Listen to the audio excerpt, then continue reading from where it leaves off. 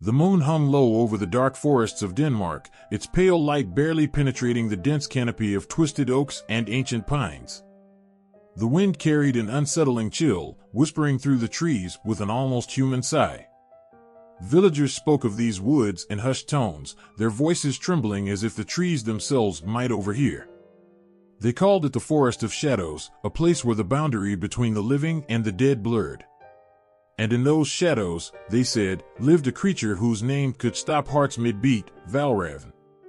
The old hunter had warned the children once, on a night when the fire burned low, and the wolves howled as if mourning the moon. He spoke of a raven so large, so black, that it seemed to swallow the light itself. Its eyes gleamed like molten gold, piercing through the night as if searching for something, or someone. He told them of the cries it mimicked, the stolen voices of lost travelers begging for help, luring kind souls into the heart of the woods where salvation was impossible. No one could say for certain what Valravn was. Was it merely a bird, grotesque and larger than life? Or was it something worse, an echo of human greed and sorrow, cursed to roam the earth with an unquenchable hunger? The elders swore it was born of blood, born of war, feeding on the dead left behind in forgotten fields. And for every heart it devoured, it grew stronger, wiser, more cunning. It became a thing that could change its shape, wear human skin, and walk among the living. The stories didn't stop at mere sightings. The villagers spoke of children who vanished during the harvest, their laughter replaced by silence so thick it smothered the air. They spoke of knights who marched into the woods with bright steel and bold hearts, only to emerge days later, if they emerged at all, changed. Their faces were gaunt, their eyes hollow, and their tongues forever bound by the horrors they had seen.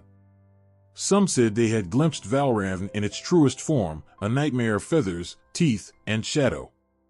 There was one story, told by a grandmother as she stirred a pot of stew that bubbled and spat like an angry spirit.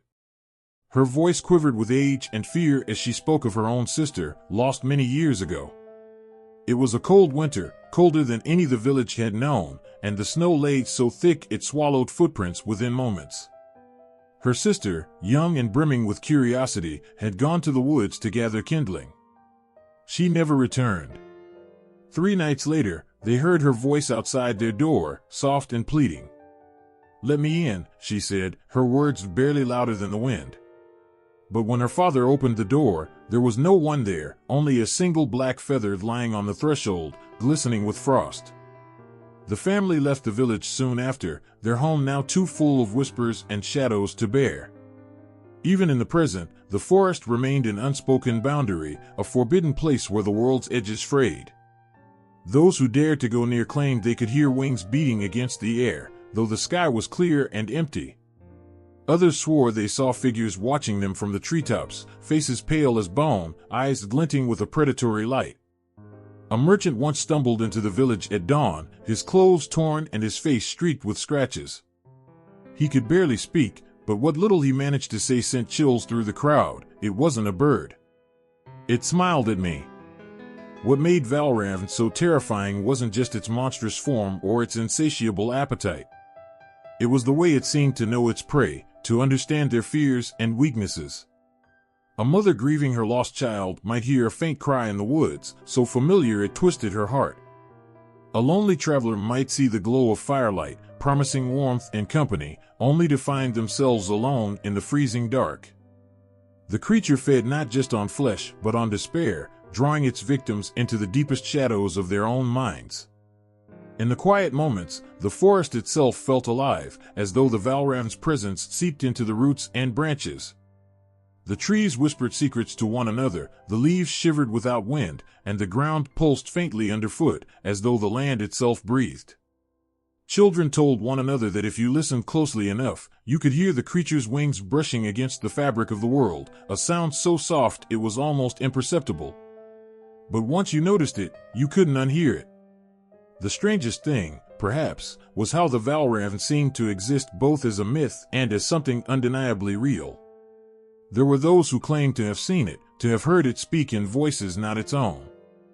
Yet there was never any proof, no tracks, no feathers, no bodies left behind. Only the stories, passed from mouth to trembling mouth, each one adding another thread to the tapestry of fear. Even the bravest souls, those who scoffed at the idea of monsters, found themselves hesitating at the forest's edge. Something in the air felt wrong, heavy, as though the very act of stepping beneath those trees would unravel them. And maybe it wasn't the Valravn they feared, not entirely. Maybe it was what the creature represented, a reminder that some hungers could never be satisfied, some wounds never healed, and some shadows never banished. The forest loomed like a living thing, its dark heart beating with secrets too terrible to speak aloud. And somewhere within that endless maze of shadow and silence, the Valravn waited. Always hungry. Always watching. The battlefield stretched as far as the eye could see, a grim ocean of blood and broken bodies. The air reeked of iron and smoke, mingling with the faint, metallic tang of death that settled on the tongue like a bitter curse. Ravens circled overhead, their black wings cutting through the gray sky like silent omens. They descended in flocks, picking at the remains, their cries sharp and jagged against the eerie quiet that followed the screams of war. There was something unsettling about the way they moved, their eyes too keen, too aware, glinting with a kind of intelligence that didn't belong to birds. It wasn't long before the survivors began whispering among themselves, glancing at the scavengers with suspicion. They said the ravens lingered too long, their beaks digging too deeply, pulling not just flesh but something vital from the dead. It was one raven, or so the legend goes, that changed everything. This one was different, larger, darker, its feathers glistening with an unnatural sheen, as if dipped in ink. It perched atop a fallen king, its beak tearing into the lifeless chest with a frenzied hunger. When it withdrew, clutched in its talons was not mere flesh, but the man's heart, still dripping with blood. They say the sky darkened then, though it was midday. The earth shuddered, and the raven, clutching its gruesome prize, took to the air with an unholy cry. Those who witnessed the scene swore that the bird did not fly like a creature of this world. Its wings moved slower, heavier, as if burdened by the weight of what it had stolen. When the raven landed again, it wasn't the same. Its body swelled, its feathers rippling and shifting like shadows in a storm. The golden eyes that had once merely watched now burned with malice, and its cry became a shriek that froze blood. Where once there was a bird, there now stood something monstrous, its form twisted, part raven, part beast, and part something else entirely. The old storytellers say this was the first Valravn, born from an act so unnatural that even the gods turned their faces away. The raven, cursed for its hunger, was no longer just a scavenger. It had become a creature of nightmares, doomed to wander the earth with an endless, aching need for more. The curse didn't end there. The Valravn's hunger wasn't confined to the dead. It began seeking out the living, drawn to their warmth, their light, their hearts still pulsing with life. It wasn't just flesh it craved, it was essence, the intangible spark that made a person whole. With every heart it consumed, the creature grew more powerful, its wisdom expanding, its ability to mimic and deceive becoming almost flawless. Villagers began to notice strange things. A child's laughter echoing in the woods, though no child was there. A familiar voice calling from the shadows, only to reveal empty air. And then there were the missing, the hunters, the travelers, the wanderers who strayed too far from safety and never returned. Each disappearance left behind signs, claw marks on trees, black feathers that shimmered unnaturally in the light, and sometimes, just sometimes, a pool of blood too fresh to ignore. People whispered that the Valravn had learned to lure its victims, not with force but with cunning. It would take the form of a loved one, its golden eyes dulled to mimic the warmth of humanity, its voice as sweet and familiar as home. The curse spread like an infection.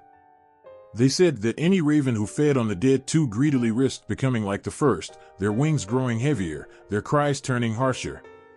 Soon, it wasn't just one Valravn haunting the forests, but many, each one more twisted and ravenous than the last. Priests and shamans were called to break the curse, their chants echoing across the hills. But the Valravn were clever. They stayed just out of reach, watching from the shadows, their laughter low and mocking. One priest, a man known for his unshakable faith, claimed to have seen a Valravn in its human guise. It smiled at him, he said, with a mouth full of too many teeth. The curse wasn't just a punishment, it was a reminder. The Valravn became a symbol of greed, of taking too much, of the destruction that followed when the balance of life and death was ignored. It wasn't just the raven that was cursed, but the battlefield itself, the earth stained with the blood of countless wars. People began to believe that the Valravn were guardians of sorts, though cruel and merciless ones. They were there to punish those who upset the natural order, who left the dead unburied and the dying uncared for. But even this belief didn't ease the terror they inspired. Because no matter the reason, the Valravn remained a predator, and no one was safe. The forest seemed darker after the first Valravn appeared. The trees grew taller, their branches more gnarled, their roots creeping out like fingers clutching at the ground. The wind that rustled the leaves sounded less like nature and more like a whisper, a warning, perhaps, or a taunt. To this day, the curse lingers in the stories told by firelight. The ravens still gather after battles, their cries echoing across fields where blood has been spilled.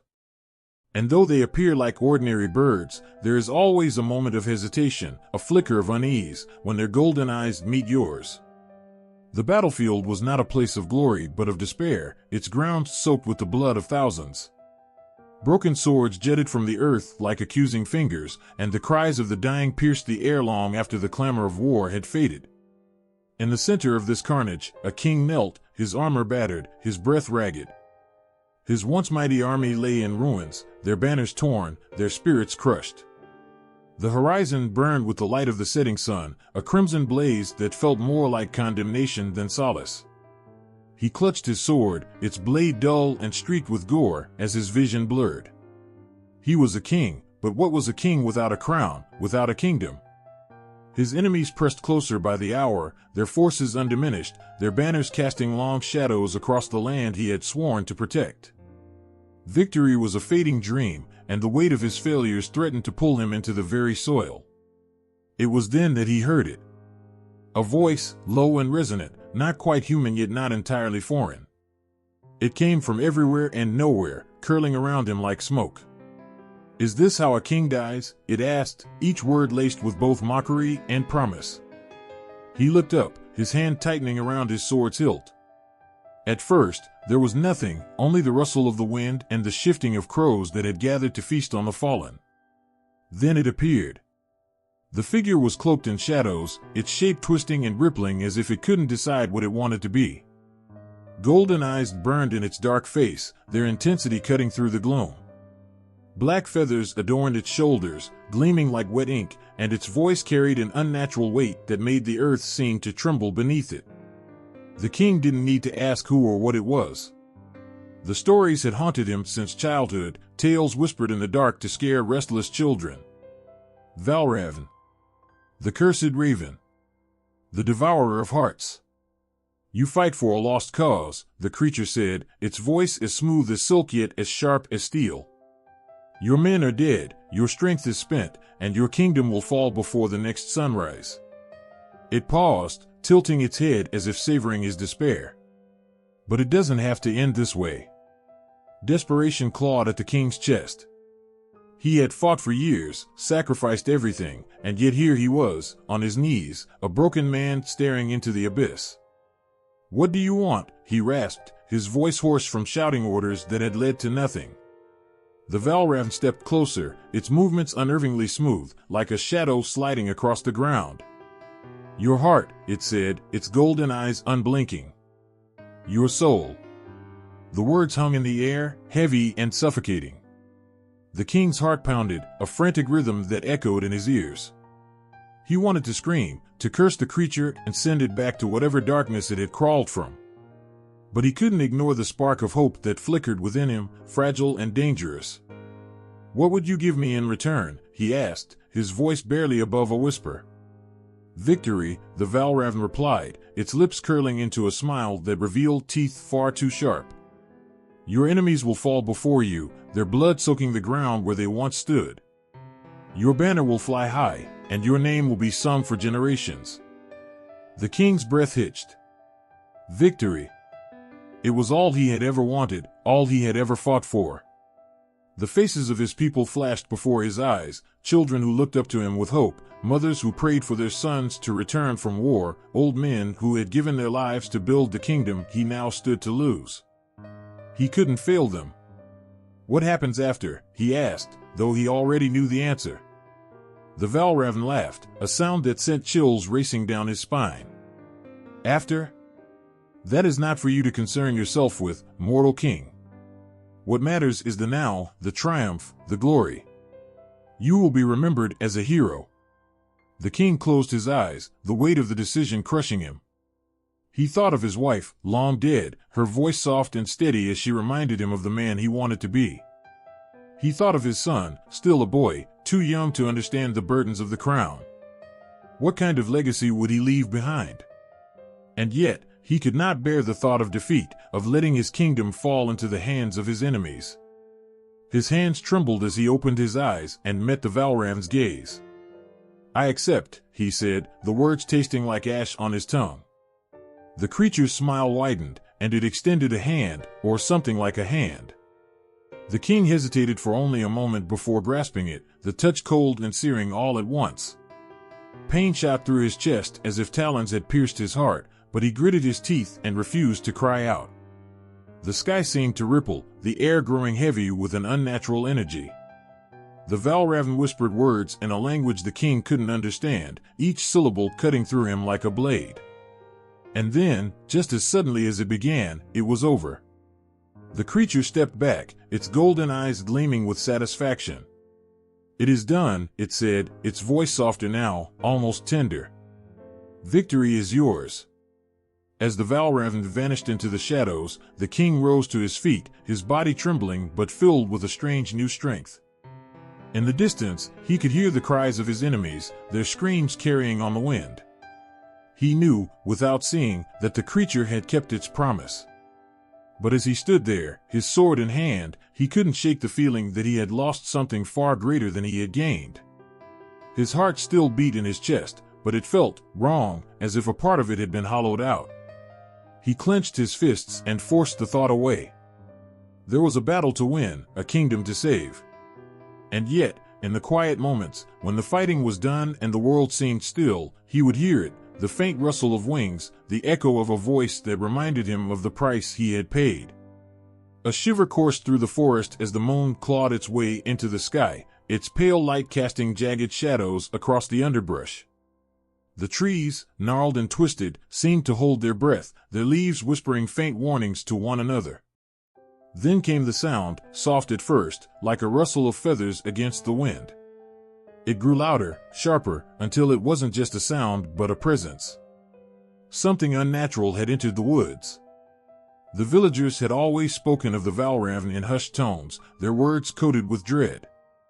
They said its form defied nature, that it was not just a creature but a manifestation of something darker. No one who had truly seen it lived to tell the tale, but the whispers that remained painted a picture so vivid it bled into nightmares. It began with its wings. Enormous, black as the void between stars, they stretched across the sky with a weight that seemed to smother the light. Each feather glistened with an oily sheen, shifting like liquid shadows, as if the bird itself were not fully bound to this world. The wings didn't flap like those of an ordinary raven, they moved with an unnatural grace, slow and deliberate, as though every beat bent the air to its will. But it was the body that made men falter. At first glance, it was avian, broad and sleek, with talons that gleamed like polished obsidian. Yet the longer one stared, the less sense it made. Its form shimmered, rippling between solidity and something less certain. It seemed to grow and shrink in rhythm with the pounding of an unseen heart, the edges of its silhouette blurring like smoke caught in a tempest. And then there were its eyes. Human. Too human. They glowed with an unsettling intelligence, a light that pierced through the darkest shadows and locked onto anyone foolish enough to meet its gaze. Those eyes didn't just look at you, they looked into you, peeling back the layers of pretense and pride to expose the raw, trembling thing beneath. It was said that the Valravn could see into a person's soul, and what it found there determined their fate. The story said its beak, sharp and unyielding, could crush bone with a single snap. But it wasn't the beak that haunted the dreams of those who survived its presence, it was the teeth. Hidden at first glance, they appeared only when the Valravn opened its maw, rows of jagged fangs that did not belong in any bird's anatomy. These teeth were not meant for tearing flesh alone, they were meant for something far worse, for consuming the essence of those it preyed upon. It was a predator of the highest order, but its form was not fixed. The Valravn was a shapeshifter, its body bending and twisting to mimic the world around it. When it stepped from the shadows, it could wear the guise of a man, though never perfectly. Its skin, pale as moonlight, seemed stretched too tight over a frame that was too long, too thin. Its movements were elegant but wrong, like a marionette pulled by invisible strings. Sometimes, it chose the form of a woman, her beauty cold and unearthly, her voice a soft melody that lingered in the air like the fading notes of a lullaby. And sometimes, it was a child, a boy or girl with wide, innocent eyes that concealed a predator's hunger. In every form, there was something that betrayed it, a flicker in its golden gaze, a twitch of two sharp claws, the faint rustle of wings that never fully disappeared. The transformation was seamless, almost hypnotic. One moment, the Valravn was a towering beast, its wings casting an impossible shadow over the earth. The next, it stood as a figure cloaked in darkness, its human face smiling with a mouth that didn't belong. Its voice, regardless of the form it wore, was like silk soaked in venom, soft, alluring, but laced with danger. It used its shapeshifting to toy with its prey. A lost traveler might hear the familiar call of a friend, only to turn and find nothing but empty air. A hunter could see a wounded doe limping through the woods, only to have it dissolve into shadow as the Valravn's talons raked across his chest. The creature was a master of deception, its forms a trap for the unwary, a tool for its insatiable hunger. But its transformations were not without cost. They said that when the Valravn fed, when it tore the heart from its victim and consumed their soul, it absorbed fragments of them, memories, voices, even the shape of their body. Over time, these fragments piled up, blurring the line between the Valravn and those it devoured. It became an amalgamation of its victims, a patchwork of stolen lives stitched together by shadow and malice. The forest always bore the mark of its passing. Black feathers, too large to belong to any natural bird, lay scattered like ashes after a fire. The ground seemed scorched where it had walked, the grass withering and the trees bending as if bowing to an unseen king. The air grew colder, sharper, as though the presence of the Valravn drained the warmth from the world itself. It was not a creature that belonged to the light. Its very essence seemed to shun the sun, its power rooted in the darkness that clung to the edges of the world. Yet, for all its monstrous traits, there was an elegance to the Valravn, a beauty so terrible it could paralyze even the bravest soul. And it was always watching. From the shadows of the trees, from the corners of the battlefield, from the reflections in the still waters of the marshes, the Valravn waited.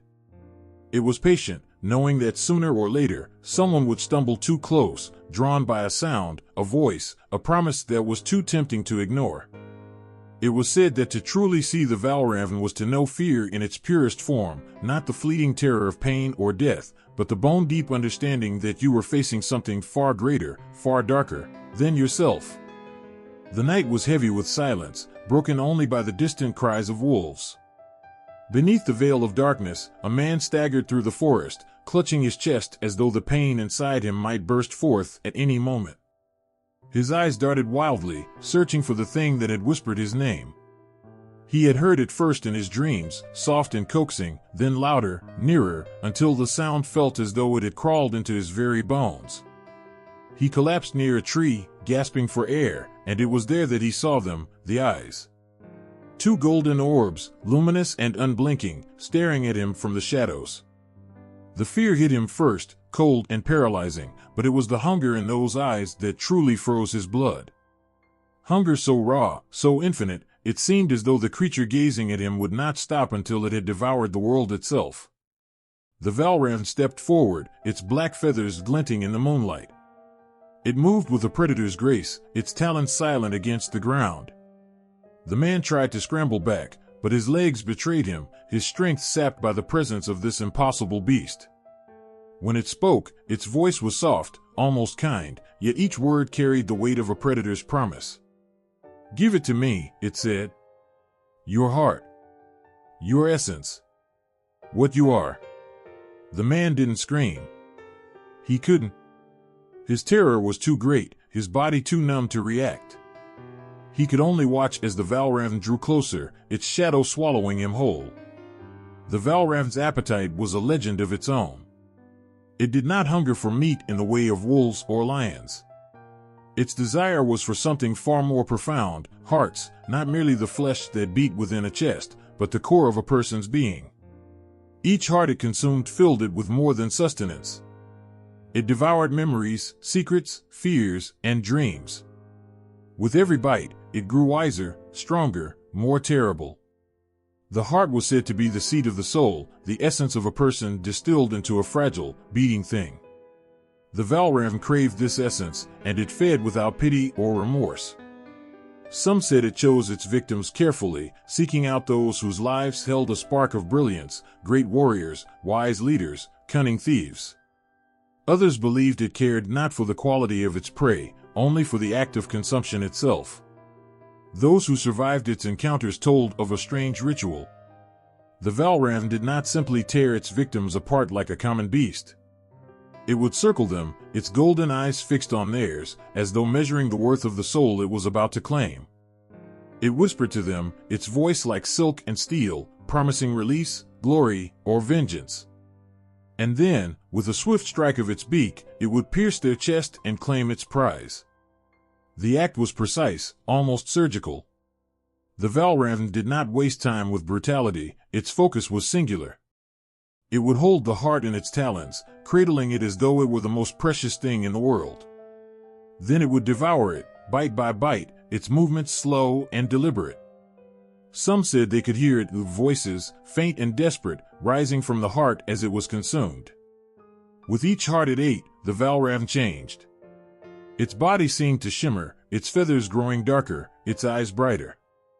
It was said that the memories of its victims lingered within it, giving the creature knowledge that spanned lifetimes. The Valravn could speak in 1,000 tongues, recall battles fought centuries ago, and predict the movements of armies before they even marched.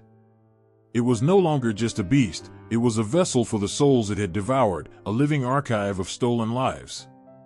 The power it gained was not just knowledge.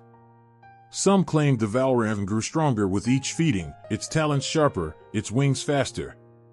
Others believed it could steal the talents of its victims, a hunter's keen eye, a singer's haunting voice, a warrior's unyielding strength. The lines between the Valravn and those it consumed blurred with every heart it took, until the creature itself seemed less like a raven and more like a composite of all it had devoured. But for all its power, the hunger never ceased. It was endless, a void that could never be filled. The Valravn's need to feed was not born of survival but of compulsion, an eternal craving that drove it to hunt again and again.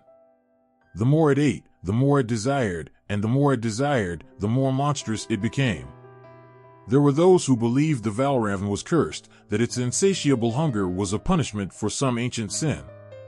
Others thought it was a creature of pure malice, born from the darkest corners of the world. But one thing was certain, the Valravn's hunger was its defining trait, the thread that wove through every tale, every encounter. The man beneath the tree felt the Valravn's talons press against his chest, the sharp points pricking his skin. He wanted to plead, to beg for mercy, but his voice was gone, stolen by the weight of the creature's gaze. The last thing he saw before the world went dark was its golden eyes, burning with a hunger that no words could describe. In the morning, the villagers found the man's body. His chest was untouched, no sign of violence marring his skin. But his eyes stared blankly at the sky, and his face was frozen in an expression of such profound horror that they knew, without question, what had taken him. The Valravn left nothing behind but silence. Yet the forest seemed heavier, darker, as though it, too, bore the weight of the creature's endless hunger. The night was alive with a strange, pulsing energy, the kind that made animals restless and silenced even the bravest voices. High above, the moon burned red, a dark, ominous hue that bled across the heavens like a wound refusing to heal. Shadows danced across the land, their movements unnatural, almost alive, as if the darkness itself were aware of what was coming. In a quiet village on the edge of the forest, people huddled together, their homes fortified with whatever meager barriers they could muster. Doors were bolted, windows boarded, and candles extinguished. They whispered prayers to gods they had long abandoned, their voices trembling as they clutched their loved ones close. The elders had warned them, their cracked voices heavy with dread, when the moon runs red, it calls to the beast. The Valravn was no stranger to the blood moon. For centuries, its appearances had been tied to the celestial phenomenon, a grim tradition passed down in the stories of survivors and the fragments of those who didn't escape. It was during these nights, when the sky wept crimson, that the creature's hunger burned brightest. The first sign was always the silence. No wolves howled, no crickets sang, no wind whispered through the trees. The world seemed to hold its breath, waiting for the inevitable. Then came the sound, a low, resonant hum that seemed to rise from the earth itself. It wasn't loud, but it was impossible to ignore, a vibration that crawled up the spine and settled like a stone in the chest. The villagers didn't know where it came from, only that it grew louder with each passing moment. It seeped through walls, slid under doors, and crept into ears like an uninvited guest. Some said it was the beat of the Valravn's wings, others the echo of its footsteps, but no one truly understood its nature. They only knew it heralded the creature's approach. Then, like clockwork, the first scream shattered the night. It came from the edge of the forest, where a lone figure had ventured too far, drawn by the eerie light of the moon. The scream was cut short, swallowed by the darkness, leaving behind a silence that was somehow even more horrifying. Those brave, or foolish, enough to peek outside saw the shadows shift. They writhed like living things, stretching and twisting, forming shapes that shouldn't exist. And then, from the depths of the black, came the Valravn. Its wings spread wide, blocking out the blood moon's light as it descended upon the village. The air grew heavy, thick with the scent of iron and decay. Its feathers glistened with an unnatural sheen, each one catching the crimson glow in a way that made it seem both solid and spectral.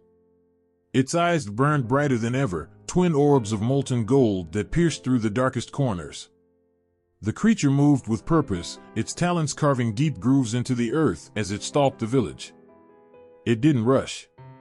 It didn't need to. Fear was its greatest weapon, and the blood moon gave it power beyond comprehension. The people who fled were met with horror at every turn. The Valravn's voice echoed in their minds, not a sound but a feeling, a pull that dragged them back toward it no matter how hard they fought. Some fell to their knees, weeping, their strength drained by the sheer weight of its presence. Others ran blindly into the woods, where the shadows seemed to swallow them whole.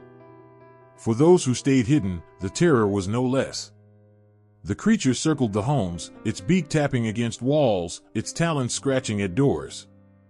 It didn't need to break in, it thrived on the fear that seeped from within, the panicked breaths and racing hearts that told it everything it needed to know. Some spoke of seeing it up close during these nights, though few survived to tell the tale. They described its body as larger than any bird should be, its movements fluid yet jerky, as though it were caught between this world and another. Its human eyes, glowing with that terrible light, seemed to see through walls, through flesh, straight into the soul. But the blood moon brought out more than just the creature's hunger. It brought out its power. On these nights, the Valravn was said to be unstoppable, its shape-shifting abilities heightened to horrifying levels. It could mimic the voices of loved ones, lure children from their beds, and appear as an ally when all seemed lost. It was a master of deception, and the red glow of the moon only made its illusion stronger. One tale spoke of a mother who ventured into the forest to find her child, who had vanished during the blood moon. She followed the sound of her daughter's laughter, only to find the girl standing beneath a tree, her arms outstretched. Relief flooded her as she ran to embrace her child, only to feel the sharp pain of talons piercing her back. The last thing she saw before the darkness claimed her was her daughter's face, shifting and melting into the grinning visage of the Valravn. These stories weren't just legends. They were warnings, passed down to remind people of the price of curiosity and the danger of straying too close to the shadows. The blood moon was not just an omen, it was an invitation, a call that the Valravn could not resist. As the night wore on, the villagers prayed for dawn, their breaths shallow, their hearts pounding like drums. They knew the Valravn would not stop until its hunger was sated, until the blood moon's power waned and it retreated into the darkness once more. But the blood moon did not rise often, and the Valravn's appearances were rare enough to fade into myth for some. For others, those who had seen its shadow or heard its voice, it was a reminder that there were things in the world far older and far hungrier than men. And on nights when the moon turned red, they knew better than to leave their doors unbarred or their hearts unguarded. The silence returned with the dawn, but it was not a peaceful silence. It was the kind that lingered, heavy and oppressive, a reminder of the terror that had passed. And as the first rays of sunlight pierced the horizon, they revealed the scars left behind, not just on the land, but on the hearts of those who had lived through the blood moon's call.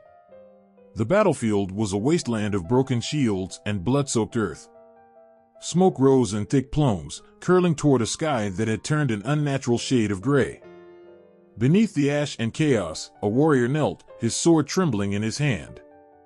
His armor, once gleaming, was now tarnished and dented, and the blood dripping from his brow was not all his own. He stared at the bodies scattered before him, comrades and enemies alike, their lifeless eyes fixed on the sky. He had fought to protect his land, his people, but the weight of loss crushed him like a falling stone. Victory was meaningless when it was drenched in so much death.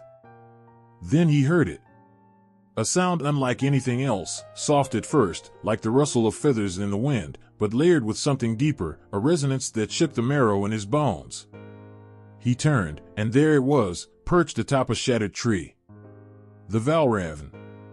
Its black feathers shimmered with an unnatural light, its golden eyes locked on him with an intensity that made his breath catch. The warrior gripped his sword tighter, though he knew it would be useless against the creature. It tilted its head, almost curiously, as if amused by his defiance. "You seek strength," it said, its voice smooth as silk but carrying the weight of something ancient and terrible. The warrior froze, his heart pounding. He had heard the stories, the warnings whispered by the elders around the fire. The Valravn offered power, yes, but at a cost so steep it could shatter a man. Yet in that moment, as he looked at the corpses strewn around him, his desperation outweighed his caution. "I want to protect them," he said, his voice hoarse but resolute. "I want to win. No matter the cost." The Valravn's eyes narrowed, its beak parting in something that could almost be a smile. It leapt from the tree, its wings spreading wide as it descended. When it landed before him, its talons dug deep into the earth, and the air around it grew colder. "You would give anything?" it asked, its voice low, almost a purr. The warrior hesitated. He thought of his wife waiting for him at home, her smile a beacon of warmth in a world gone cold. He thought of his son, too young to hold a sword but eager to learn, his laughter ringing out in the fields where they once trained. And then he thought of the enemy, the army marching toward his village even now, their blades thirsty for blood. "Yes," he said finally. "Anything." The Valravn moved closer, its eyes glowing brighter. "Then give me your heart," it said. "Not the flesh, but what lies within, the essence of who you are, your humanity. In return, I will grant you what you desire." The warrior's throat tightened. He understood the bargain. To win, to save those he loved, he would have to sacrifice the very thing that made him himself. But what use was humanity when it couldn't protect the people who depended on him? "Take it," he whispered. The Valravn's talons shot forward, piercing his chest.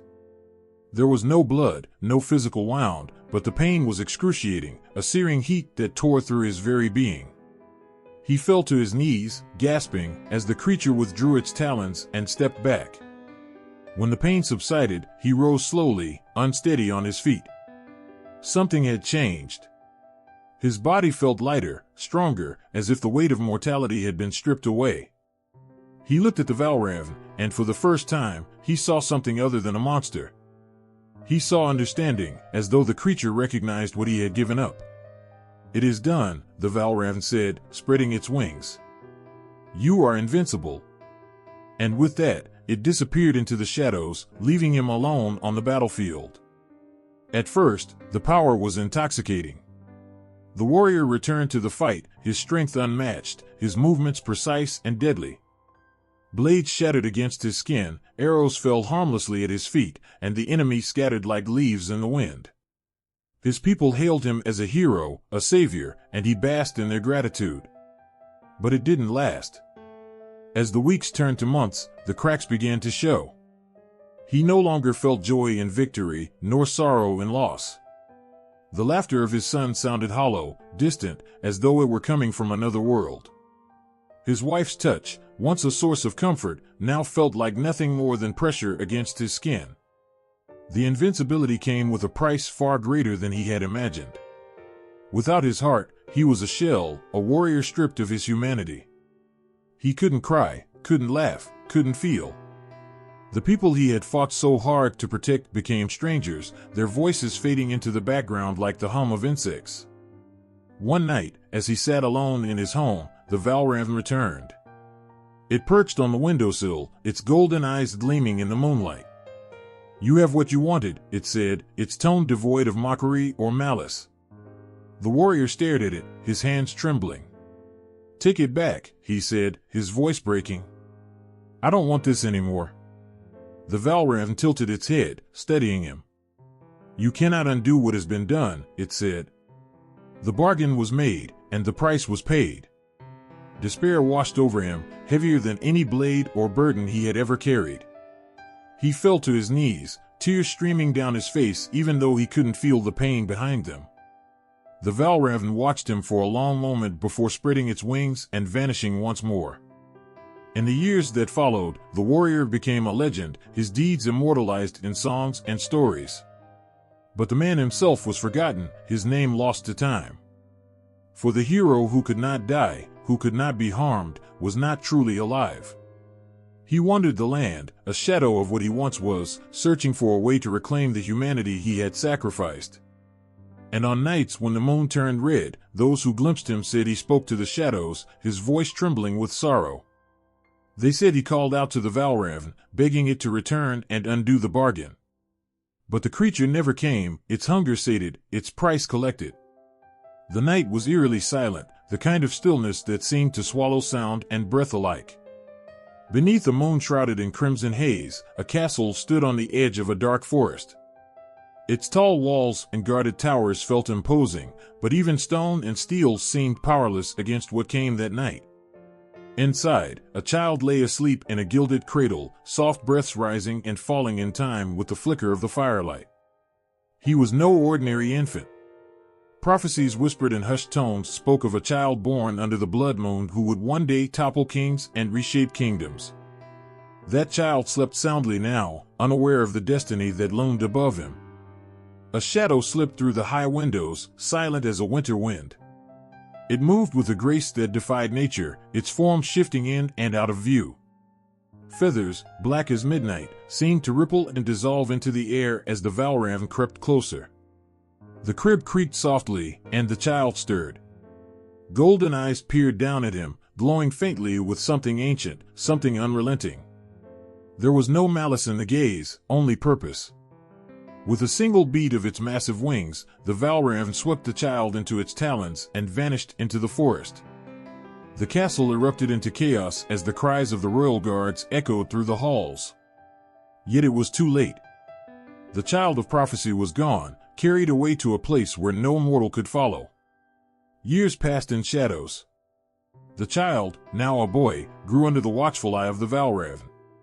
Its lair was a desolate place, an ancient grove twisted by time and magic, where the trees seemed alive with whispers and the ground pulsed faintly beneath his feet. The boy had no memory of the castle or the family who mourned him. His world was the shadowy forest, and his caretaker was the creature that had stolen him. The Valravn did not speak often, but when it did, its words were sharp and commanding, shaping the boy's mind like a blade on a whetstone. It taught him to read the winds, to track the stars, and to hear the secrets carried in the cries of ravens. It taught him of power, of betrayal, of the fragile nature of human bonds. Humans are weak, the Valravn said one day, its voice a low growl. They fight for power but squander it when they have it. You must be different. The boy listened, his wide eyes gleaming with understanding. His hands, once soft and small, were now calloused from wielding blades fashioned from bone and obsidian. He was no longer a child but a warrior forged in darkness. One night, the Valravn perched before him, its feathers glistening under the blood moon's light. Your time approaches, it said. The kingdom that cast you aside now thrives while you languish here. Do you not hunger to reclaim what was stolen from you? The boy tilted his head, his expression unreadable. He had no memories of the kingdom, no connection to the throne that was meant to be his. Yet something stirred within him, a spark, a faint echo of something buried deep. Tell me what I must do, he said, his voice steady. The Valravn spread its wings, the air around it trembling. You will be their reckoning. You will tear down their towers and burn their flags. They will fear your name as they feared the prophecy. And so, the boy began his march toward destiny. The forest shivered as he stepped out of its shadows, his form lithe and powerful. He was neither wholly human nor fully beast, his years in the Valravn's care having shaped him into something in between. His movements were silent but purposeful, his eyes cold and calculating. He reached the kingdom's outskirts, where villages dotted the landscape like scattered seeds. He observed the people from a distance, their laughter and warmth foreign to him. They were fragile things, their lives so easily snuffed out. Yet he could not deny the flicker of curiosity that burned within him. As he moved closer to the castle, memories began to surface, fragments of a life he had long forgotten. A woman's voice singing softly, a man's laughter booming through grand halls. The boy shook his head, his jaw tightening. These were distractions, remnants of a past that no longer mattered. The Valravn appeared before him one final time, its eyes glowing with an intensity that made his heart race. Do not falter, it warned. They will try to sway you with their words, their lies. But you are more than they could ever understand.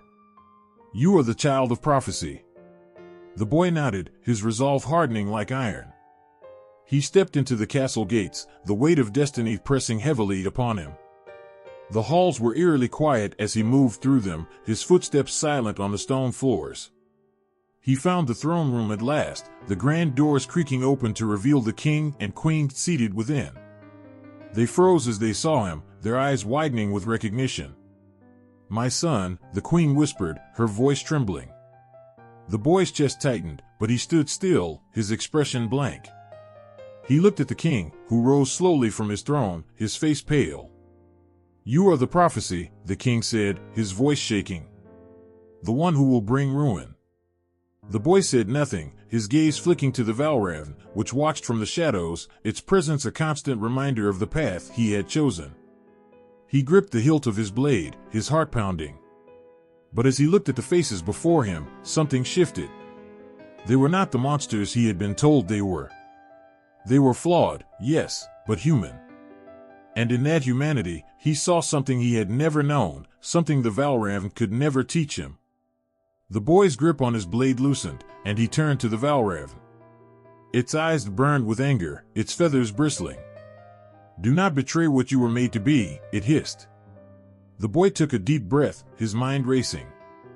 For the first time in his life, he was faced with a choice that would define who he truly was. A cold wind swept through the forest, carrying with it the scent of decay and something older, something unnameable. The trees stretched high into the sky, their twisted branches clawing at the heavens as though in eternal agony. Between the gnarled trunks, a faint mist slithered, clinging to the ground like a ghostly shroud. The air was thick with whispers, low, mournful murmurs that seemed to come from nowhere and everywhere all at once. It was said that no one entered this forest willingly, for it was no ordinary woodland. It was a place where light faltered and hope withered, where shadows moved without cause, and where the dead lingered, unable to find peace. The Forest of Forgotten Souls, they called it, though the name hardly captured the weight of its despair. A lone traveler stepped cautiously onto the forest's edge. His face was pale, his breath shallow. He had been warned of the dangers, of the stories passed down through generations. But desperation drove him forward.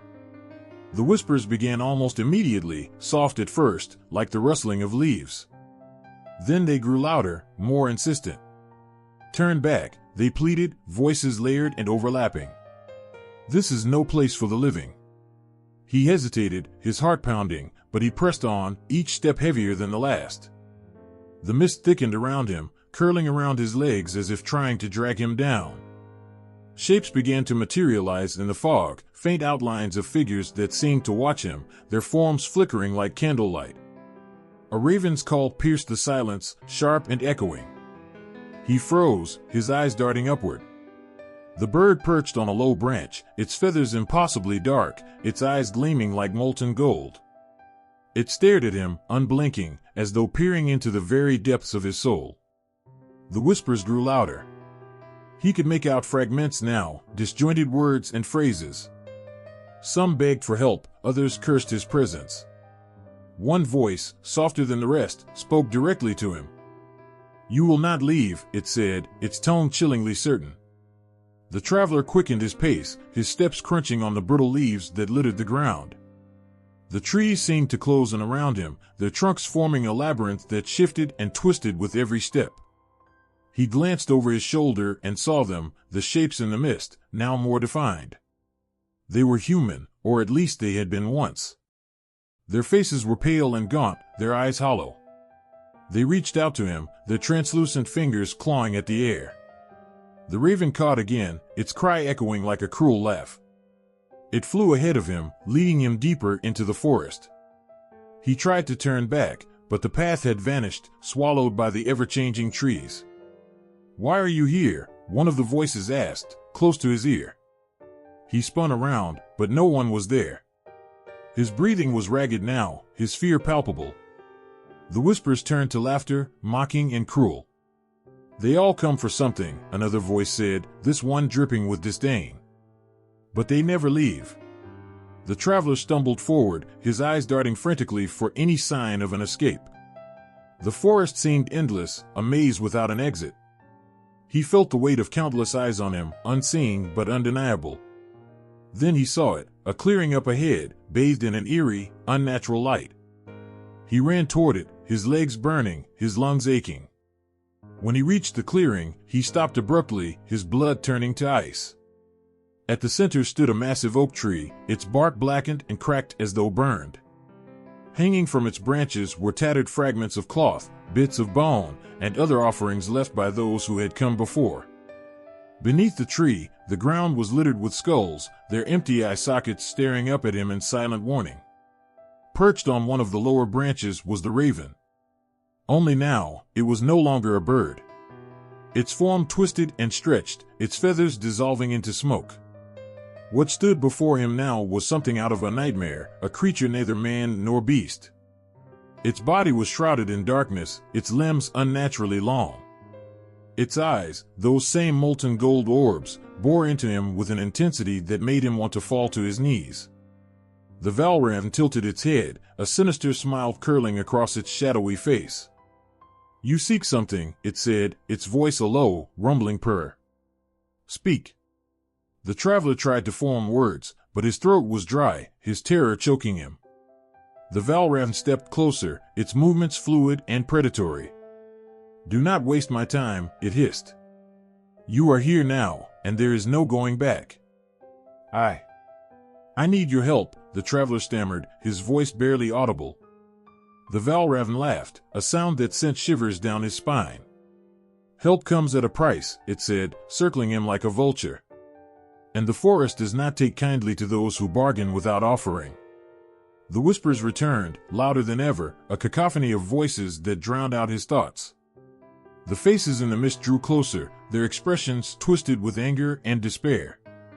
"You will become one of them," the Valravn said, its voice soft but laced with malice. "Unless you offer me something of equal value." The traveler's mind raced. He had nothing but himself. He looked at the Valravn, its eyes unblinking, and realized with dawning horror what it wanted. No, he whispered, shaking his head. There must be another way. There is no other way, the Valravn said, its smile widening. The forest demands its due. The traveler dropped to his knees, his heart hammering in his chest. The whispers grew deafening, the shapes in the mist closing in around him. He felt their cold touch on his skin, their breath on his neck. The Valravn loomed over him, its shadow engulfing him completely. Choose, it said. The traveler squeezed his eyes shut, tears streaming down his face. The forest seemed to hold its breath, waiting. And then, the Valravn's laughter echoed once more, a cruel, mocking sound that lingered long after the traveler's screams had faded. The sky was a mottled gray, heavy with the weight of a storm that had yet to break. In the heart of a village, a woman stood at the stake, her face streaked with soot and defiance. Around her, the crowd buzzed with fear and anger, their whispers sharpening into accusations. She was a witch, they said, her crimes etched into the souls of the dead children and the cursed crops. They had begged her for mercy, and she had given them only silence. But it was not silence she carried in her heart. It was rage. The fire crackled at her feet, slow and deliberate, as though savoring the moment. She did not cry out, did not plead for her life. Instead, her lips moved in a rhythm too quiet for the villagers to hear. Her eyes, dark and unyielding, locked onto the chieftain of the village, a man who had led the charge to see her condemned. The first words of the curse spilled from her lips like venom. The air grew still, and the villagers faltered, their cries dying in their throats. It was as though the forest itself had leaned in to listen, the trees bowing under the weight of her words. "You will not be rid of me," she whispered, her voice steady despite the flames licking at her gown. "I will seep into your blood, into your children's children. I will twist your lineage into something monstrous. For every drop of blood spilled here today, 1,000 will flow in its place." The villagers exchanged uneasy glances. The chieftain stepped forward, his face a mask of bravado hiding the tremble in his hands. "Burn her faster," he barked, but the fire seemed to defy him, flickering lazily as if waiting for the curse to take hold. The witch's eyes never left his. "You think you have the power to end me," she said, her voice rising now, carried on the wind like a storm's howl. "You are nothing. But I will become something that will haunt your every breath." Her words twisted in the air, turning from language into something primal, something that struck a chord of terror in every soul present. The sky darkened, and a single raven circled above, its cry piercing and unrelenting. It dove toward the flames, disappearing into the smoke, and when it emerged, its feathers had turned black as midnight. The witch laughed, the sound chilling and triumphant. "Mark this day," she said, her voice echoing as though it came from everywhere at once. "The Valravn will carry my will, and its talons will never release your bloodline." And then, the fire consumed her. For days after, the village was silent. The crops withered in the fields, the animals grew restless, and the people spoke in hushed tones about the raven that still perched atop the stake, its golden eyes unblinking. The chieftain dismissed their fears, declaring the witch's curse nothing more than the dying words of a madwoman. But the curse was not idle. It began subtly, creeping into the veins of the chieftain's family like a sickness. His eldest son woke screaming in the night, claiming he had seen a shadowed bird at his window. His youngest daughter refused to speak, her eyes wide with terror as she pointed toward the woods. And then came the deaths, unnatural, violent, as though some unseen force was tearing the family apart. The Valravn appeared with each tragedy, a harbinger of doom. Its shadow crossed the walls of the family home, its claws left marks on the doors. The chieftain's pride crumbled as he realized the witch's words were not a threat but a promise. Generations passed, but the curse endured. No matter how far the bloodline spread, the Valravn found them. It came to weddings, to births, its golden eyes glinting with malicious intent. Children whispered of it in their nightmares, its form lurking just beyond the edge of sight. Parents told stories to warn their offspring, though they knew no precaution could keep the beast at bay.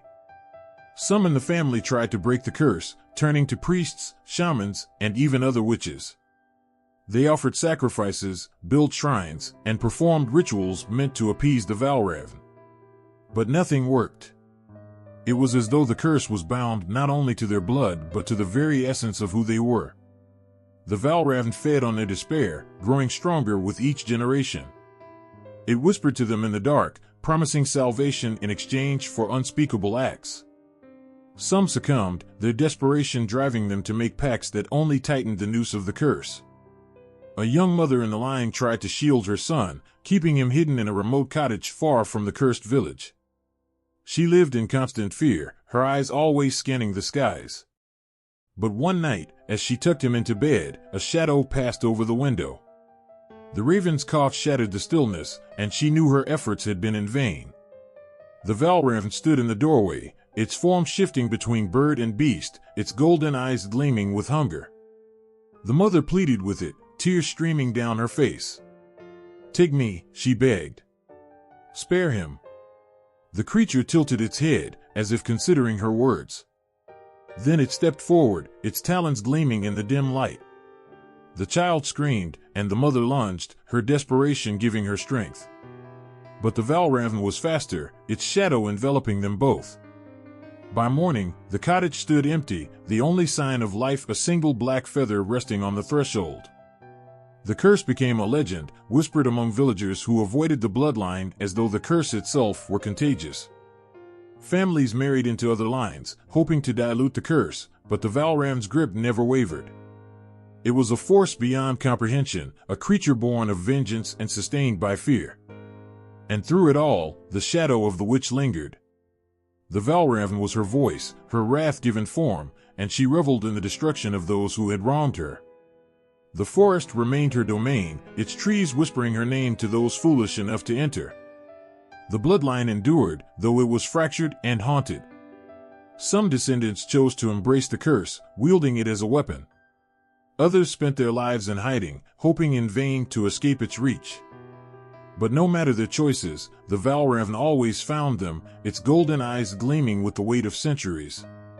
And somewhere, in the forest where it had all begun, the witch's spirit watched and waited, her laughter echoing in the wind. The inn was warm, filled with the smell of stew and the murmur of tired travelers. A lone figure sat by the fire, cloaked in black, their face hidden beneath a hood. They stirred the embers absent-mindedly with a poker, their gloved hand betraying no tremble or hesitation. The innkeeper approached cautiously, offering a smile that didn't quite reach his eyes.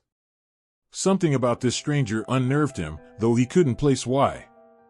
The figure looked up, revealing a pale, angular face and piercing golden eyes that gleamed in the flickering light. The stranger's lips curled into a slight smile, polite but cold, like the edge of a blade. "Just passing through?" the innkeeper asked, his voice faltering. The stranger nodded but said nothing. Their silence wasn't out of shyness. It was deliberate, calculated, a silence that spoke louder than words. In the corner of the room, a young boy tugged at his mother's sleeve, his eyes wide with curiosity. "Mother, look at his eyes," he whispered. "They're like—" "Hush," she interrupted, her voice tight. She turned the boy's head away, her hands trembling. She had seen eyes like that before, years ago, when a man came to their village and left it in ruins. The stranger's smile grew, as if they had heard every whispered word. They rose from the chair with an unsettling grace, their movements fluid and unnatural, like a shadow slipping free of its source. "I believe I'll retire for the night," the figure said, their voice soft but carrying a weight that silenced the room. They ascended the stairs, leaving the warmth of the fire behind. The innkeeper exhaled, his breath shaky. Something wasn't right, but he couldn't put his finger on it. Upstairs, the strangers stood before a mirror in their rented room. They removed the hood, and their form began to shift. The golden eyes remained, but the sharp features softened, transforming into the warm, round face of a kindly farmer. The stranger adjusted their shoulders, straightened their spine, and practiced a disarming smile. Within moments, they had become someone else entirely, a figure so harmless, so ordinary, that no one would think twice about them. This was no ordinary traveler. This was a Valravn. Its ability to shapeshift was not merely a trick of the flesh, but an art perfected over centuries. It could become anything, anyone. A grieving widow begging for help on a forest path. A lost child whose cries echoed through the trees. A trusted friend returning after years of absence. The Valravn wove its deceptions with a precision that made even the most cautious souls fall into its traps. Some said it was the golden eyes that gave it away, but even that wasn't certain. The Valravn could dim its gaze, could mask its predatory glint behind tears or laughter. Its disguises were not limited to the human form. It could become a sleek wolf, its silver fur catching the moonlight, or a raven perched on a branch, its feathers gleaming black as ink. In the villages, there were countless tales of those who had been deceived. A farmer who welcomed a wandering stranger into his home, only to find his family slaughtered by dawn. A child who followed a kind-faced woman into the woods, never to be seen again. A soldier who trusted a fellow warrior on the battlefield, only to feel a dagger slip between his ribs. What made the Valravn truly terrifying was not just its ability to change shape, but its skill in becoming what its prey needed most. It studied its victims, learning their fears, their desires, their weaknesses. It could be a lover, a protector, a savior. And once it had gained their trust, it struck. In one village, an old woman swore she had seen her dead husband return. He stood at her doorstep, his hands trembling, his voice filled with sorrow. "I'm sorry I left you," he said, tears streaming down his face. She led him inside, and for days, they lived as though nothing had changed. But on the fifth night, she awoke to find him standing over her, his golden eyes glowing in the darkness. In another, a merchant told of a young girl who had come to his shop, her face pale with hunger. She begged for bread, and he gave it to her gladly. But when she looked up at him, he saw her eyes were not those of a child, but of something ancient, something that had seen lifetimes of suffering and death. Before he could scream, she vanished, leaving behind only a single black feather. The Valravn's shapeshifting was more than a means of survival. It was a weapon, a way to infiltrate and destroy. No one could trust their eyes, their ears, even their own memories. Was the kind stranger at the market truly a fellow villager, or was it the Valravn in disguise? Was the voice calling out in the woods a lost child or a trap waiting to be sprung? It thrived on doubt, on fear, on the cracks in human certainty. And yet, there were those who claimed they could see through its disguises. They spoke of small signs, subtle clues that betrayed the Valravn's true nature. A flicker in its golden eyes. A shadow that didn't quite match its form. A hesitation in its voice, as if it were remembering rather than feeling. But even these signs were unreliable, for the Valravn learned from its mistakes, perfecting its deceptions with each passing year. Back in the inn, the figure now wearing the guise of the kindly farmer descended the stairs. The boy who had noticed the golden eyes earlier glanced up, his curiosity piqued. "Mother, look," he whispered. "It's the same man." His mother frowned. "What are you talking about?" "That's a farmer. He just arrived." But his eyes, the boy began, but his voice trailed off. The farmer's eyes were brown now, warm and unassuming. The boy shook his head, confused. Maybe he had imagined it. The farmer smiled at them as he passed, tipping his hat. But the boy shivered. There was something in that smile, something that didn't feel right. That night, the inn was silent, save for the rustling of feathers outside the windows. By morning, the room of the boy and his mother was empty. Only a black feather lay on the pillow where the boy had slept. The bells of the chapel rang softly in the crisp evening air, their chimes carried on a gentle breeze. The village had gathered, faces alight with a mix of joy and envy, to witness the union of the fair Alina to the dashing nobleman who had appeared from nowhere. He was a man of striking presence, broad-shouldered, his hair like polished obsidian, and his eyes a piercing gold that seemed to hold the wisdom of centuries. Alina had caught her breath the moment she first saw him, her heart betraying her fear with a quiet, trembling thrill. He had arrived in the village on a pale horse, his garments rich and his smile warmer than the sun. The people whispered of his charm, his generosity, his wealth. and when his gaze fell upon Alina, it lingered like a promise, one she had not sought but could not refuse. "You are a rare beauty," he had told her, his voice low and hypnotic. "Will you do me the honor of becoming my bride?" Alina had hesitated, for her heart longed for another, a simple woodsman with rough hands and gentle eyes. But her parents saw only the nobleman's promise of security and a life far from toil. Their pleading eyes bore into her until, with a nod, she sealed her fate. Now, standing at the altar, dressed in a gown of ivory lace, Alina felt a chill settle in her chest. The nobleman took her hand, his touch cool against her warmth. He smiled, but the expression never quite reached his eyes. The priest's voice droned on, blessing the union, his words hollow in her ears. Alina's heart raced as she glanced at her groom. There was something strange about him, a shadow that clung too tightly to his form, a stillness in the way he breathed, as if he were holding it all back. Her thoughts were interrupted as he turned to her, lifting her veil. His golden eyes bore into hers, and for a fleeting moment, she thought she saw something sharp, something dark, just beneath the surface. The feast that followed was a celebration unlike any the village had seen. Tables groaned under the weight of roasted meats, fresh bread, and fine wine. Musicians played lively tunes as guests danced beneath the glow of lanterns. The nobleman sat at the head of the table, his hand resting possessively on Alina's shoulder. He laughed, his voice rich and commanding, but there was a tension in the air, a subtle unease that no one dared voice. When the festivities waned and the guests began to disperse, the nobleman took Alina's hand. "My love," he said softly, "it is time we retire to our chambers." His words sent a shiver down her spine, though she could not explain why. He led her through the grand halls of his manor, their footsteps echoing against the cold stone. The house was ancient, its walls adorned with faded tapestries and portraits of somber-faced ancestors. Alina felt their eyes upon her, watching, judging. When they reached the chamber, the nobleman closed the heavy door behind them.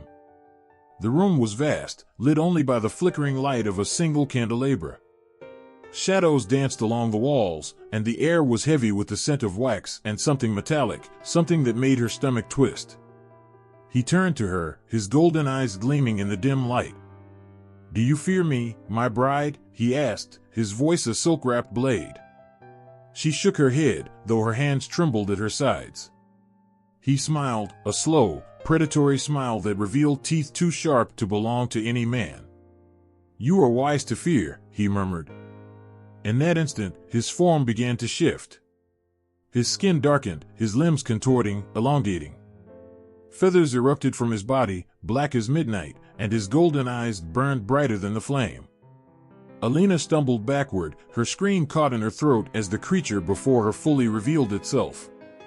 The Valravn towered over her, its wings outstretched, its talons clicking against the stone floor. It was neither man nor beast, but something that belonged to the nightmares of the lost and the damned. "You are exquisite," the creature hissed, its voice a haunting echo of the nobleman's charm. "Your heart will make me powerful." Alina's terror gave way to a burst of desperate courage. She grabbed a candlestick from the table and thrust it forward, its flame a fragile shield against the monster. The Valravn laughed, a chilling sound that seemed to shake the very air. "You think to harm me," it sneered. "Your fire is a fleeting thing. But your heart, it burns with life, with love. That is what I desire." She backed away, her mind racing. She thought of the woodsman, of his gentle smile and strong arms. He had once told her that love could conquer even the darkest of shadows. In that moment, she clung to the thought, using it to steady her trembling hands. The Valravn lunged, its talons slicing through the air. Alina dodged, her heart pounding in her chest. She grabbed a dagger from a nearby table, its blade dulled with age. The creature circled her, its golden eyes fixed on her, unblinking. "You are strong," it said, almost admiringly. "But strength will not save you." As the Valravn leapt again, Alina ducked, driving the dagger upward with all her might. The blade struck true, piercing the creature's chest. It let out a deafening screech, its form writhing as shadows spilled from the wound. For a moment, Alina thought she had won. But the Valravn laughed, its voice weak but defiant. "You cannot kill me," it said, its form flickering between man and beast. "I will always return. And when I do, I will take what is mine." The creature collapsed, its body dissolving into a pool of darkness. Alina stood there, her chest heaving, the dagger still clutched in her hand. The manor was silent, the oppressive weight of the Valravn's presence lifted.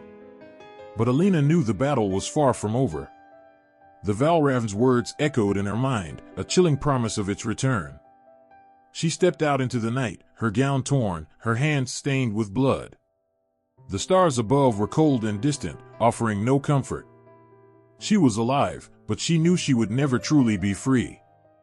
The court was alive with music and laughter, the grand hall glittering with the light of 100 chandeliers. Lords and ladies twirled on the polished marble floor, their silks and velvets shimmering like spilled jewels. At the head of it all sat the king, a man of proud stature, his silver crown resting heavily on his brow. By his side, his young daughter watched the festivities with a quiet smile, her beauty radiant but veiled in sadness. The kingdom had been at war for years, its people weary, its lands ravaged. Victory had come, but at a cost so great it left little to celebrate. The court clung to this ball as a fragile reminder of what peace once felt like. The Black Knight arrived just as the king raised his goblet for a toast.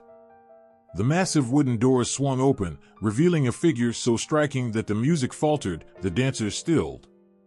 He was clad in obsidian armor, each plate polished to a mirror's gleam. A crimson plume crowned his helm, and at his hip hung a sword so black it seemed to devour the light around it. He strode forward, each step echoing like a drumbeat of fate. Removing his helmet, he revealed a face carved from legend, sharp angles, a chiseled jaw, and eyes the color of molten gold. The court gasped, the women blushing, the men nodding in respect. "I am Sir Kale," he announced, his voice a rich baritone that seemed to vibrate through the very stones of the castle. "I bring tidings of your enemy's final defeat and pledge my sword to your service." The king rose, his eyes alight with gratitude. "You are a hero," he declared, his voice carrying through the hall. "And from this day forth, you shall have a place in my court." Kale bowed deeply, his golden eyes flicking to the princess. She met his gaze, her cheeks flushing as his lips curled into a knowing smile. From that moment, Sir Kale became the court's pride. His strength was unmatched, his charm irresistible. He won every tournament, his blade a blur of shadow and fire. He spoke with a wit that left even the sharpest courtiers speechless and wooed the princess with a gentleness that seemed at odds with his warrior's frame. The people whispered of him in awe. "A gift from the gods," they said. "A protector sent to restore our kingdom." But there were others who whispered of something darker. The blacksmith claimed the metal of Kale's armor was unlike any he had ever seen, colder than ice and heavier than iron. The hounds refused to go near him, their fur bristling as they snarled at his shadow. The court minstrel swore he saw Kale slip away one night, only to return with crimson stains on his gauntlets and a hunger in his eyes that no feast could sate. The princess, however, saw none of this.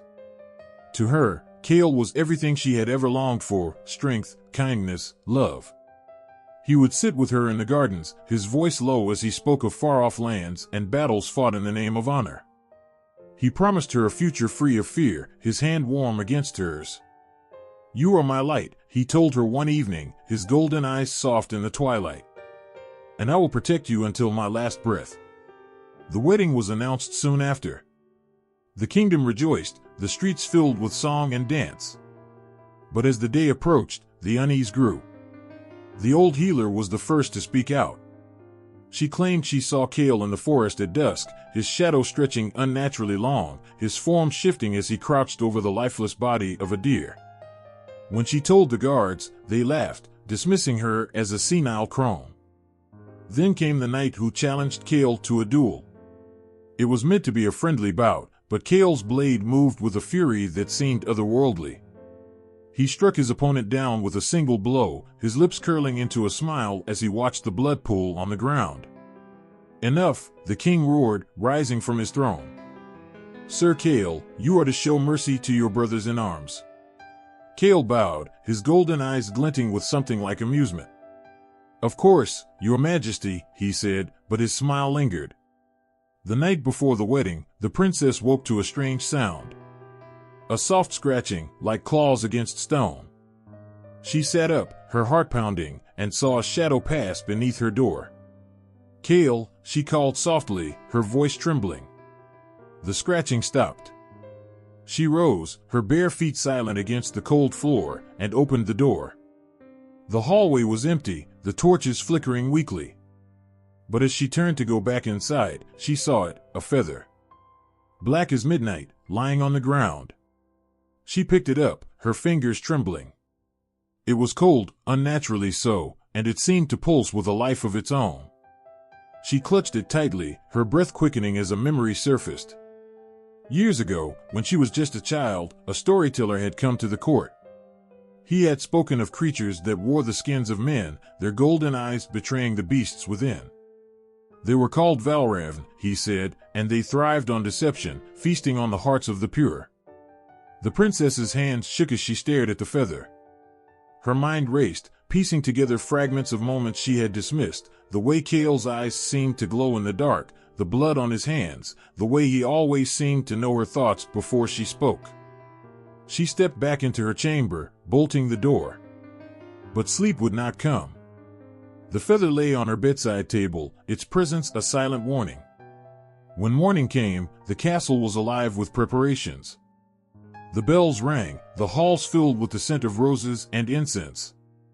Kale stood at the altar, his golden eyes fixed on the doors as the princess entered, her gown shimmering like starlight.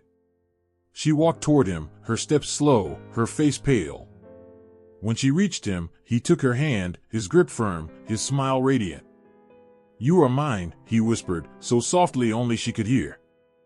Her heart pounded, the feather's chill still clinging to her fingers. But she forced a smile, her voice steady as she spoke. "And you are mine." As the vows were exchanged, the princess felt the weight of her choice.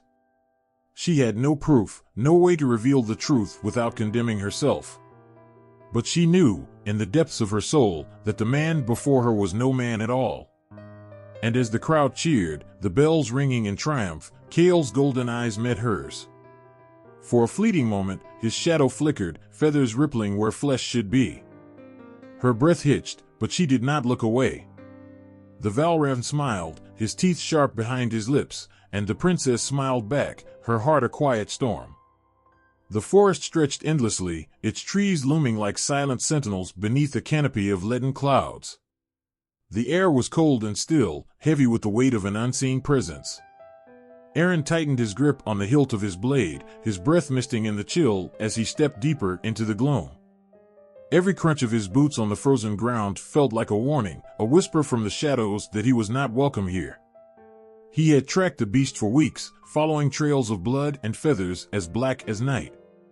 Villages abandoned, livestock slaughtered, families torn apart by something they could not name but spoke of in trembling voices. The Valravn, they called it, a creature that walked in shadow and left nothing but death in its wake. Aaron's jaw clenched as the memory of his wife and daughter surfaced. Their laughter had once filled his home, a melody he could never forget. But that laughter had been silenced, replaced by screams and the sound of wings tearing through the night.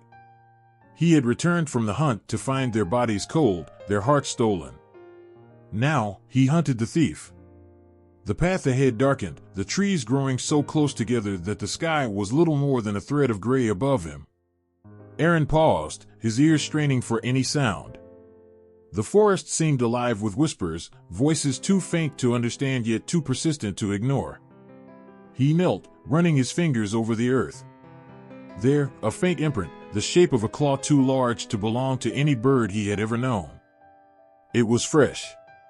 The beast was close. The whispering grew louder as Aaron rose, his hand resting on the hilt of his blade. He knew the stories. The Valravn was no mere animal, it was a monster born of hunger and malice, a predator that thrived on the hearts of the innocent. It was said to be as clever as it was cruel, able to twist the minds of its prey and lure them to their doom. Aaron had no intention of falling into its trap. The first attack came without warning, a blur of motion, a rush of wind. Aaron barely had time to raise his blade as the creature descended, its talons flashing like knives. The force of the impact drove him to the ground, his breath knocked from his lungs. Above him, the Valravn loomed, its shadowy form twisting and shifting as if it were made of smoke. Its wings stretched wide, blotting out what little light remained, and its eyes burned with a terrible, golden light. Aaron slashed upward, his blade catching the edge of a wing. The creature screeched, the sound piercing and unnatural, and leapt back into the shadows. Aaron scrambled to his feet, his chest heaving as he scanned the darkness. The whispers were everywhere now, surrounding him, filling his head. They spoke of his failures, his grief, his guilt. They accused him of not protecting his family, of leaving them vulnerable while he chased the thrill of the hunt. "Show yourself," he roared, his voice shaking with anger and sorrow. The Valravn stepped into the clearing, its form solidifying. It was monstrous, its body a grotesque amalgamation of feathers and sinew, its claws stained with the blood of countless victims. But its face, it was human. Too human. A twisted mockery of what it had consumed, its expression unreadable yet filled with a cruel intelligence. "You think you can kill me, hunter," it said, its voice a rasp that seemed to echo inside his skull. "You think you can undo what has been done?" Aaron's grip tightened on his blade. "You'll pay for what you've taken," he growled. The creature laughed, a sound that was both chilling and mocking. "And what will you gain? Revenge? Closure? Or will you lose yourself, as so many have before you?" With a roar, Aaron charged, his blade slicing through the air. The Valravn met him head-on, its talons clashing against steel. They fought like demons, the clearing alive with the sound of metal and fury. But the creature was faster, its movements unnaturally fluid. It danced around Aaron's strikes, its golden eyes gleaming with malice. "You fight well," it hissed, its voice like poison. "But you are mortal. Fragile. Weak." Aaron's blade found its mark, slicing across the creature's chest.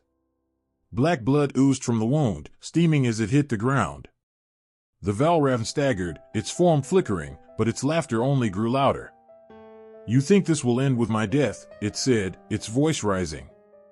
"Do you not see? You are already mine." The whispers returned, louder this time, filling Aaron's mind with images he could not escape. His wife's face, her smile fading as blood pooled around her.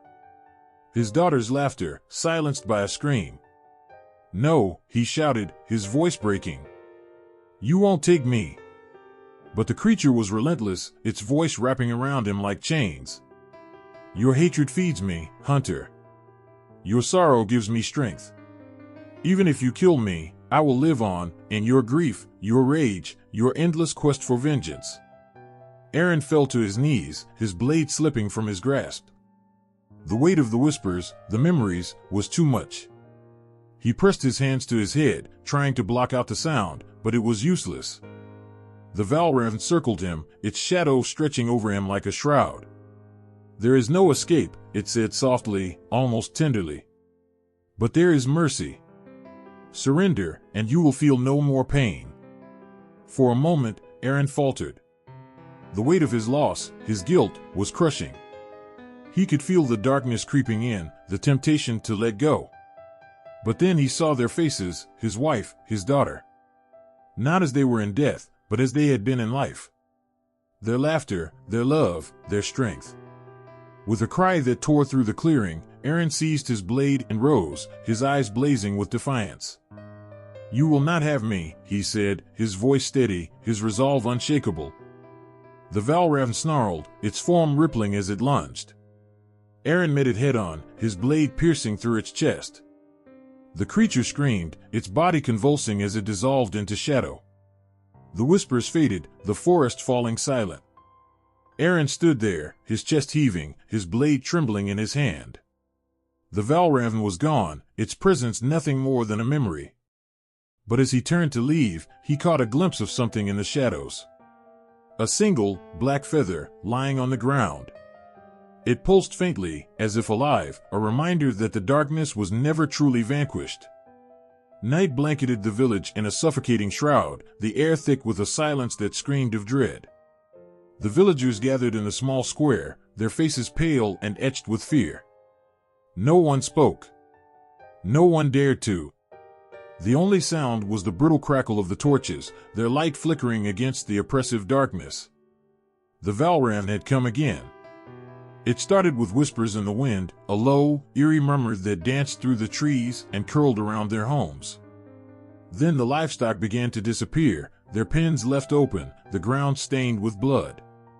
Finally, it was the children, taken from their beds, their laughter replaced by anguished wails that echoed in the hearts of those left behind. The elders huddled in the meeting hall, their voices hushed and trembling. There was no other choice. The creature demanded offerings, and they were powerless to resist. Its hunger was insatiable, its wrath unyielding. They had tried to fight it once, years ago, but the memory of that rebellion still haunted them. The fires. The screams. The shadows that moved like living nightmares. Now, they had a pact.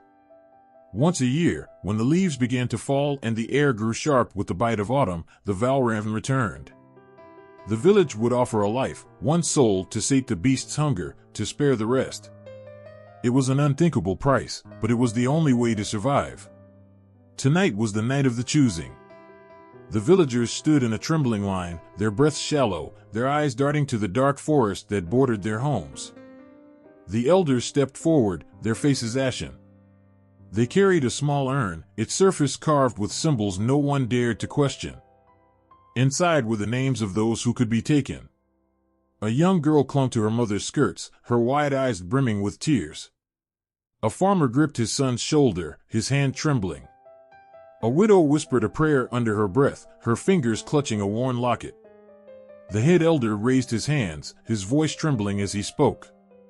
For the safety of our village, for the lives of our families, we offer this sacrifice. The silence was unbearable as he reached into the urn, his hand trembling as it closed around a slip of paper. He pulled it out slowly, as if dragging out the moment might somehow change its outcome. He unfolded it, his eyes scanning the name. His face fell, his shoulders slumping under the weight of what he had seen. He turned to the crowd, his voice barely a whisper. "It is." A scream cut through the air. Before the name could be spoken, the Valravn emerged from the shadows. Its form was monstrous, a black mass of feathers and claws, its wings spreading wide as it descended upon the square. Its eyes gleamed with a terrible hunger, and its voice was a guttural snarl that echoed through the night. The crowd scattered, their cries mingling with the creature's screeches. It moved with terrifying grace, its talons raking the ground, its shadow enveloping the square.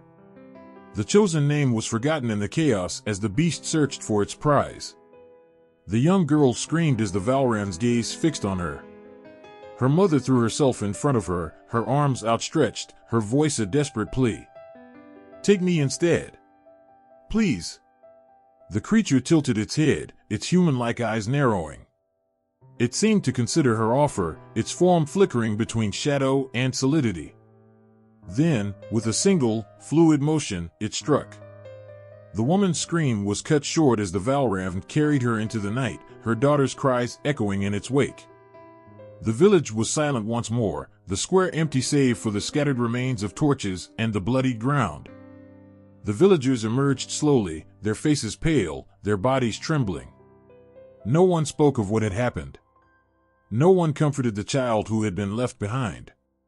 To acknowledge it was to make it real, to invite the horror into their own homes. The next morning, the forest was still and quiet, the air heavy with an unspoken tension. The villagers went about their tasks with downcast eyes, their movements slow and deliberate. But the child did not forget. She sat by the edge of the forest, her small frame rigid with anger and sorrow. She stared into the shadows, her tears dry, her hands clenched into fists.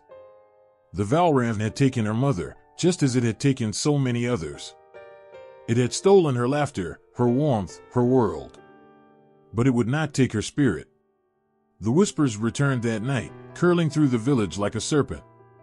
They spoke of darkness and hunger, of the pact that could never be broken. But they did not reach the girl. She was already in the forest, her small feet silent on the leaf-strewn ground. She carried a blade too large for her hands, her eyes burning with a fire that no shadow could extinguish. The Valravn was waiting. Its golden eyes gleamed in the darkness, its form towering over her like a nightmare given flesh. It spread its wings, its voice a low, mocking growl. "You have come to die, little one," it said, its words dripping with malice.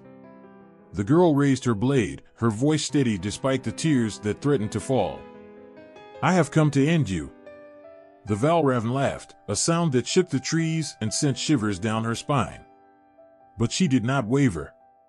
She stepped forward, her grip tightening, her heart pounding with a courage that belied her size.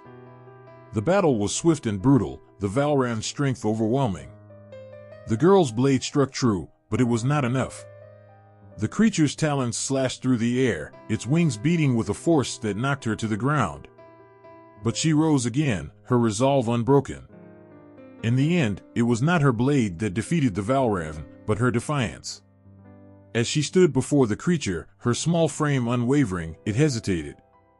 For the first time, it saw not a victim, but a force it could not comprehend. With a snarl, the Valravn retreated into the shadows, its form dissolving into the night. The girl returned to the village, her blade bloodied, her body battered, but her spirit intact. The villagers stared in silence, their faces a mix of awe and shame. The pact was broken, but the cost was immeasurable. The girl's defiance had saved them, but the shadow of the Valravn would haunt them forever.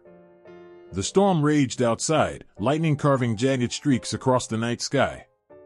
The air was heavy with the scent of rain and the crackling hum of power, but inside the rune master's workshop, there was only silence. The faint glow of the runes etched into the walls cast shifting patterns on the stone floor, their light pulsing like a heartbeat.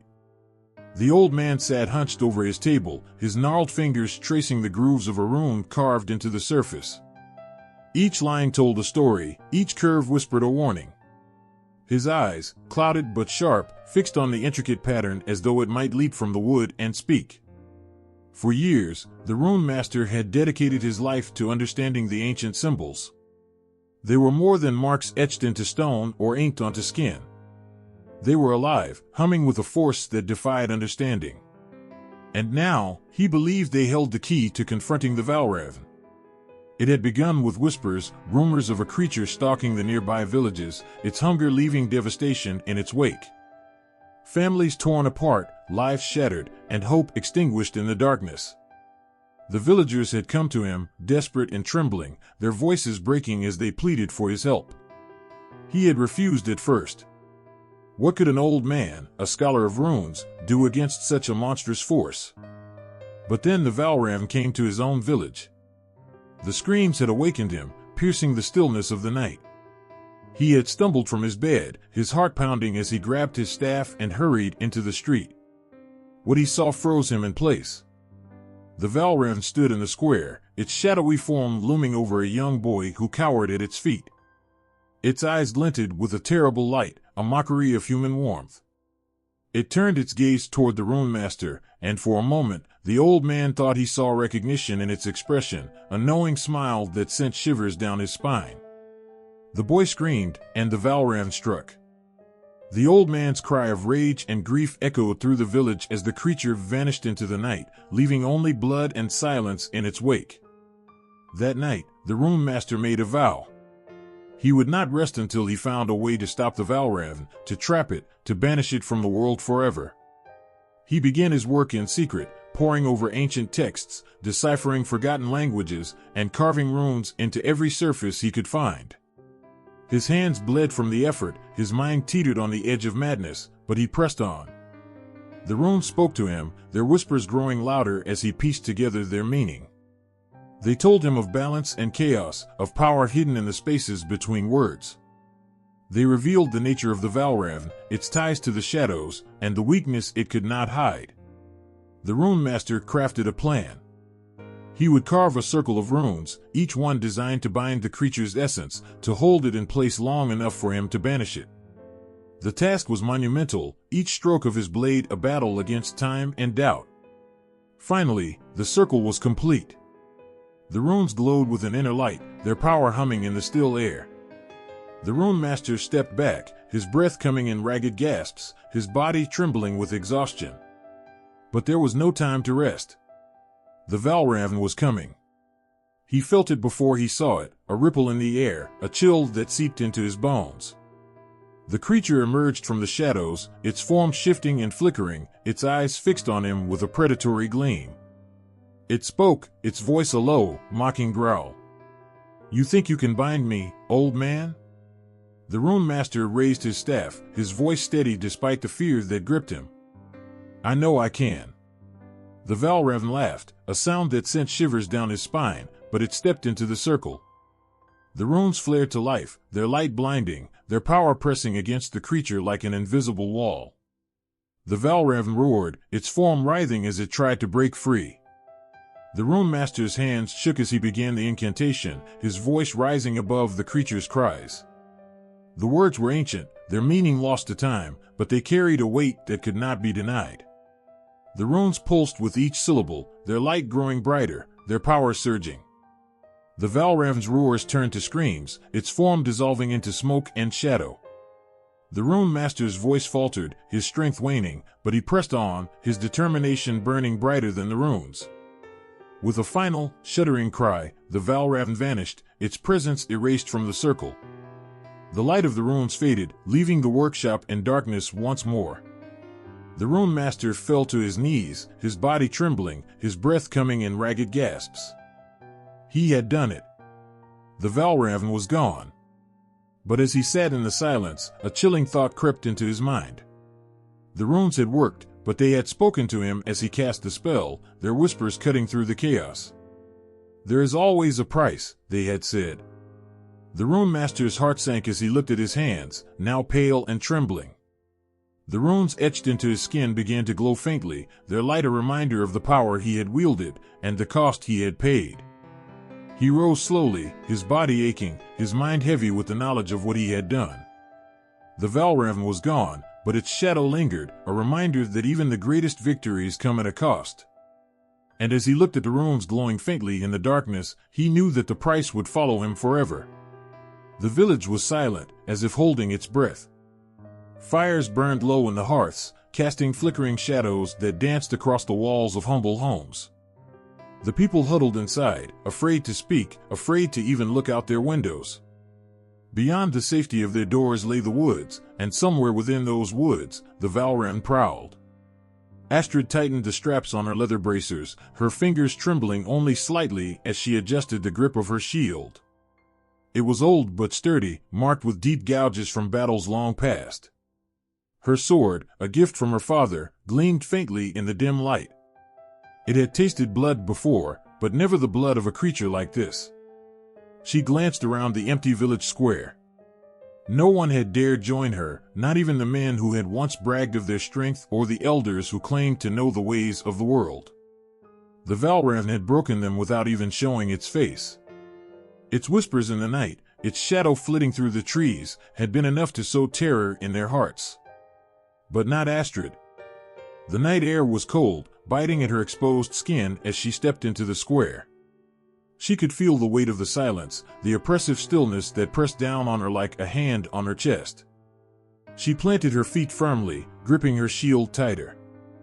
"I'm here," she called, her voice steady and strong. "Come face me." For a moment, there was nothing. Just the wind rustling through the trees and the distant cry of an owl. Then, she heard it, a low, guttural growl that sent shivers racing down her spine. The shadows shifted, coiling like smoke as the Valravn emerged from the edge of the forest. It was larger than she had imagined, its form shifting between bird and beast, its feathers as dark as midnight. Its eyes burned with a terrible light, and its claws dug into the earth as it stalked toward her. Fear clawed at her throat, but she swallowed it down. She raised her shield, steadying her breath as the creature came closer. "You think you can stop me, little warrior?" the Valravn hissed, its voice a mix of growl and laughter. "I've devoured kings and crushed armies. What are you? Astrid didn't answer. She took a step forward, her shield raised high, her sword ready. The Valravn lunged, its claws slashing through the air. Astrid braced herself, the impact rattling her bones as the creature struck her shield. The force nearly drove her to her knees, but she held firm, gritting her teeth as she shoved back with all her strength. Her sword flashed in the moonlight as she struck, the blade slicing through feathers and flesh. The Valravn screeched, its cry a sound that seemed to shake the very earth. It recoiled, its eyes blazing with fury. "You'll regret that," it snarled, its voice filled with malice. The battle raged on, each clash of claws and steel echoing through the empty village. Astrid fought with everything she had, her movements fueled by a mixture of training and sheer will. She dodged and struck, her shield a barrier against the creature's relentless attacks. But the Valravn was cunning. It circled her, feinting and striking with a speed that seemed impossible for something so large. Its claws tore at her shield, its teeth snapped inches from her face. Each time she landed a blow, it seemed to grow angrier, more determined to tear her apart. Astrid's breath came in ragged gasps, her arms trembling from the strain. Blood trickled from a gash on her forehead, mingling with the sweat that dripped down her face. Her shield was battered, her sword heavy in her hand. And yet, she did not falter. "Is that all you've got?" she taunted, her voice steady despite the pain that racked her body. The Valravn snarled, its form shifting once more. For a moment, it appeared human, its eyes filled with mockery as it stepped closer. "You're brave, little warrior," it said, its voice dripping with false admiration. "But bravery won't save you." Astrid met its gaze, her own eyes burning with defiance. "Neither will fear." With a roar, the Valravn lunged again, its claws aiming for her heart. Astrid moved on instinct, raising her shield and striking with her sword in one fluid motion. The blade sank deep into the creature's chest, and this time, it did not screech. It howled. The sound was deafening, a cry of rage and pain that seemed to split the night in two. The Valravn staggered back, its form flickering like a dying flame. Astrid stood her ground, her sword raised, her shield ready, as the creature writhed before her. "You think you've won?" it spat, its voice filled with venom. "You've only delayed the inevitable." Astrid took a step forward, her gaze unwavering. "Then I'll face it again. And again. As many times as it takes." The Valravn's form began to dissolve, its shadowy body breaking apart like smoke in the wind. Its eyes, still burning with fury, locked onto hers one last time before it vanished into the night. The silence that followed was deafening. Astrid stood alone in the square, her body trembling, her breath coming in ragged gasps.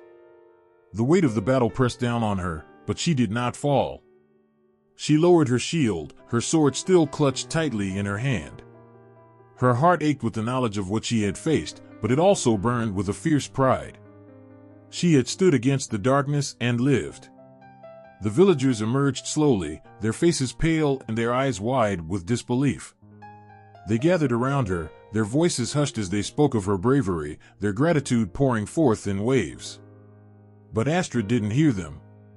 Her mind was still in the square, her gaze fixed on the spot where the Valravn had vanished. She knew the battle was not over. The Valravn might return, or another might take its place. And when it did, she would be ready. The hammer fell with a deafening clang, sending sparks flying into the air. The rhythmic pounding echoed through the forge like the heartbeat of a battle long fought, each strike bringing the weapon closer to life. The forge itself, ancient and crumbling, had been bathed in the heat of countless fires, but none like this one. The air was thick with the smell of molten metal and burning coal, a scent so sharp it could almost be tasted. In the dim light, the blacksmith worked tirelessly, his muscles straining with each blow, sweat trickling down his forehead. He was an old man, his hands gnarled and calloused from years of work, but tonight, he was forging something beyond the limits of his craft. Something that had never been done before. The blade, still rough and unfinished, lay on the anvil, glowing with a faint silver light. It was different from any sword the blacksmith had ever made. The metal shimmered as though it had a life of its own, a strange, ethereal quality that seemed to pulse with an unseen power. It was no ordinary steel, it had been infused with magic, an ancient magic that could destroy the thing that had haunted the land for centuries. The Valravn. The blacksmith's eyes narrowed as he lifted his hammer once more, each strike a testament to the determination burning within him. This blade wasn't just another weapon, it was the last hope of a village, of a people who had seen too many of their loved ones torn apart by the beast. It was the culmination of years of study, of desperate bargaining with old and forgotten forces, of drawing on the blood and sacrifice of those who had come before. For days, the blacksmith had worked in seclusion, the only company the flickering flames and the whispers of the ancient runes carved into the walls of the forge. It was said that the only way to kill the Valravn was with a weapon crafted from silver, the purest silver, and imbued with a magic so old it had been forgotten by time itself. But that was only part of the secret. The blade needed more than just silver. It needed the essence of a life, the last breath of a soul willing to give everything for the promise of vengeance. The blacksmith paused, his hand trembling slightly as he reached for the vial beside him. Inside, the essence of a fallen warrior, taken before his time, slumbered, ready to be poured into the molten metal. The price of this blade had already been paid, in blood and sacrifice. But it was worth it. The Valravn had taken too much. He uncorked the vial and let the essence spill into the molten silver. A hiss sounded, loud enough to shake the walls of the forge, and the liquid metal rippled with a bright, fierce glow. The blacksmith could feel the heat of it in his bones, the power pulsing in the air, as if the blade itself was awakening. Another strike of the hammer. The blade was nearly formed, but it wasn't enough yet. He had to be careful, precise. This wasn't just any weapon, it was a promise to the families who had lost sons and daughters, to the mothers who had cried out in anguish as their homes were burned and their loved ones dragged away. This blade had to be perfect. It had to be the end of the Valravn. The blacksmith could hear the voices of those who had fallen, their whispers carried on the wind, urging him to continue. There was no turning back now. With each strike of the hammer, he could feel their presence more strongly, their spirits guiding his hands, their hopes riding on the edge of his blade. And then, it was done. The silver blade, gleaming like the moon itself, stood before him. It was sharp, its edges so fine they seemed to shimmer with an otherworldly light. The hilt, crafted from the bones of an ancient beast, was wrapped in the finest leather, its texture smooth and comforting to the touch. The blade hummed in his hand, the magic within it alive, eager to fulfill its purpose. The blacksmith stepped back, his chest heaving with exhaustion, his hands sore from the hours of toil. The blade was perfect. But there was still one more task. He reached into a nearby chest and pulled out an old leather pouch, worn and weathered by time. Inside were the ashes of a great warrior, a hero who had fallen long ago, his name lost to history. The blacksmith closed his eyes and whispered a prayer, asking for the warrior's spirit to lend strength to the blade, to guide it in its final task. As he scattered the ashes along the blade, the air seemed to grow heavier, as if the very earth was holding its breath. A low hum vibrated from the blade, the power within it fully awakened. It was no longer just a sword, it was a weapon of vengeance, a promise of death to the Valravn, a force that would not be stopped. The blacksmith knew that he could never wield it himself. The blade was not meant for him. It was meant for a warrior who could carry it into the heart of the darkness, who could strike down the creature that had haunted them all for so long. It was meant for someone who had the courage to face the monster, knowing that they might not return. But that warrior would come. The blacksmith knew it. It would be someone who understood the weight of the blade, someone who could feel the power running through it and know that it was the end of the Valravn's reign of terror. And so, he placed the blade on the altar of the forge, the silver shimmering in the flickering light, waiting for the right hand to take it, waiting for the moment when the Valravn would meet its match. For now, the blade rested. Its magic was strong, its purpose clear. The Valravn would not escape this time. And in the quiet of the forge, the blacksmith whispered one final prayer, knowing that the battle was not over, but that the end was drawing near. The skald's voice rose into the night, a haunting melody that echoed through the hollow trees. His voice, raw and fragile, seemed to tremble with the weight of centuries of pain and sorrow. He stood at the edge of the firelight, his figure draped in a cloak of shadows, the flickering flames casting long, twisting shadows on the ground. The campfire crackled softly, its warmth brushing against the cold night air, but the song, once it began, seemed to freeze the very air around it. Listen, travelers, to the song I sing, of the Valravn's wing and the terror it brings. The words were simple, yet they carried with them a dark, timeless warning, a melody that resonated in the bones of those who listened. The skald's eyes were distant, his mind lost in the song, as though he was no longer there with them. His fingers strummed a worn lyre, each note hanging in the air like the whispers of lost souls. There was an eerie, sorrowful beauty to it, but it was also unsettling, like a warning carried on the wind, one that no one could ignore. A bird, a beast, a shadow in the sky. It takes what it craves, and leaves none alive. The sound of the skald's voice was both beautiful and chilling. The words, though soft, held a darkness that made the hearts of those gathered around the fire shiver with unease. Even the wind seemed to quiet, as though the earth itself was listening to the warning, feeling the weight of the words.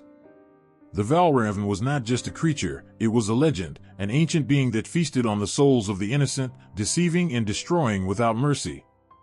It wasn't just the terror of its appearance that terrified the people, but the way it could twist and manipulate. The song spoke of its malice, how it could wear the face of a loved one or slip into the shadows without a trace, leaving its victims to wonder if what they saw was real or merely a trick of the mind. Beware the night, when the moon turns red. For the Valravn comes, and you'll soon be dead. The campfire flickered, casting a ghostly glow on the faces of the listeners. Some turned their eyes away, unwilling to acknowledge the fear that gripped them, but all could feel it, deep in their hearts. The skald's song was not just a tale of distant places or ancient monsters, it was real. It was the cold hand of fear that crept up your spine at night, the feeling that someone, or something, was watching, waiting. The song spoke of the Valravn's trickery, how it could blend with the shadows, how it could twist itself into a form so familiar that it was almost impossible to see the danger. It could be your brother, or your mother, or the person who had stood beside you in battle. It could be anyone, and yet, it was no one. The Valravn wore its disguises like a cloak, slipping in and out of places, never quite real, never quite solid, always shifting, always moving, always hungry. You'll hear its cry, a shrill, sharp sound, and feel your soul being pulled to the ground. A chill swept through the group as the skald sang the words, the silence between the verses more powerful than the song itself. The fire crackled louder, the embers swirling in the air, their heat no match for the cold dread that had settled over them. Some of them shifted uncomfortably, eyes glancing toward the trees, where the darkness seemed to stretch endlessly. In the song, the Valravn was both predator and prey, a creature cursed by the very thing it sought to devour. It could feast on the souls of others, gaining strength with each life it took, but it could never escape the hunger that gnawed at its own heart. The song spoke of this terrible truth, the Valravn's hunger was unquenchable, and no matter how much it consumed, it could never be filled. It would always return, always hunt, always deceive. Beware, my friends, of the shadowed wings, of the hunger that whispers, and the pain it brings. The skald's voice dropped to a whisper, and his eyes seemed to see something far beyond the campfire, his gaze locked on some distant horizon. He paused, his hand hovering over the lyre's strings, as though unsure whether to continue. The silence stretched on, thick with the weight of his words, the fire crackling like the voices of the lost souls that had fallen to the Valravn's claws.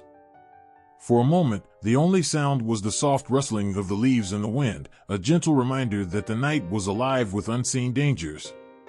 And yet, there was something in the stillness, something so wrong, so unsettling, that the group found themselves holding their breath, unwilling to move, unwilling to disturb the fragile peace of the moment. The skald's voice broke the silence again, but this time, there was an urgency in his tone, a plea for the listeners to understand.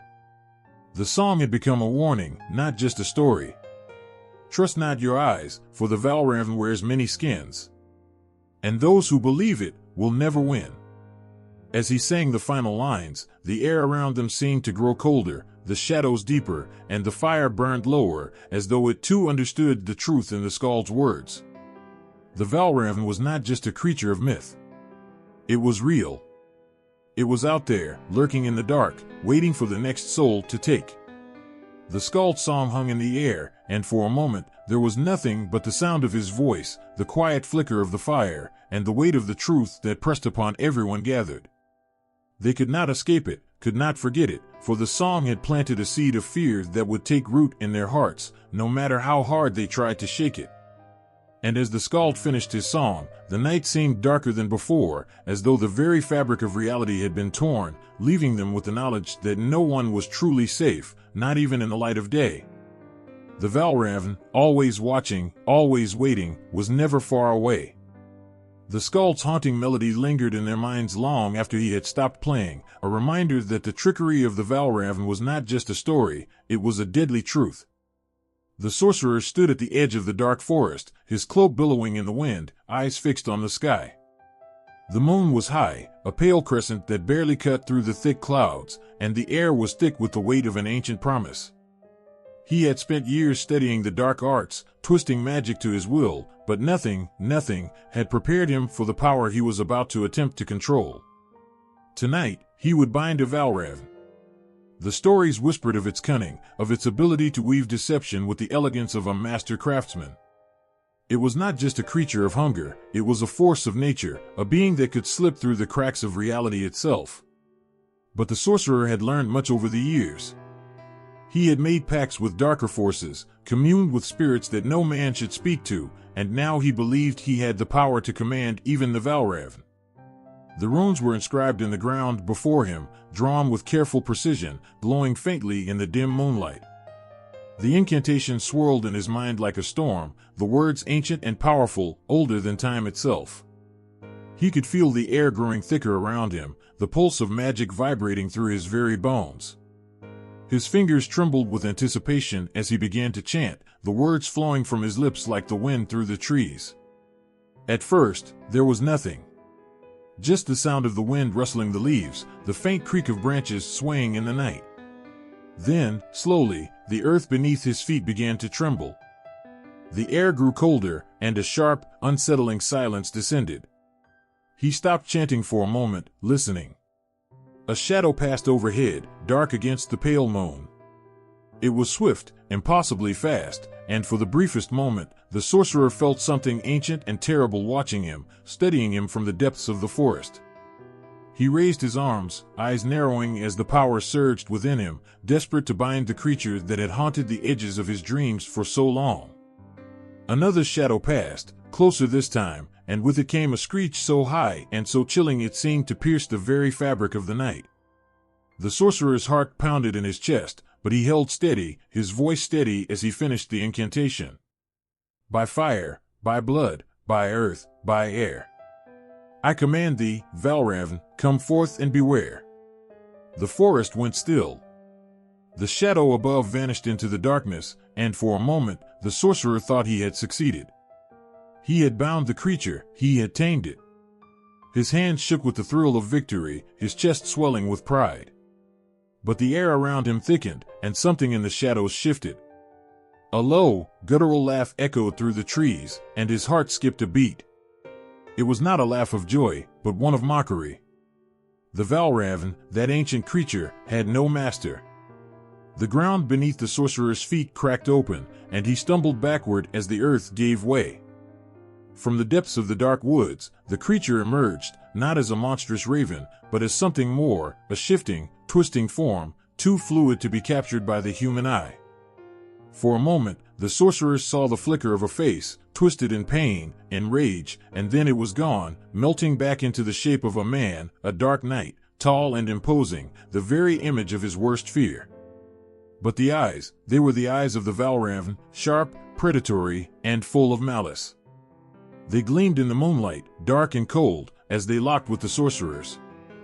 The sorcerer's throat tightened as he tried to speak, tried to command, but no words came. The magic was slipping away from him, unraveling in the wind like threads of a broken tapestry. You think you can control me? The voice was not the Valravn's true voice, but something more. It was layered, as though it were speaking through 1,000 mouths, each more terrifying than the last. The sorcerer's knees buckled beneath him, his pulse hammering in his ears. "Foolish mortal," the Valravn continued, its form shifting, now a twisted beast, now a man, now something else entirely. "You believe you can trap me with your magic? With your spells? I have seen kingdoms fall. I have watched empires burn. You cannot bind me, for I am the shadow in the night, the fear in your heart. I am older than your spells, older than your gods." The sorcerer reached out, his fingers trembling as he tried to summon the last of his strength, trying to force the creature into submission. But the Valravn was already gone, its form shifting once more, becoming a wisp of smoke, a shadow in the wind. It disappeared as swiftly as it had come, leaving the sorcerer standing alone in the forest, heart racing, mind spinning. For a moment, the silence returned. The forest felt like a tomb, the air heavy with the realization of failure. The sorcerer had attempted to control a creature far beyond his understanding, and in doing so, had only unleashed a force that could not be contained. He fell to his knees, exhausted, the weight of his mistake crushing him. The Valravn had outsmarted him, had tricked him with its own twisted magic. The sorcerer's breath came in ragged gasps, and for the first time in his life, he understood the true power of the creature. It was not brute force that made the Valravn dangerous. It was its mind, its ability to weave illusions, to twist the world around it. And the sorcerer, with all his power, was nothing in comparison. He had gambled with forces he could not comprehend, and now he paid the price. As he lay there, broken and defeated, a shadow passed over him once more. The Valravn's laugh echoed through the trees again, distant but unmistakable. The sorcerer knew, deep down, that this was not the end. The Valravn would return. It always did. And next time, the sorcerer would not be so lucky. And somewhere, in the darkest corner of the forest, the Valravn waited, its eyes gleaming with cold amusement, knowing that it had won, knowing that it had always been the true master. The moon hung low in the sky, its pale light barely breaking through the dense canopy of the forest. The wind whispered through the trees, carrying with it an eerie chill, as if nature itself held its breath. In the clearing, the Valravn stood alone, its dark feathers glistening with an unnatural sheen. Its eyes, cold and piercing, reflected a pain that no creature should bear. A soft cry, almost a whisper, escaped its beak, a sound that seemed more like sorrow than anger. It was a sound that no mortal ear should ever hear, yet it filled the forest with a deep, unsettling echo. For a moment, it seemed as though the Valravn was not the terrifying, malevolent creature of legend. It seemed like something lost. The beast stretched its wings, long and black as midnight, but there was no triumphant display of power, only a weary sag. There was no joy in its stance, no pleasure in its predatory gaze. The Valravn's talons, sharp and deadly, dug into the earth, as though it were grounding itself in a desperate attempt to hold onto something, anything, solid. It was a creature caught between worlds, not fully of one nor of the other. A quiet figure emerged from the shadows, walking cautiously toward the creature. She was a woman, a wanderer, wearing a cloak of withered fabric. She had heard the legends, heard the warnings passed down through generations. She had been raised to fear the Valravn, to understand it as a monster, a harbinger of death and chaos. But she had seen something in its eyes tonight, something that made her question everything she had ever known. "Why do you weep?" she asked, her voice barely louder than the rustling leaves. The Valravn's head jerked toward her, its eyes wide, but not with malice. It looked almost surprised, as if it hadn't expected to be questioned, as if it hadn't expected anyone to see past the mask of terror it wore. The woman stepped closer, her heart racing, but her feet did not falter. She could feel the air around her growing heavier, charged with a kind of unspoken grief. The Valravn croaked softly, a sound that seemed almost like a plea. It stepped back, as though trying to escape the question, but it was trapped. The woman could see it now, not as the terrible creature of stories, but as something more, a being that had been broken, twisted, and forever changed. "You are not evil," she whispered, her words almost too quiet to hear. The creature's wings fluttered uneasily, as though reacting to the recognition in her voice. For a long moment, it did nothing, just stared at her with those eyes that seemed to hold the weight of centuries, eyes that had witnessed loss and betrayal. "Tell me your story," she said, stepping closer. The Valravn tilted its head, as though considering her words. It had not spoken to anyone in centuries, perhaps it had forgotten how. The curse that bound it to the earth, that turned it into something between man and beast, had sealed its fate. It had been a protector once, a guardian of kings, a creature of grace and wisdom. But something had happened, something that had twisted its very soul. "I was once a servant," the Valravn finally spoke, its voice hollow, like wind through the branches of a dead tree. "A servant of a king who betrayed me. I protected his kingdom, gave my life to shield it from its enemies. But he was greedy. He wanted more. He sacrificed me, bound me to his will, turned me into a creature of darkness. I was no longer a protector. I became a tool, an instrument of destruction." The woman stood still, her heart heavy with the sorrow in its voice. She had heard of the Valravn's curse, of the betrayal that had twisted it into something monstrous. But hearing it from the creature itself, felt different, felt raw and real. "I was betrayed," it continued, its voice barely a whisper. "And now I cannot escape. I am bound to the shadows, to the darkness. I hunt, I kill, because it is all I know. But, inside, I long for something else." The woman's chest tightened. She could see it now, the Valravn was not evil. It was a creature trapped by its past, by a curse it could not escape. It had not chosen this fate, it had been forced into it. And yet, it carried the weight of its actions, the guilt of the lives it had taken, the destruction it had wrought. "You seek redemption," the woman murmured, her voice barely audible. "But how? How can one like you?" "I do not know," the Valravn interrupted, its voice breaking. "I do not know if I can ever be redeemed. I do not know if I deserve it. But I yearn for it. I long to feel the wind on my wings without the taste of blood in my mouth. I long for peace." The words hung in the air, heavy and suffocating. The woman could feel her heart aching for the creature. It was not the evil being the legends had painted it to be, it was a broken soul, a lost spirit, a cursed being longing for release. For a moment, they stood in silence, the forest around them still and watchful. The woman's mind raced, her thoughts tangled.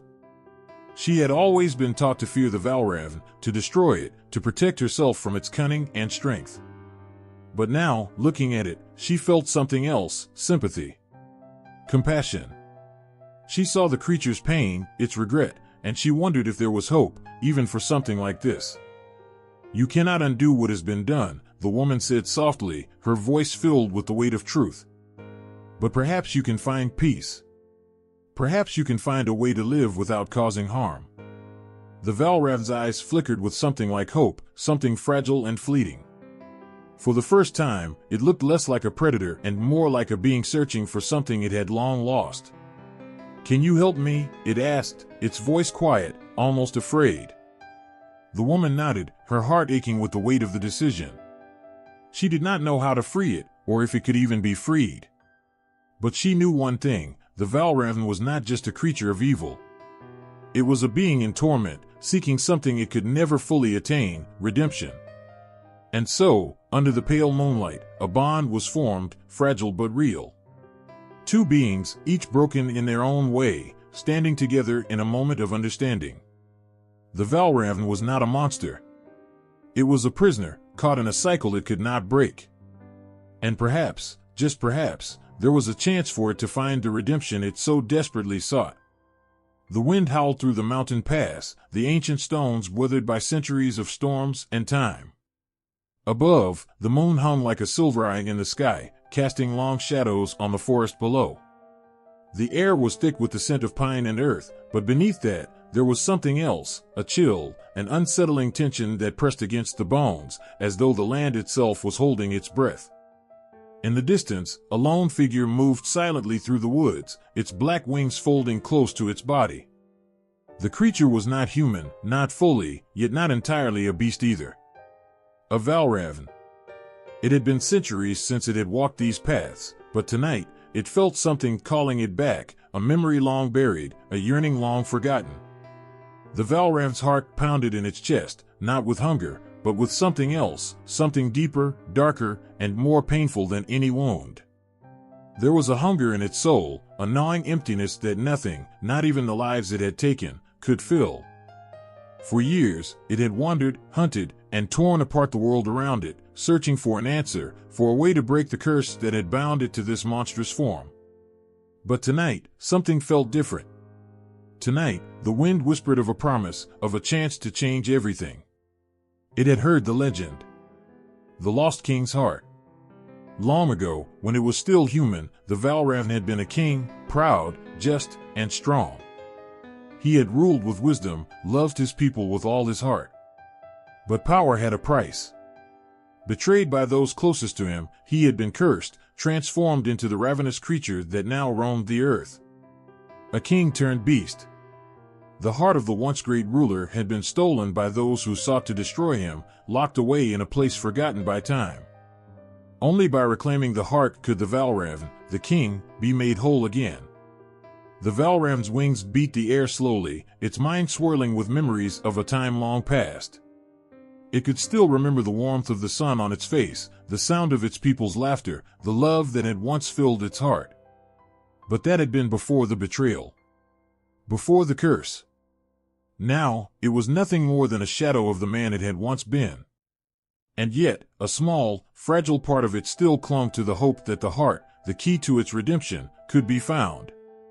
The trees grew thicker as the Valravn pressed on, its eyes searching the darkness.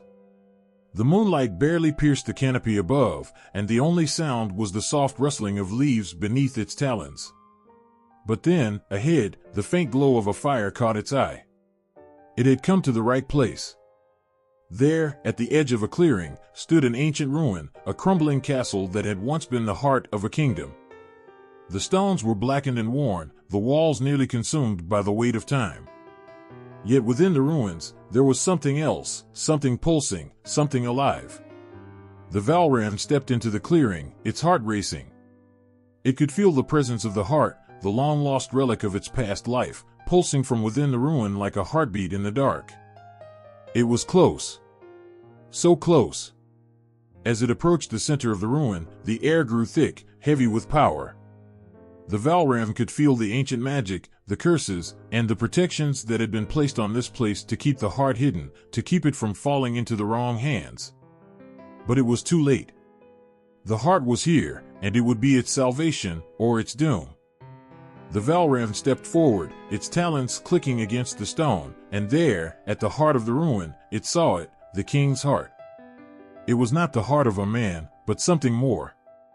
Something twisted, but still undeniably human. It glowed with a faint, ethereal light, its edges flickering like a dying flame. The Valravn's breath caught in its throat. This was it. This was what it had been searching for. This was the key to everything, its humanity, its redemption, its freedom.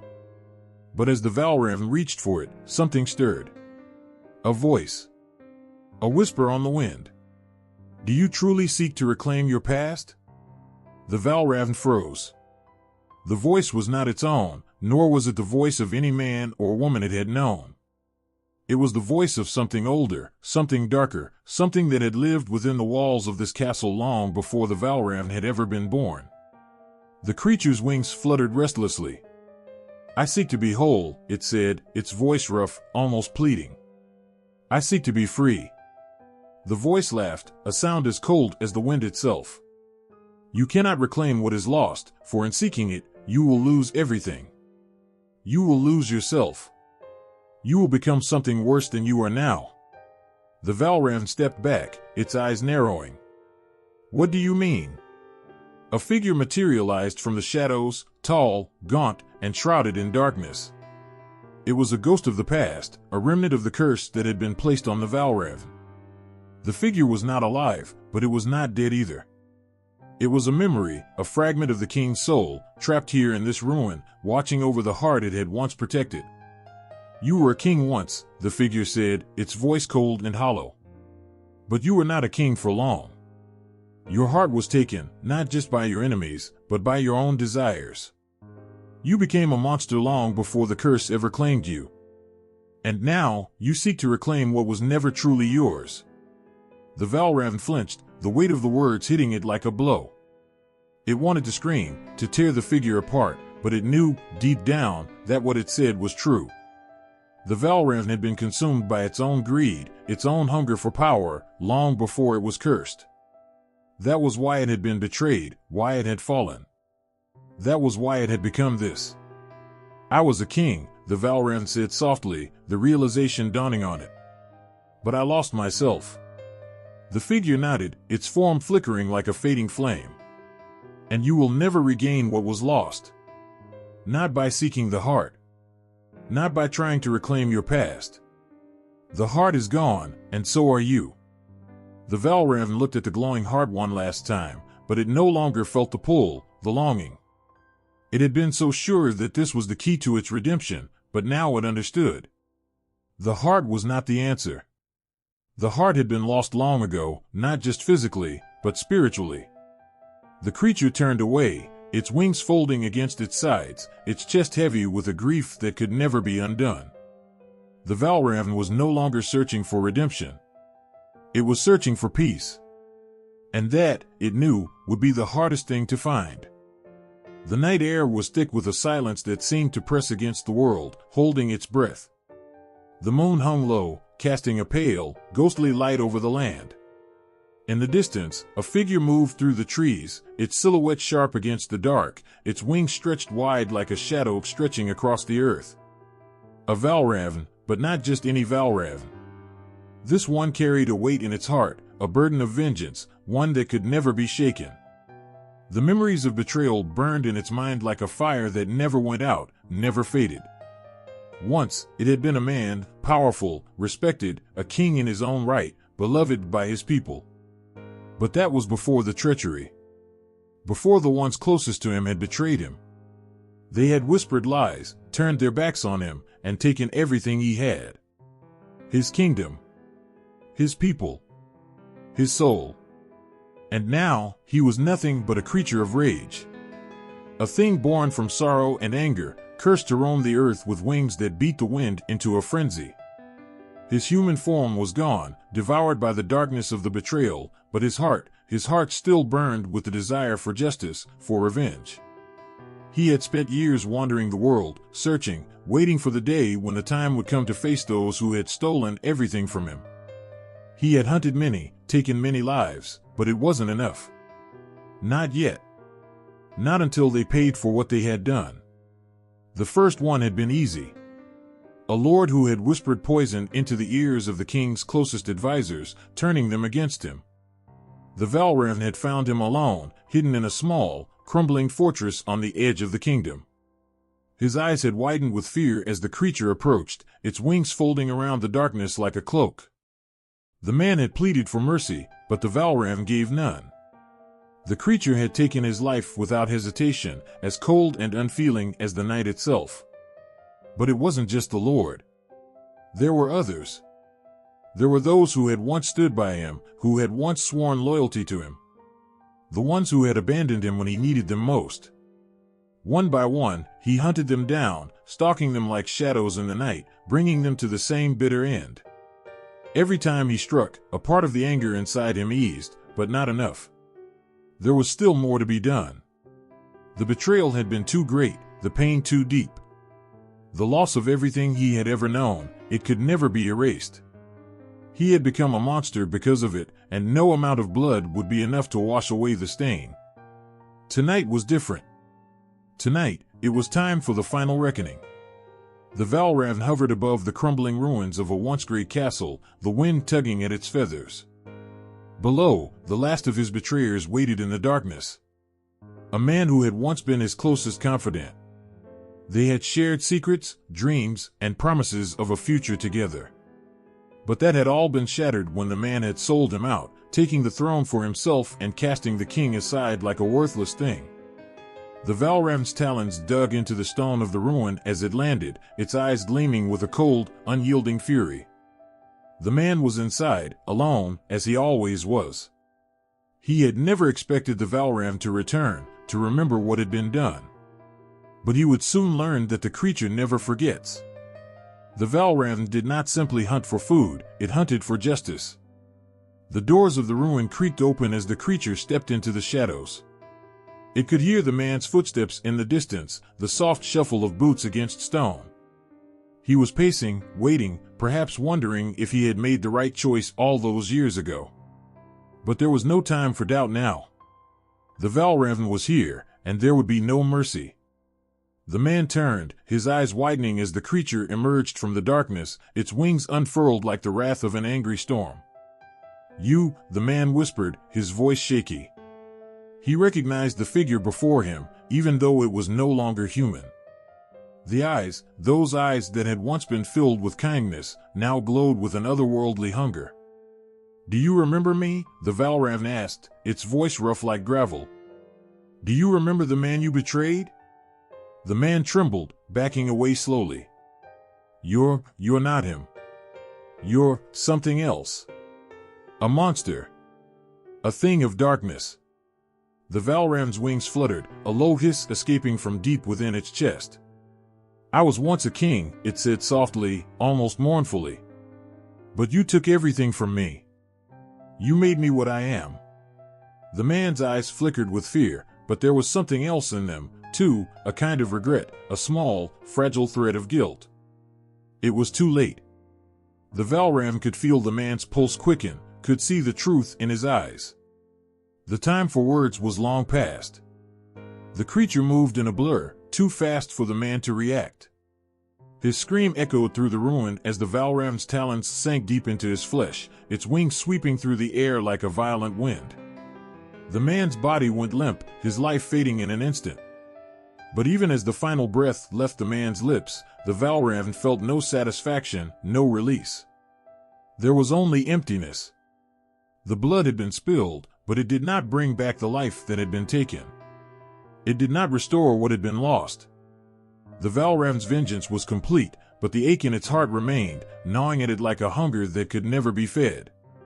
It stood there for a long moment, staring down at the lifeless body of the man who had once been its closest friend.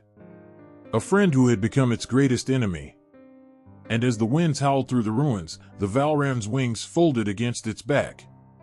The creature turned away, not with a sense of triumph, but with a quiet resignation. It had found the justice it sought, but it knew that vengeance would never heal the wounds it carried inside. There would always be more to avenge. More to hunt. More to destroy. But the Valravn knew, deep down, that no matter how many it claimed, it would never escape the past. The battlefield stretched endlessly under a sky choked with ash.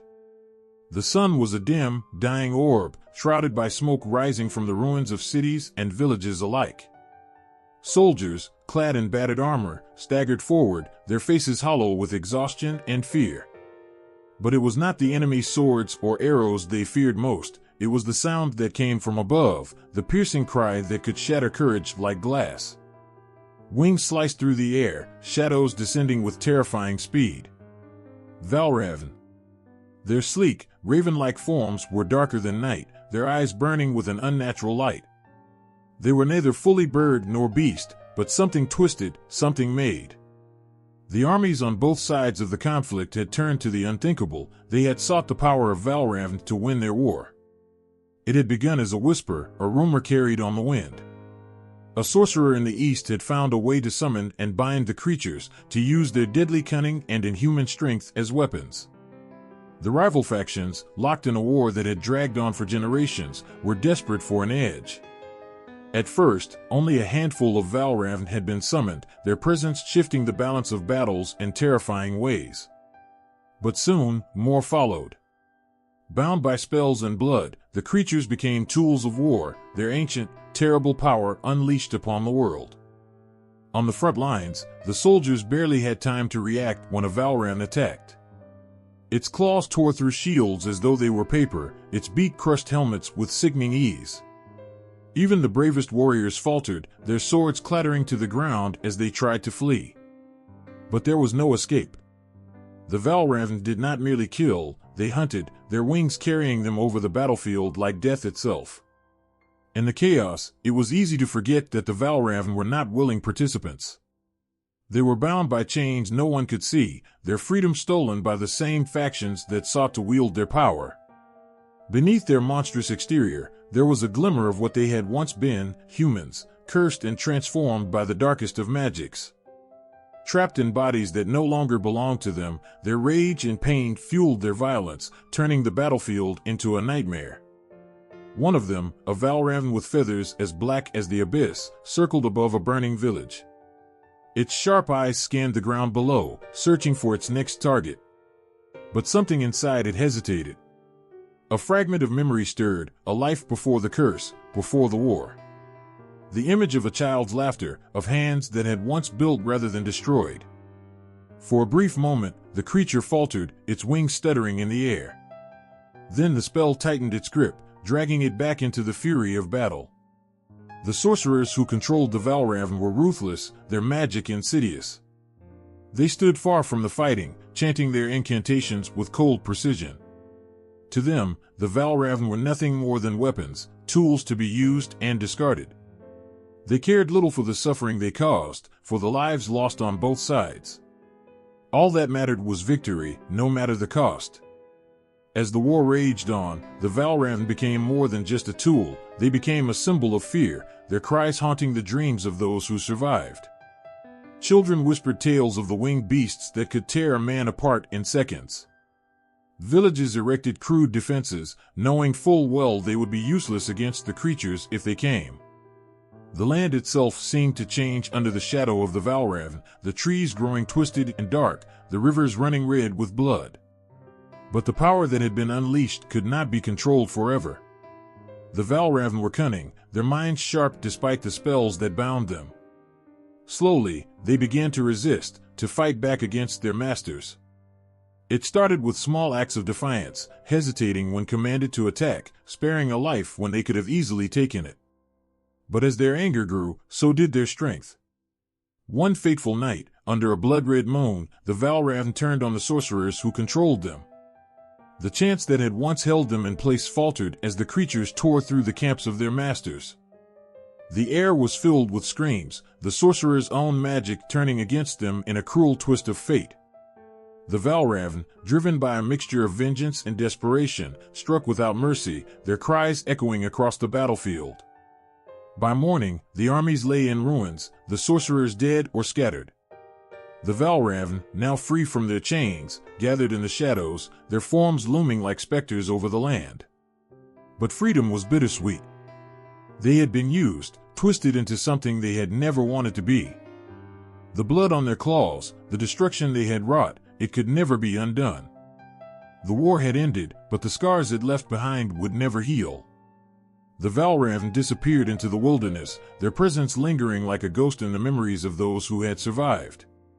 They were no longer tools, no longer slaves, but neither were they free. Their humanity, stolen by the curse and the war, was lost to them forever. In the quiet that followed, the land began to heal. The ruins of cities were rebuilt, the fields once again sown with crops. But the stories of the Valravn remained. They were whispered around campfires, carved into stone as a warning to future generations. The people spoke of the creatures with a mixture of fear and sorrow, knowing that they had been both the destroyers and the destroyed. The Valravn themselves remained a mystery. Some claimed to have seen them in the distance, their wings glinting in the sunlight, their cries echoing through the mountains. Others believed they had vanished entirely, their spirits finally finding peace. But the truth was known only to the Valravn themselves, hidden in the shadows where they had always belonged. The stars that night seemed to tremble, their light faint against the pressing darkness that gathered over the world. The winds whispered, carrying a chill that burrowed deep into the bones, even as the earth itself seemed to hold its breath.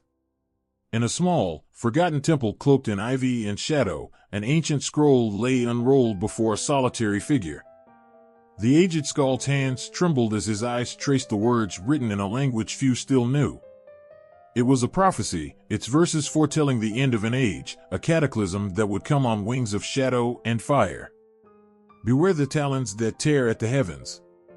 When the sun weeps blood and the moon turns its face, the Valravn shall rise. From their cries, the end shall sing. The skald's voice cracked as he spoke the words aloud, their weight nearly too much to bear. He had heard whispers of this prophecy in his youth, the lines spoken in hushed tones by those too afraid to linger on its meaning. But he had not understood, not truly, until now. The Valravn were no longer just creatures of dark myth, they were harbingers, tied irrevocably to the fate of the world.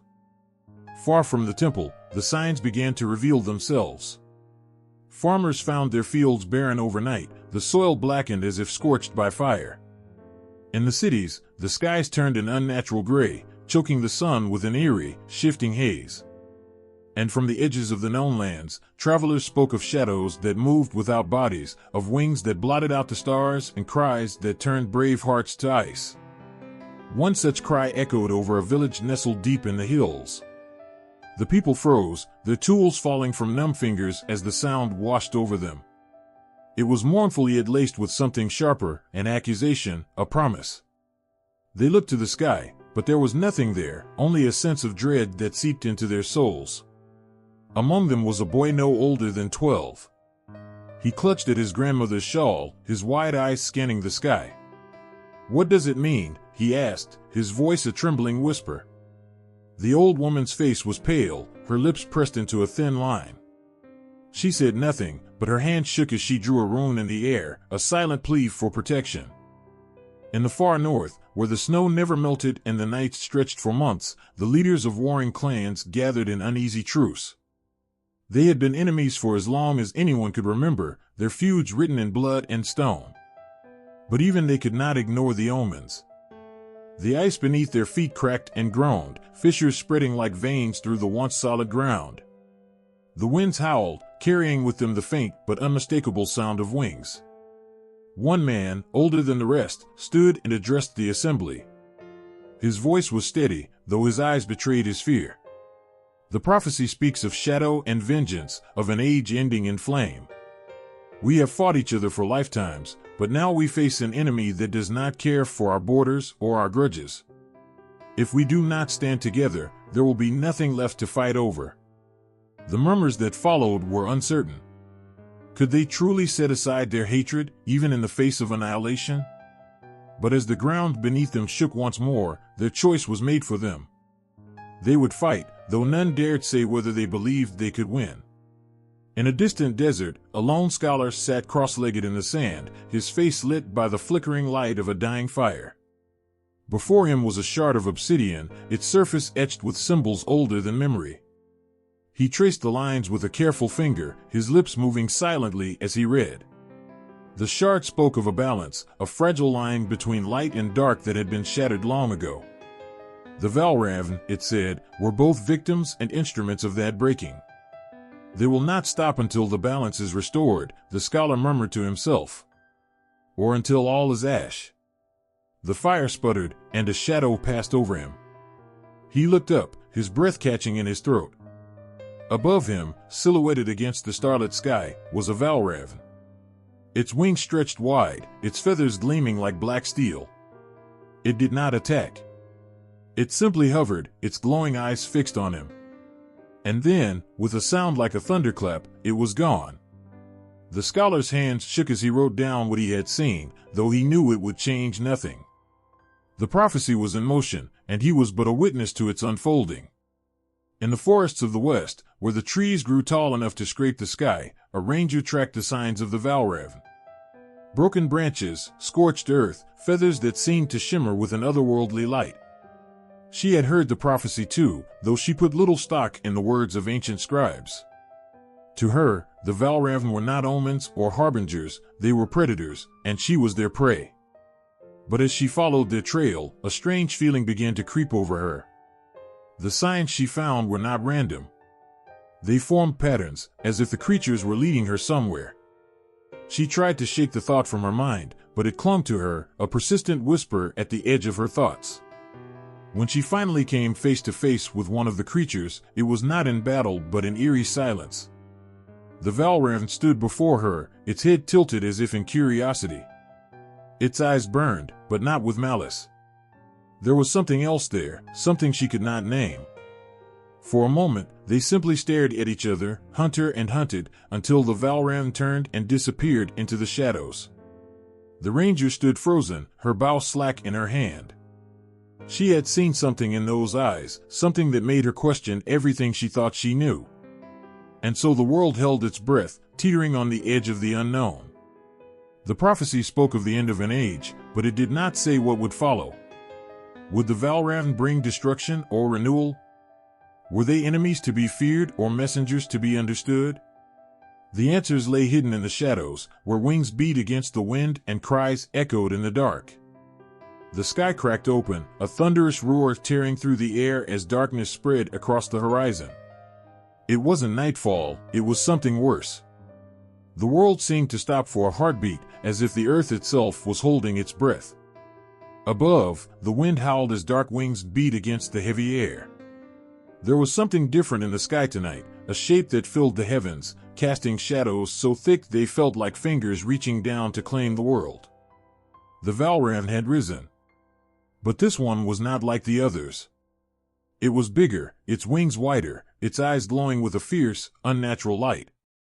The raven, once a creature of trickery and malice, now radiated a power that seemed to shake the very foundations of the earth. And from the darkness it called forth, creatures of nightmares and forgotten myths answered its summons. It was the Raven King. For the people below, the sky had become an omen. Villages that once stood proud and strong were now reduced to smoldering ruins, their inhabitants too terrified to even scream as the shadows swept over them. The air was thick with the stench of fire, the acrid taste of despair on every breath. The wind carried the haunting cries of those who had fallen, their souls lost to the Raven King's call. The creatures who served him, wolves, serpents, and other horrors, moved in packs, hunting with ruthless precision, their eyes cold and unfeeling. The forests trembled under his rule. The once beautiful trees twisted and withered, as if the very life of the land had been drained away. The creatures of the wild, once free, now cowered, hiding from the ever-present shadow of the Raven King. Nothing moved without his knowing, nothing survived without his blessing.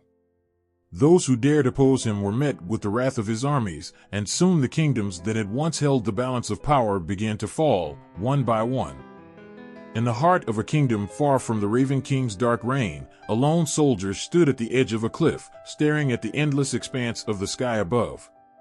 He could feel the weight of the moment pressing on him, the heavy silence that had settled over the land.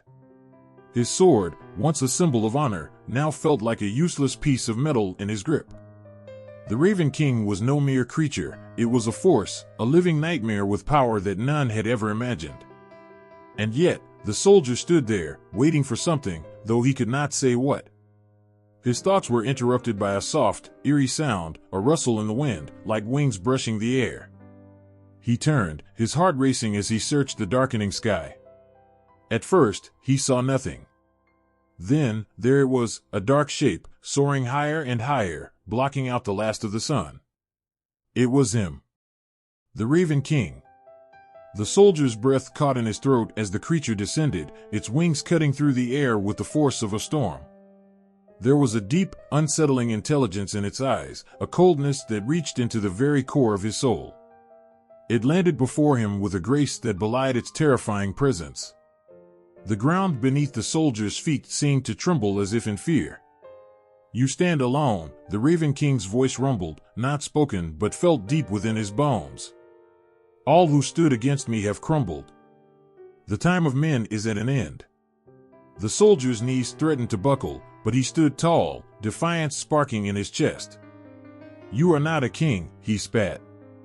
"You are a monster."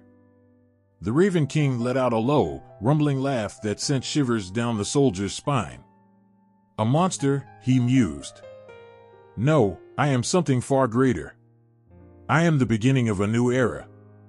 An era where the darkness reigns, where the creatures of the night no longer cower in the shadows." With a swift motion, the Raven King raised one massive wing, and the air around them grew colder, darker.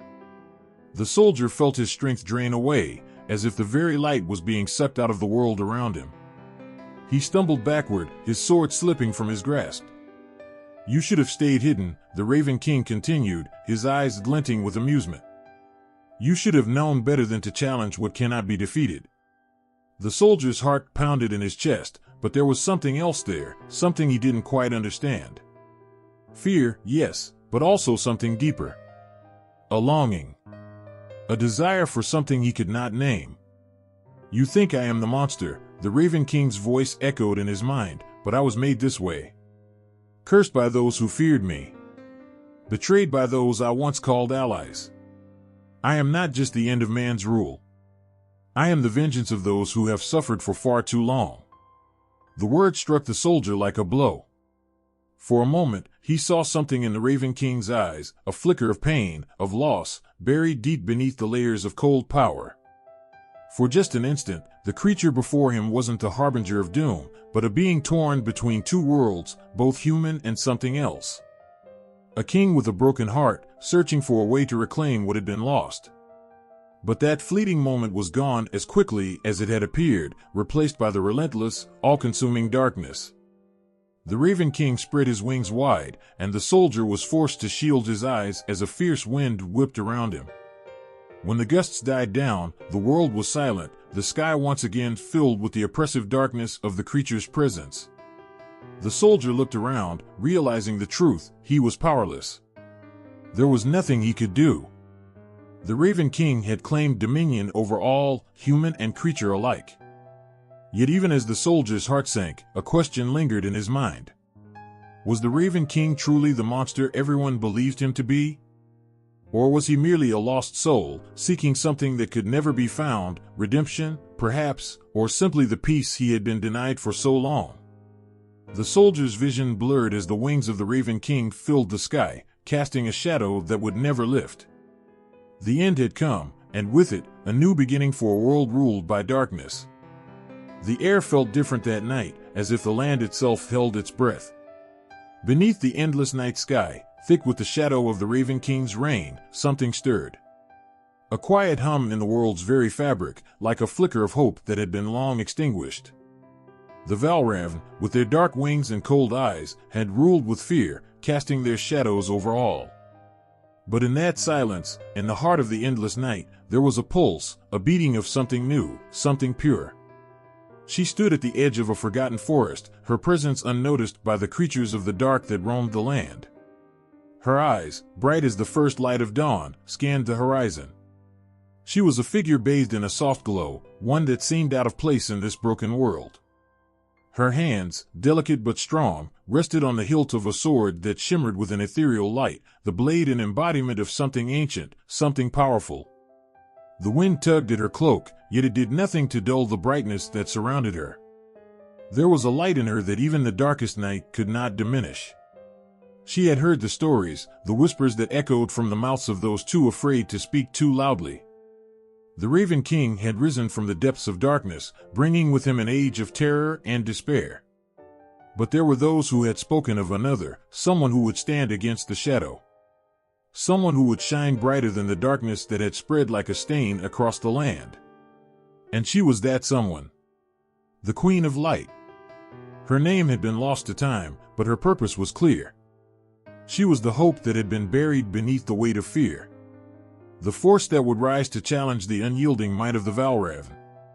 Her destiny was to bring light where there was none, to shatter the hold of darkness and free the world from its grasp. But she knew the journey ahead would not be easy. She would not face only the creature of shadow. No, the Valravn were but a part of the storm that was coming. And she alone would be the beacon, the spark that would ignite the flame of rebellion. As she took a step forward, the ground beneath her feet seemed to shift, the earth itself seeming to recognize the presence of the one who had come to challenge the dark reign. Birds, who had long been silent, now stirred in the trees, their wings fluttering with a kind of hesitant joy. The air grew warmer, the cold winds no longer biting as they once had. The light around her grew brighter, though the night tried to smother it, its dark tendrils reaching, clawing for what had been stolen from it. She knew that the Raven King would not let her stand unchallenged. He had ruled for so long, twisted by rage and betrayal, and he would not be easily swayed from his throne. But something in her, something deep within her heart, told her that she was not just a challenger. She was a promise. A promise that there would be an end to the darkness. A promise that the world would be restored to what it was always meant to be. A promise that no matter how long it took, no matter what it cost, the light would rise again. Her feet carried her forward through the forest, toward the mountains where the Raven King's influence was strongest.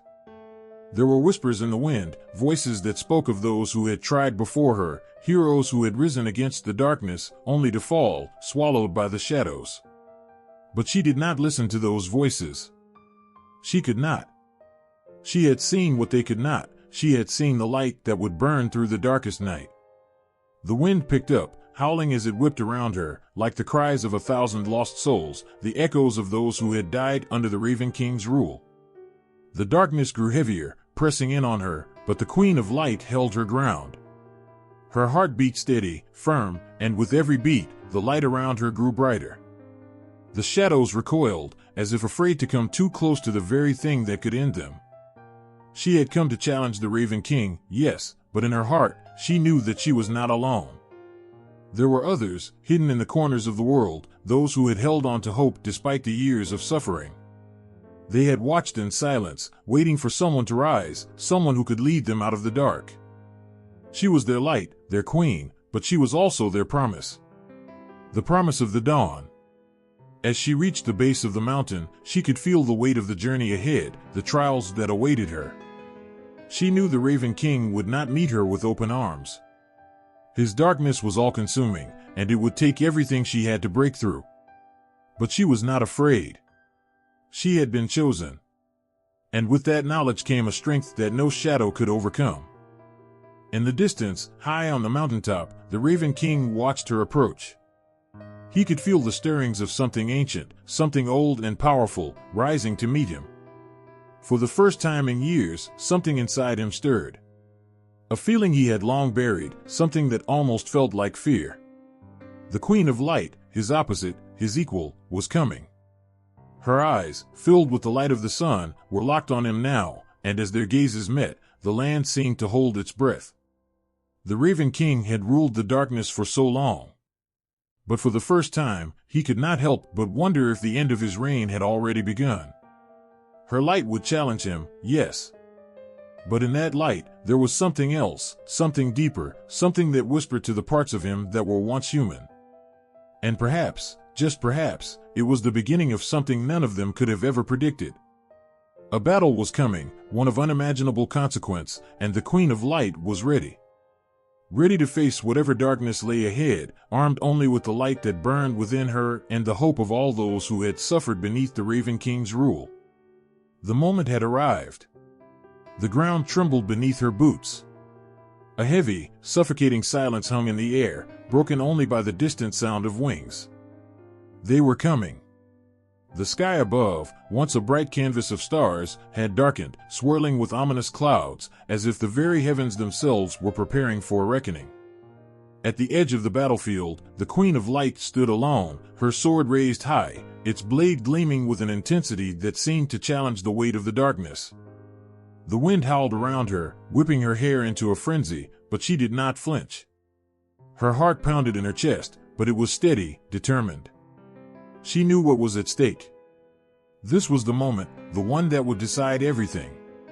Across from her, the Raven King watched with an expression that was neither joy nor fear, but something colder, something older.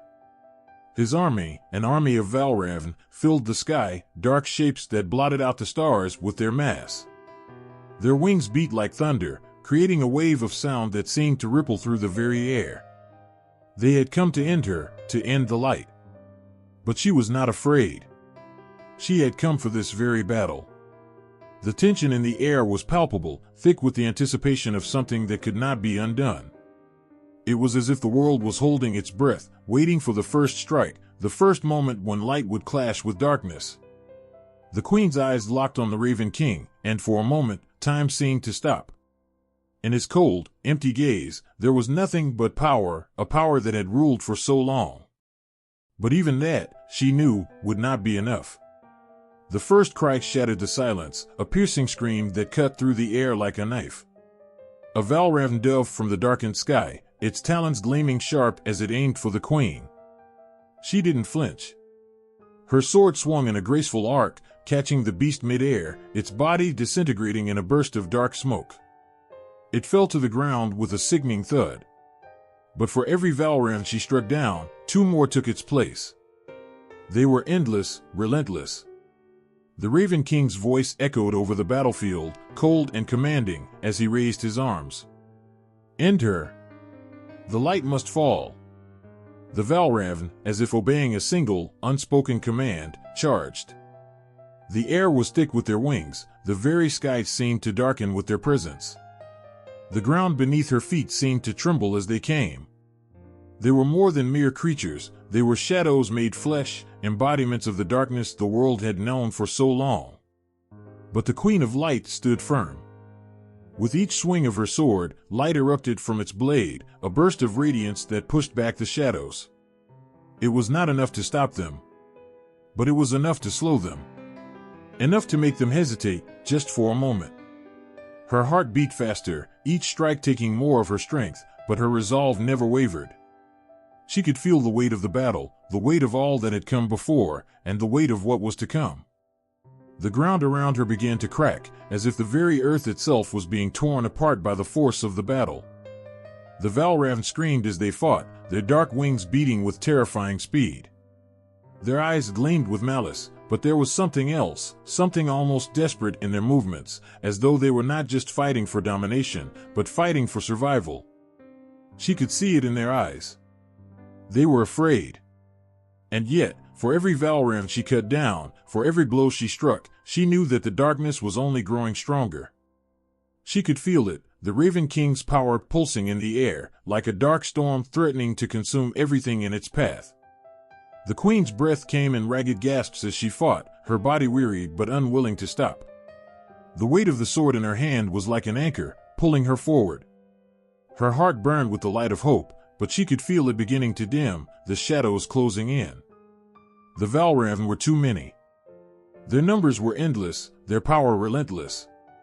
And yet, the Queen of Light stood her ground, knowing that even in the face of overwhelming darkness, she had one weapon left, the strength of her will.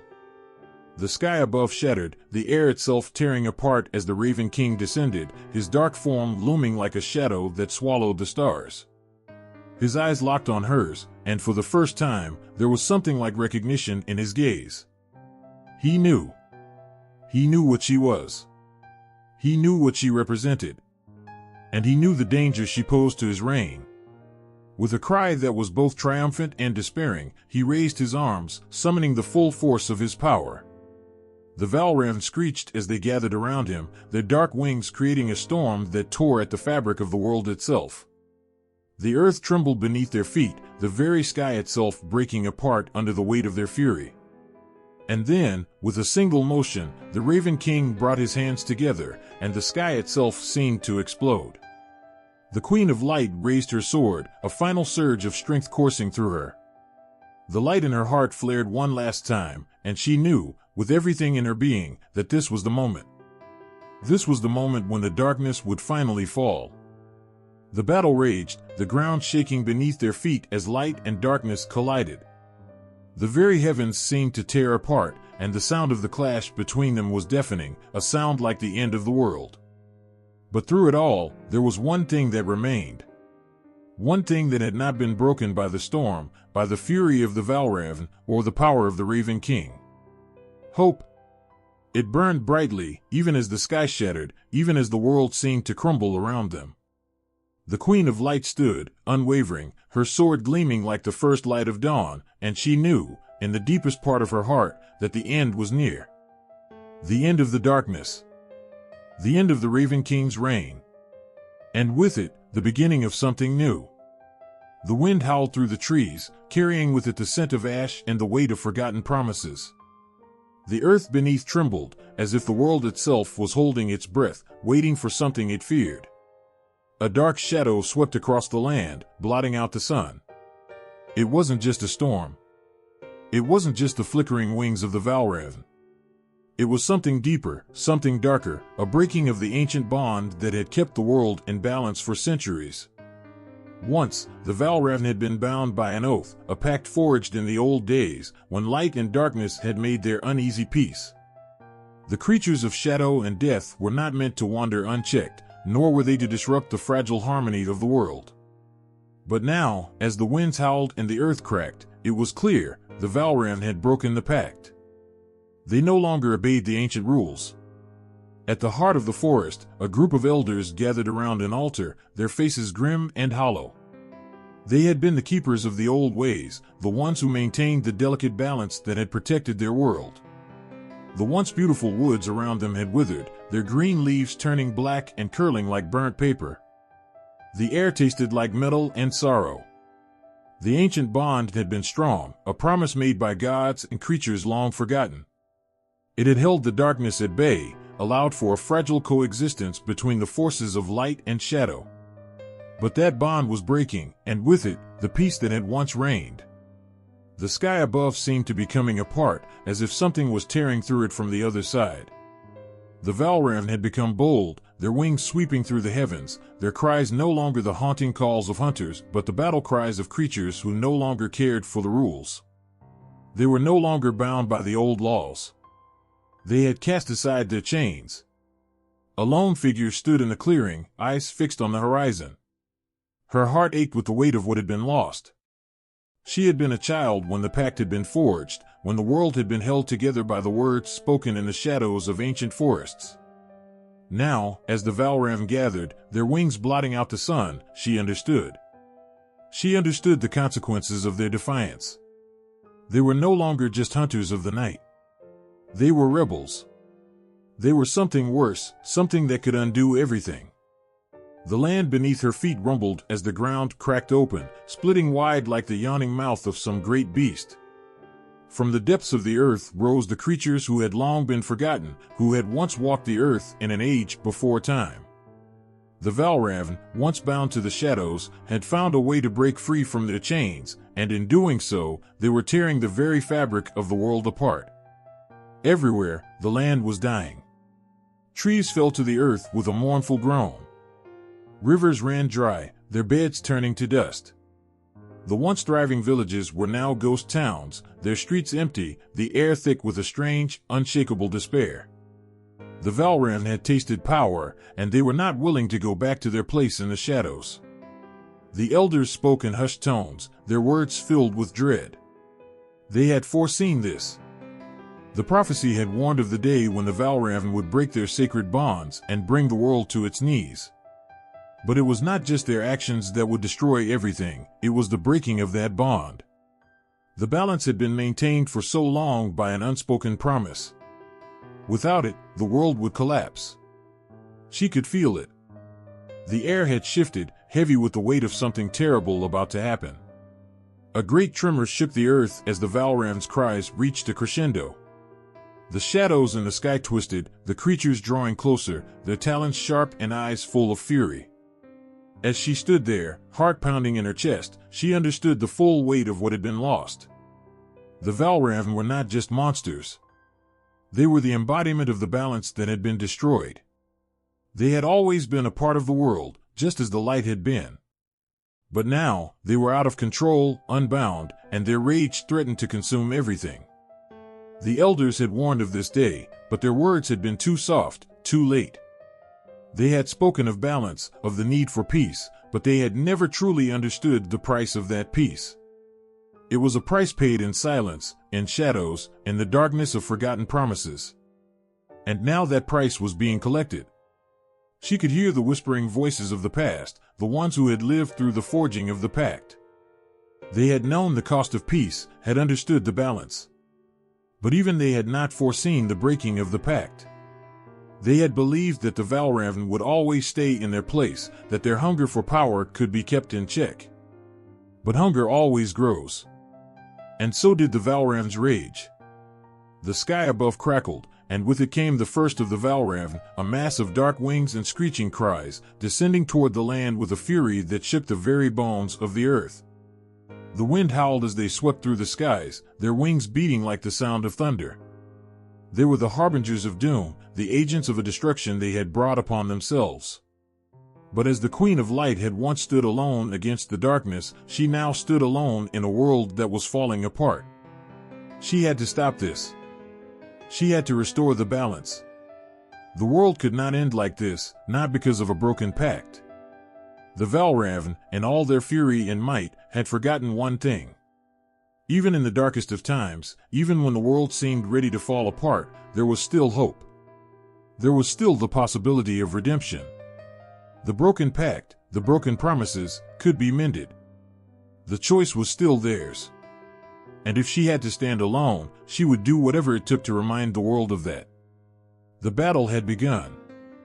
The wind was still, a heavy silence hung in the air as the world seemed to hold its breath. The sun, once a fierce and vibrant light, now barely touched the horizon, casting long shadows across the forest. A single figure stood at the edge of a vast, forgotten land. It was a Valravn. Alone. The world trembled with the weight of what this creature had come to do. Its wings, once a symbol of terror, now hung limply at its sides. The sharp, black feathers seemed to glow faintly in the twilight, but there was something different about them now. The usual predatory gleam in its eyes was gone, replaced with a weariness, a sadness that weighed heavy on its soul. This Valravn was not like the others. It was not here to hunt, to feed, or to bring death. No, it had made a decision. A decision to defy everything it had known, everything it had been cursed to do. It had once been human, a person with dreams, with a life. But the curse had taken that away, leaving behind only a hollow shell bound to the darkness, a being of hunger and rage. It had long accepted its fate, living in the shadows, a creature of death. But now, something had shifted.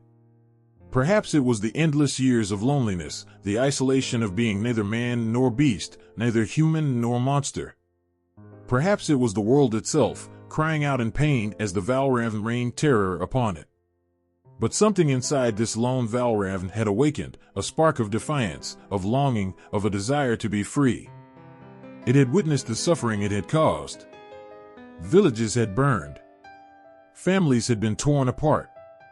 The people had cried out, not knowing what to do, not knowing how to stop the nightmare that had come for them. The Valravn, in all its power, had once been a force of destruction, unstoppable, feared.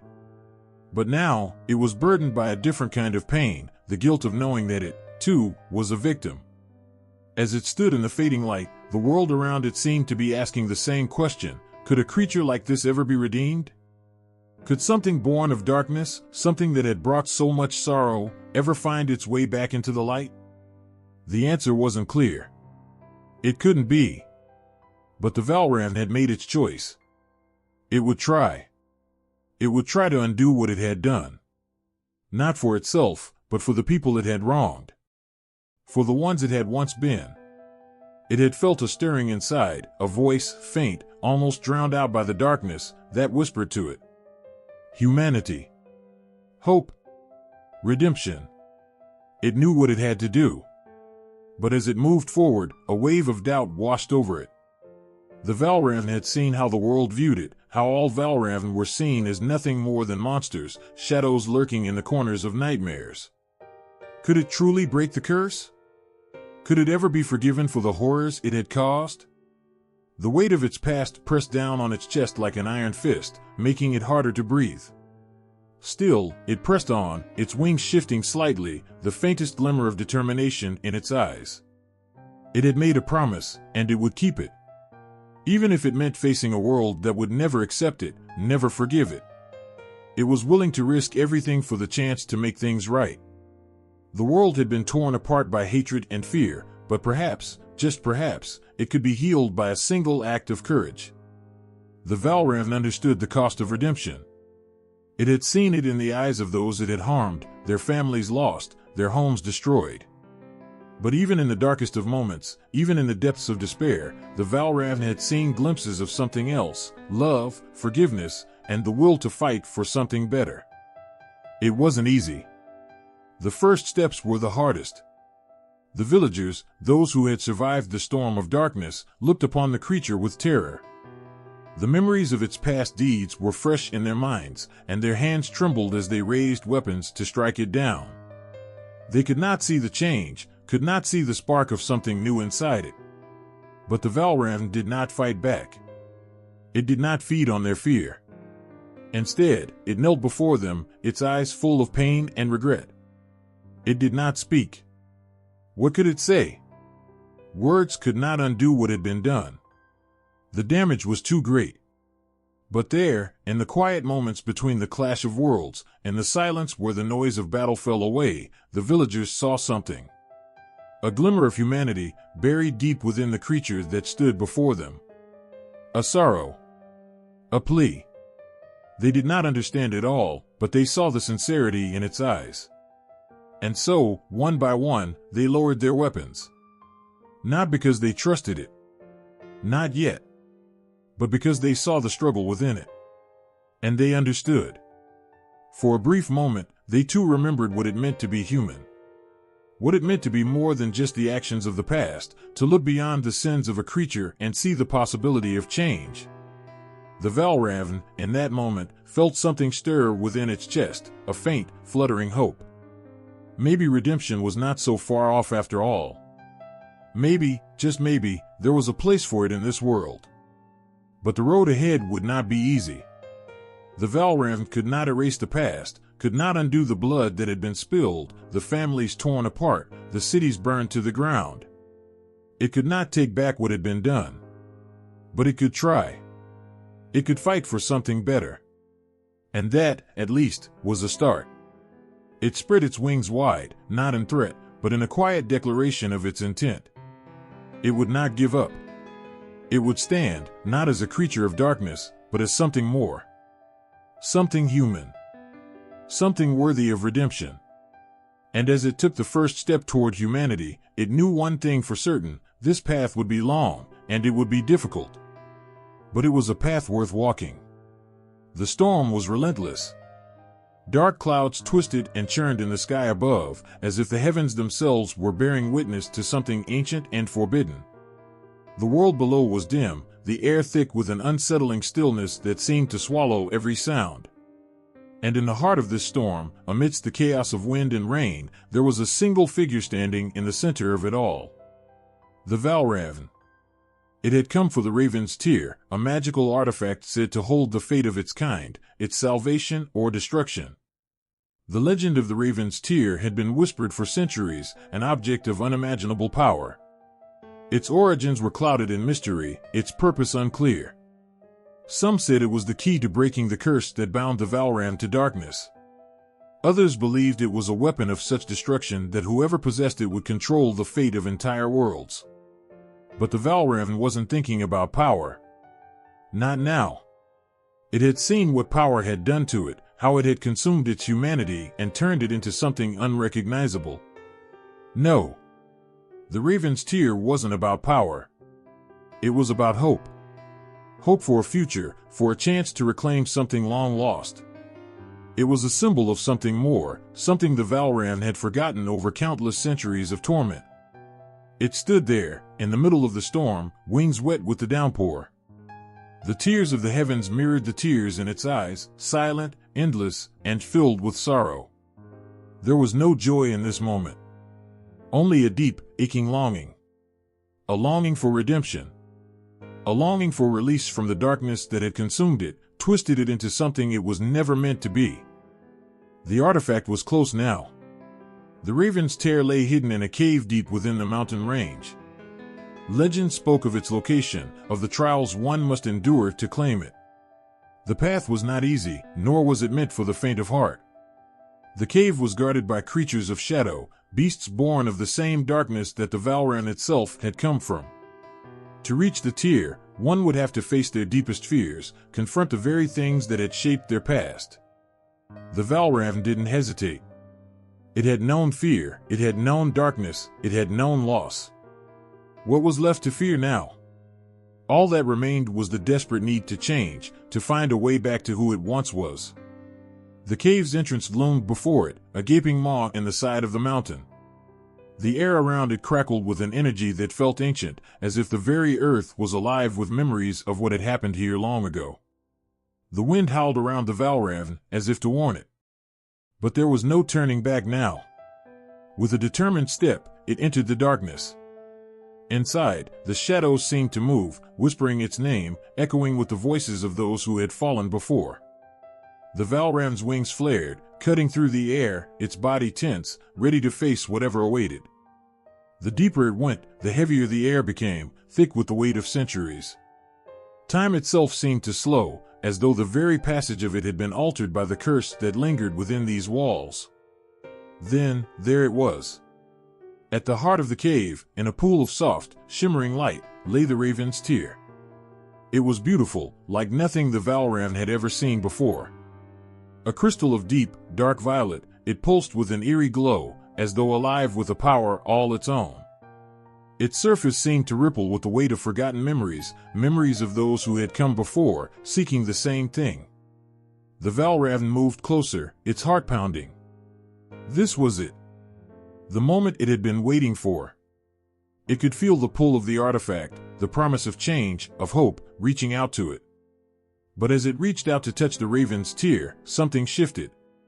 The ground trembled beneath its feet, and a deep, bone-chilling voice filled the cave. "You seek to undo what has been done, creature of darkness?" The voice was cold, ancient, and filled with an indescribable sorrow. "Do you truly think the raven's tear will grant you the freedom you desire?" The Valravn froze. It had known fear before, but never like this. The shadows seemed to close in around it, and for a moment, it wondered if it had made a terrible mistake. "I have nothing left," the Valravn whispered, its voice barely audible above the storm outside. "Nothing but the hope that this can end. That I can end." The voice laughed, but it was not a sound of malice. It was the sound of something far older, something that had seen the rise and fall of countless lives, and countless mistakes. "You have forgotten, then. The curse that binds you is not so easily broken. It is woven into the very fabric of who you are." The Valravn's wings trembled. "Then what choice do I have?" it cried, frustration rising in its chest. "I have lived for so long in this nightmare. If the raven's tear cannot help me, then what is left?" For a long moment, there was silence. The shadows seemed to retreat, and the cave was still once more. Then, the voice spoke again, softer this time, almost like a whisper. "The raven's tear does not grant freedom by erasing the past," it said. "It grants freedom by allowing you to see it, to confront it. Only then can you decide if you are bound by it, or if you are stronger than the curse you carry." The Valravn paused, its hand hovering just above the tear. It felt a flicker of understanding deep inside. This wasn't about escaping the past. This was about facing it. It was about accepting what it had become, and finding the strength to move forward, to break the cycle of violence and despair. Slowly, the Valravn lowered its hand, touching the raven's tear. The moment its fingers made contact, a flood of images poured into its mind, visions of its past life, of the human it once was, of the choices it had made, and of the curse that had followed. But with those images came something else, something new. A sense of understanding. Of acceptance. The raven's tear was not just an artifact of power. It was a mirror, showing the Valravn what it had become, and what it could still be. And in that moment, the Valravn made its choice. It could not undo the past, but it could choose to let go of the darkness. It could choose to face the future, not as a creature of destruction, but as something more. Something capable of change. As the raven's tear pulsed in its hand, the storm outside began to subside. The air lightened, and for the first time in centuries, the Valravn felt something new, a sliver of hope. The world was quiet that night, the kind of quiet that settled deep into your bones, pressing in with a weight that was impossible to shake. The wind whispered through the trees, but no other sound dared disturb the stillness. In the distance, the moon hung low, casting a pale, silvery light over the land. Beneath it, a figure moved. A figure that seemed more shadow than flesh, more myth than reality. It was a Valravn. It had been centuries since the Valravn had known love, since it had even considered the idea of love. It had been consumed by the curse, a creature of darkness with a heart that no longer beat for anything other than the hunt. It was a thing of nightmares, and it had accepted that. But tonight was different. Tonight, its heart stirred with something it had long forgotten. Tonight, it found something that threatened everything it had ever known. It had seen her from afar. She was mortal, fragile, and fleeting, like the softest breeze that could be blown away in an instant. She had no idea what it was. She couldn't have. To her, the Valravn was just a shadow in the night, a fleeting glance, a whisper in the wind. But for the Valravn, she was everything. She was the reason its heart had begun to feel again. The first time their paths crossed, it had been by accident. The Valravn had been hunting in the woods, its dark wings cutting through the air with practiced ease. But then, it had heard a sound, a soft, broken sob. Curious, it had followed the sound until it found her, a young woman, sitting on a rock, her face buried in her hands, her shoulders trembling with grief. The Valravn had paused, hidden in the shadows, watching her, listening to her cry. There was something raw in her sorrow, something that resonated deep within it. It wasn't just her tears, it was her pain, her loneliness. It reminded the Valravn of itself, of the darkness it carried, of the emptiness that had plagued it for centuries. And for the first time in a long while, the Valravn had felt a flicker of something it didn't understand. Compassion? Or was it something more? Was it the spark of something that had been buried beneath layers of sorrow and rage? Was it love? The days that followed were a blur. The Valravn couldn't stay away from her, though it knew it should. It watched her from the shadows, saw the way she smiled at the sunrise, the way she helped others without a second thought. It saw how she laughed with her friends, how she cared for every living thing around her. It was everything the Valravn had once been, before the curse, before the darkness. And with every passing moment, the Valravn's heart, its human heart, grew fainter, further away, as it became consumed by its feelings for her. But the Valravn knew the truth. It couldn't love her. Not really. It was too far gone, too broken. It was a creature of night, of death, of shadows. It had tasted too much blood to ever know the warmth of the sun again. It was a thing of nightmares. It had seen what its kind could do to the world. It had seen the destruction it could cause when it embraced its darkness fully. And yet, when she looked at it, when their eyes met for the first time, it didn't see the fear that should have been there. Instead, she looked at it with curiosity, with something softer, something human. She didn't see a monster. She saw a person. She saw him. The man it had once been. Her words were quiet, barely a whisper, but they cut through the Valravn's heart like a blade. Why do you hide? It didn't know how to answer her, how to explain that it wasn't hiding from her, but from itself. That the closer it came to her, the more it feared what it could become.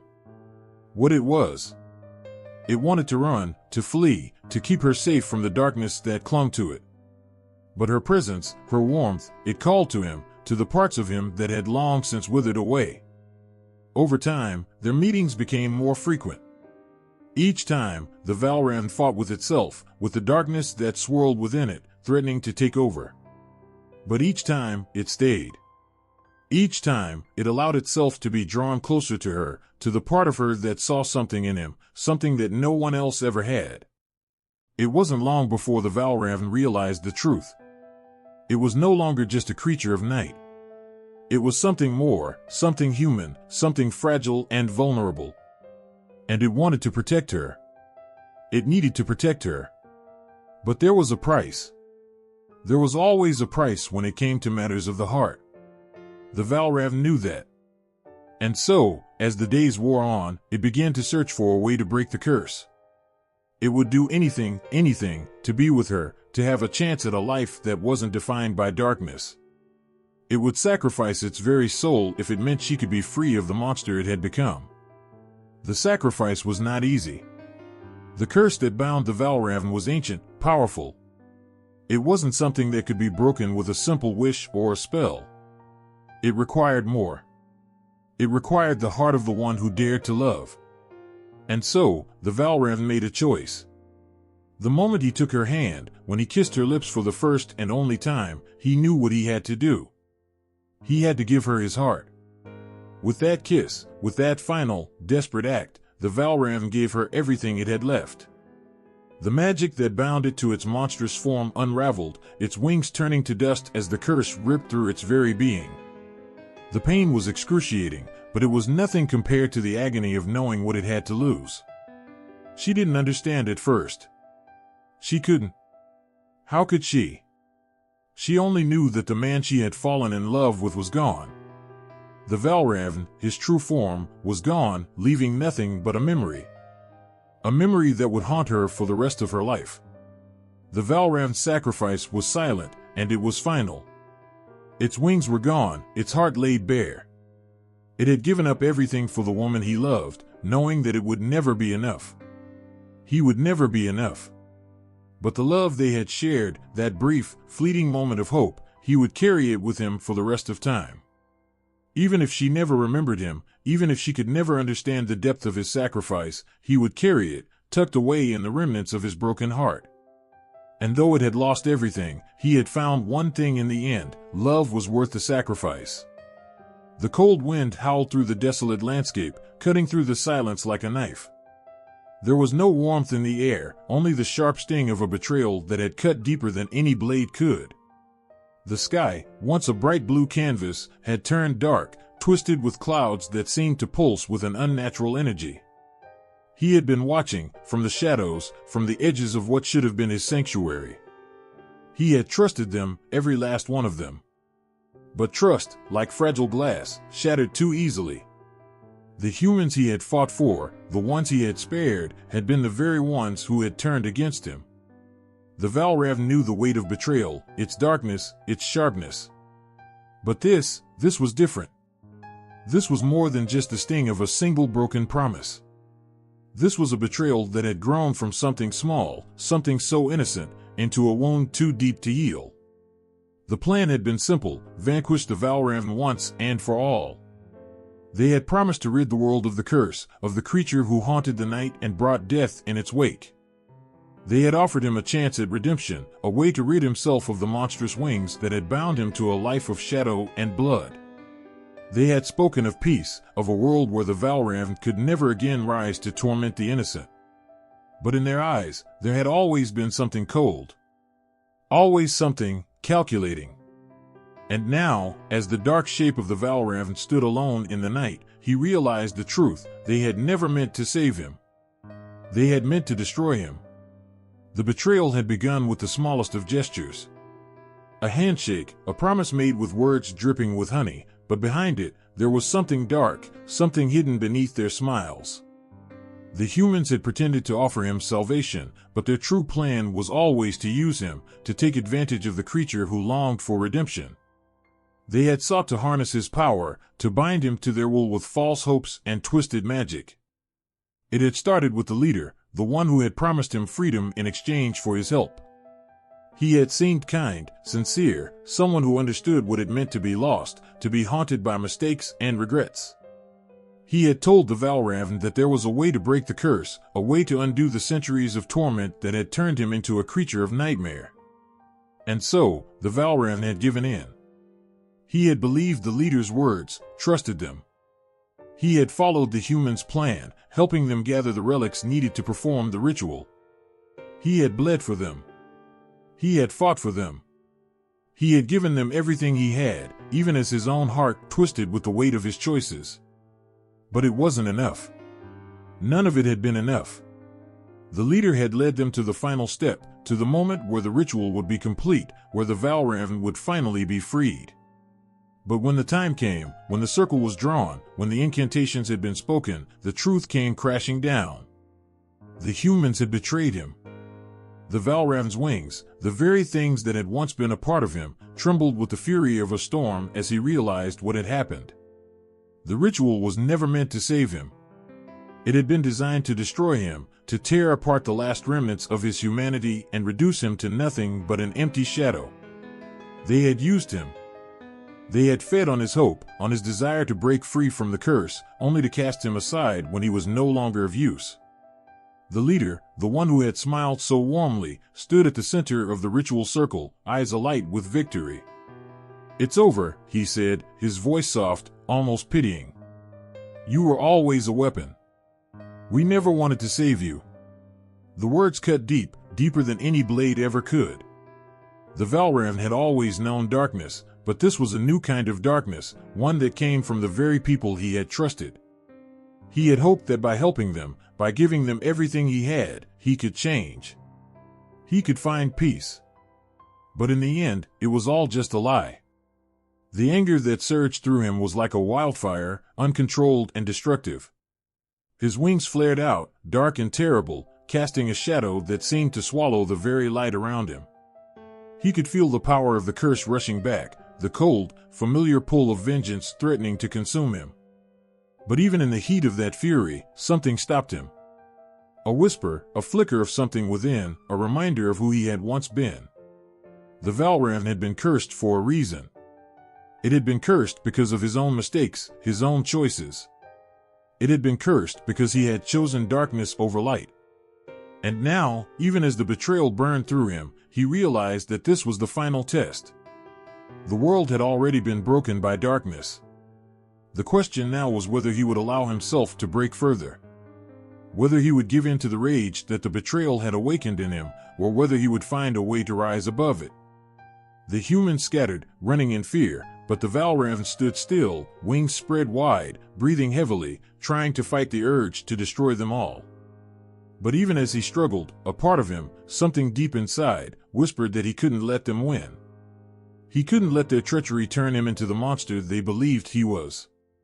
And so, with one final, painful breath, the Valravn turned away from the humans, from the leader who had betrayed him, and fled into the night. The wind howled behind him, carrying with it the weight of everything he had lost, everything he had given, everything he had sacrificed. But one thing remained, a tiny spark that refused to die, the hope that one day, he would find a way to break free. The sky was heavy with the weight of the coming storm, the air thick with an unspoken tension. The last Valravn stood alone, its wings stretched wide against the darkness, feathers glinting with an eerie light. The wind whispered through the trees, carrying with it the scent of earth and blood. Time had slowed to a crawl, the world around it holding its breath, waiting for what would come next. The Valravn had lived centuries under the curse, bound by chains of shadow and sorrow. It had known only rage, despair, and loss, yet within its chest beat the heart of something once human, something lost. Now, at the precipice of the end, it could feel the weight of its destiny, the final step in a journey that had begun long ago. The curse, once eternal, was drawing to a close. The time had come to face whatever lay at the end of this long, painful path. For so long, the Valravn had been a creature of vengeance, a shadow born from sorrow, seeking only to escape the torment of its existence. But now, as the night stretched on, there was a strange stillness in its soul. The anger that had once consumed it had faded, replaced by an overwhelming sense of resignation. It had tried everything, tried to fight the curse, tried to find redemption, tried to change its fate. But in the end, the curse had been stronger, pulling it further into the abyss. The world around it seemed to shrink, the vast expanse of the night sky closing in. The moon, full and bright, bathed the land in a pale light that made the Valravn's wings seem almost fragile, despite their power. The wings that had once struck terror into the hearts of those who saw them now seemed like a reflection of its own soul, tattered, broken, but still holding on. The Valravn had been born of darkness, its heart twisted and sharp like a blade, but it had known love once, in another life. It had known joy, hope, and the warmth of human connection. That was before the curse, before it had been transformed into something unrecognizable, something feared and hated. And yet, as it stood there on the precipice of its fate, it could almost feel the echoes of its past self, a ghost of what it had been. A single tear, as dark as the night itself, slipped from the Valravn's eye and fell to the earth below. The curse had shaped it into something monstrous, but the creature that stood before the world now was not just the result of that curse. It was a reflection of the choices made, the mistakes that had led it to this moment. It had been given a chance for redemption, and yet, it had never truly understood what that redemption meant. Could it ever truly be free? Could it ever truly escape the darkness that clung to it, or had it been too far gone to find peace? As the wind picked up, the Valravn took one final, deep breath. It could hear the distant cries of the past, the screams of those it had lost, the voices of those it had wronged. But there was something else now, something soft and fleeting, like the first rays of dawn breaking through the dark clouds. A sense of calm washed over it, like the weight of centuries of torment was finally beginning to lift. But it was not a peaceful calm. It was a reckoning. The time had come. The Valravn spread its wings wide, feeling the air rush against them. The familiar power surged within its veins, but this time, it was different. This time, it wasn't anger that filled the space between each beat of its wings. It was understanding. Understanding that it had done everything it could, that it had tried to break the chains that had held it for so long. Now, it was time to face the end, whatever that might be. The night seemed to respond to the Valravn's wings, the darkness pulsing in rhythm with its movements. The storm that had been gathering in the distance was now upon them, thunder crashing through the sky in a fury. The clouds swirled above, dark and ominous, as if the heavens themselves were watching, waiting for the conclusion to unfold. As the first raindrops began to fall, the Valravn took flight, soaring higher into the tempest.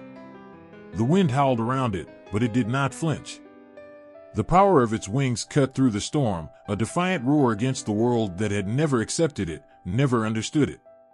The creature that had been born of vengeance now flew toward its destiny, whether it was death or salvation. In the distance, the silhouette of a figure appeared on the horizon. A human. One who had been part of the Valravn's long history, someone who had both fought against it and, in the end, had sought to understand it. The figure stood at the edge of the world, waiting for the Valravn to come. This was the moment of truth, the moment where everything would be decided. The end was near. The Valravn's heart pounded in its chest, its wings beating faster, harder, the storm now at its peak. But it didn't falter. It had no more time for fear. It had no more time for regret. Whatever it was that lay beyond the storm, it had to face it now. No longer could it hide from its past, from the curse, or from the choices it had made. It had tried to run, tried to escape. But now, there was no turning back. The Valravn's eyes locked onto the figure standing alone in the storm, their face illuminated by the flashes of lightning.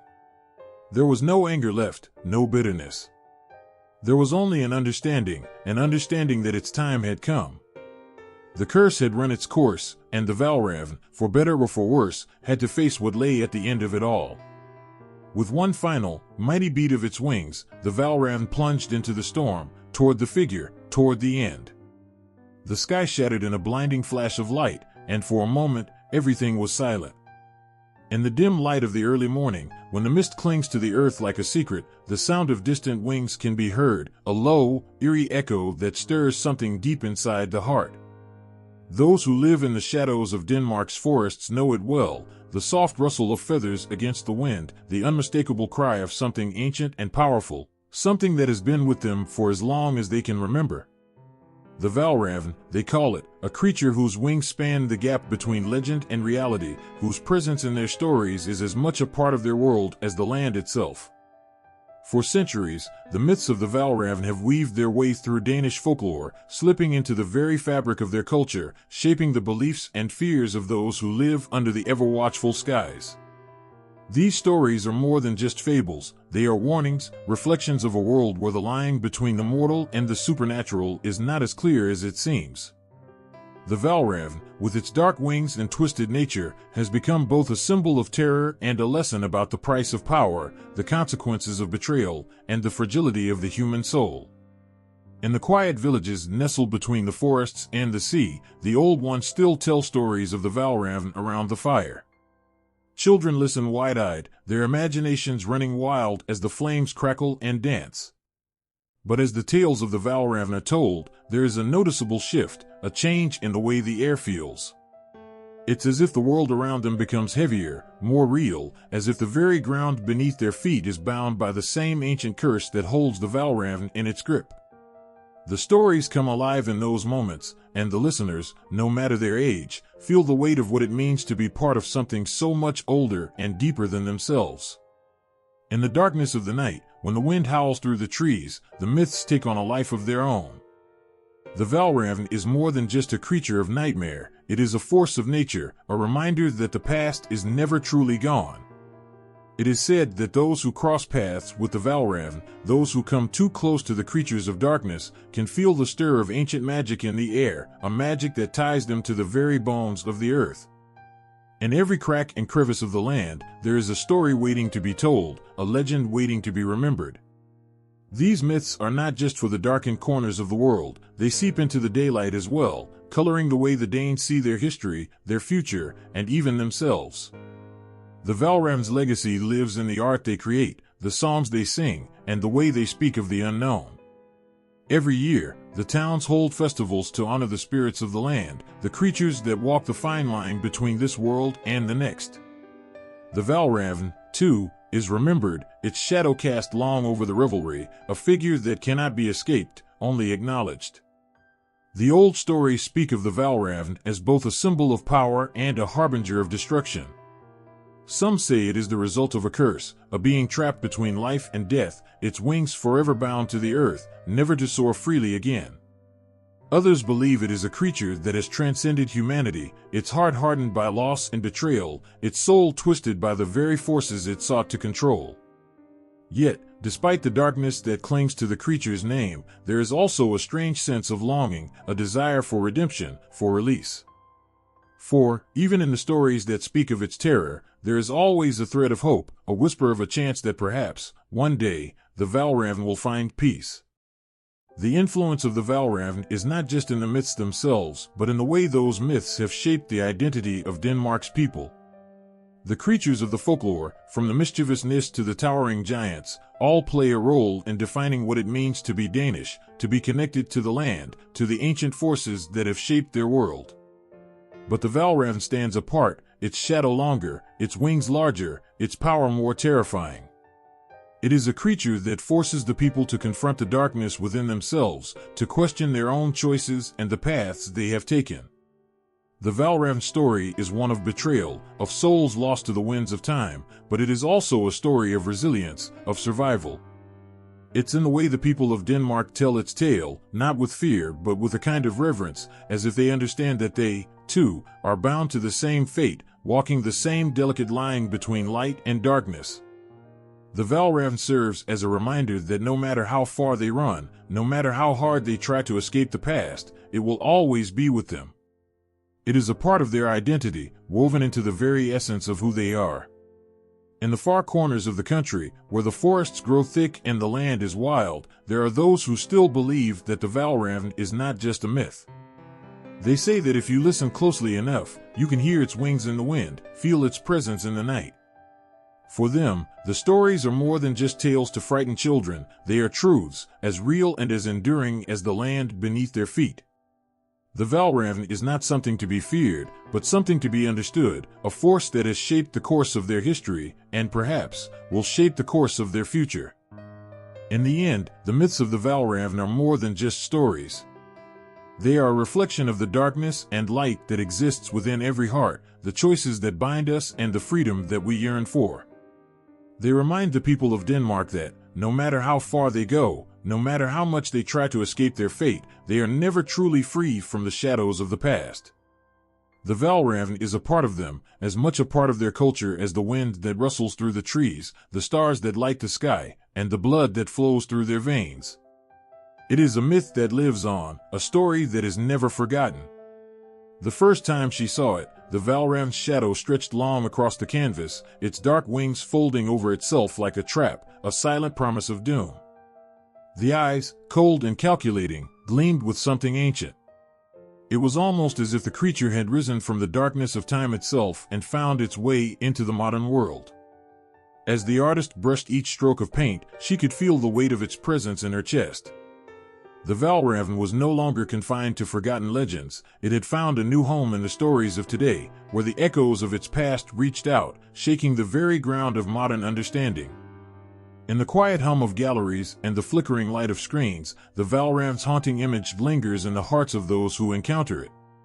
The beast, once bound by centuries of myth and legend, now whispers through the pages of books, the frames of paintings, and the lines of poetry, stretching the boundaries of its own existence. It's no longer just a creature of darkness, it's something more. The Valravn has become a symbol, a mirror, reflecting the fears and desires of a world that has long forgotten its roots. In the hands of today's writers and artists, the Valravn has morphed, evolved. The legends are no longer only about curses and ancient rituals, they now speak of betrayal in the face of power, the struggle for freedom against an unforgiving fate. The creature once feared and misunderstood is now seen through a different lens. Some tell the story of the Valravn's curse as one of redemption, where the creature, bound to its form by loss and sorrow, seeks release. Others portray it as a symbol of defiance, a reflection of the darkness within us all, a force that refuses to be controlled. In a modern retelling, a Valravn might no longer simply seek vengeance or lurk in the shadows of forgotten forests. It could be a character driven by the same desires that bind all of humanity: love, loss, and the need for purpose. Its wings, once symbols of terror, now seem to carry a burden too heavy for even its supernatural strength. The weight of the creature's existence, so intricately tied to betrayal and suffering, echoes through the pages of books and across the screens of films.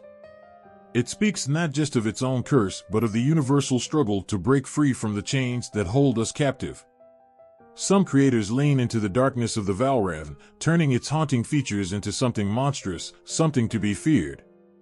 But even in their most terrifying depictions, the Valravn remains an enigma, beautiful and tragic, torn between its human past and its present form. It is the ultimate embodiment of a creature caught between worlds, struggling to belong to neither. There's a quiet sorrow in its very presence, a kind of loneliness that resonates with anyone who has ever felt out of place, as if the Valravn is not just a being but a reflection of our own brokenness. Through modern interpretations, the Valravn comes to life not just as a terrifying figure but as an exploration of human emotions, grief, rage, longing, and the desperate desire for connection. Writers paint it not just as a monster, but as a creature shaped by the same forces that shape us. It might hunt those who betrayed it, but in doing so, it mirrors our own need for revenge, for justice, for the reckoning of those who have wronged us. There is something tragic about the Valravn's pursuit of vengeance, a reminder that such paths rarely lead to peace.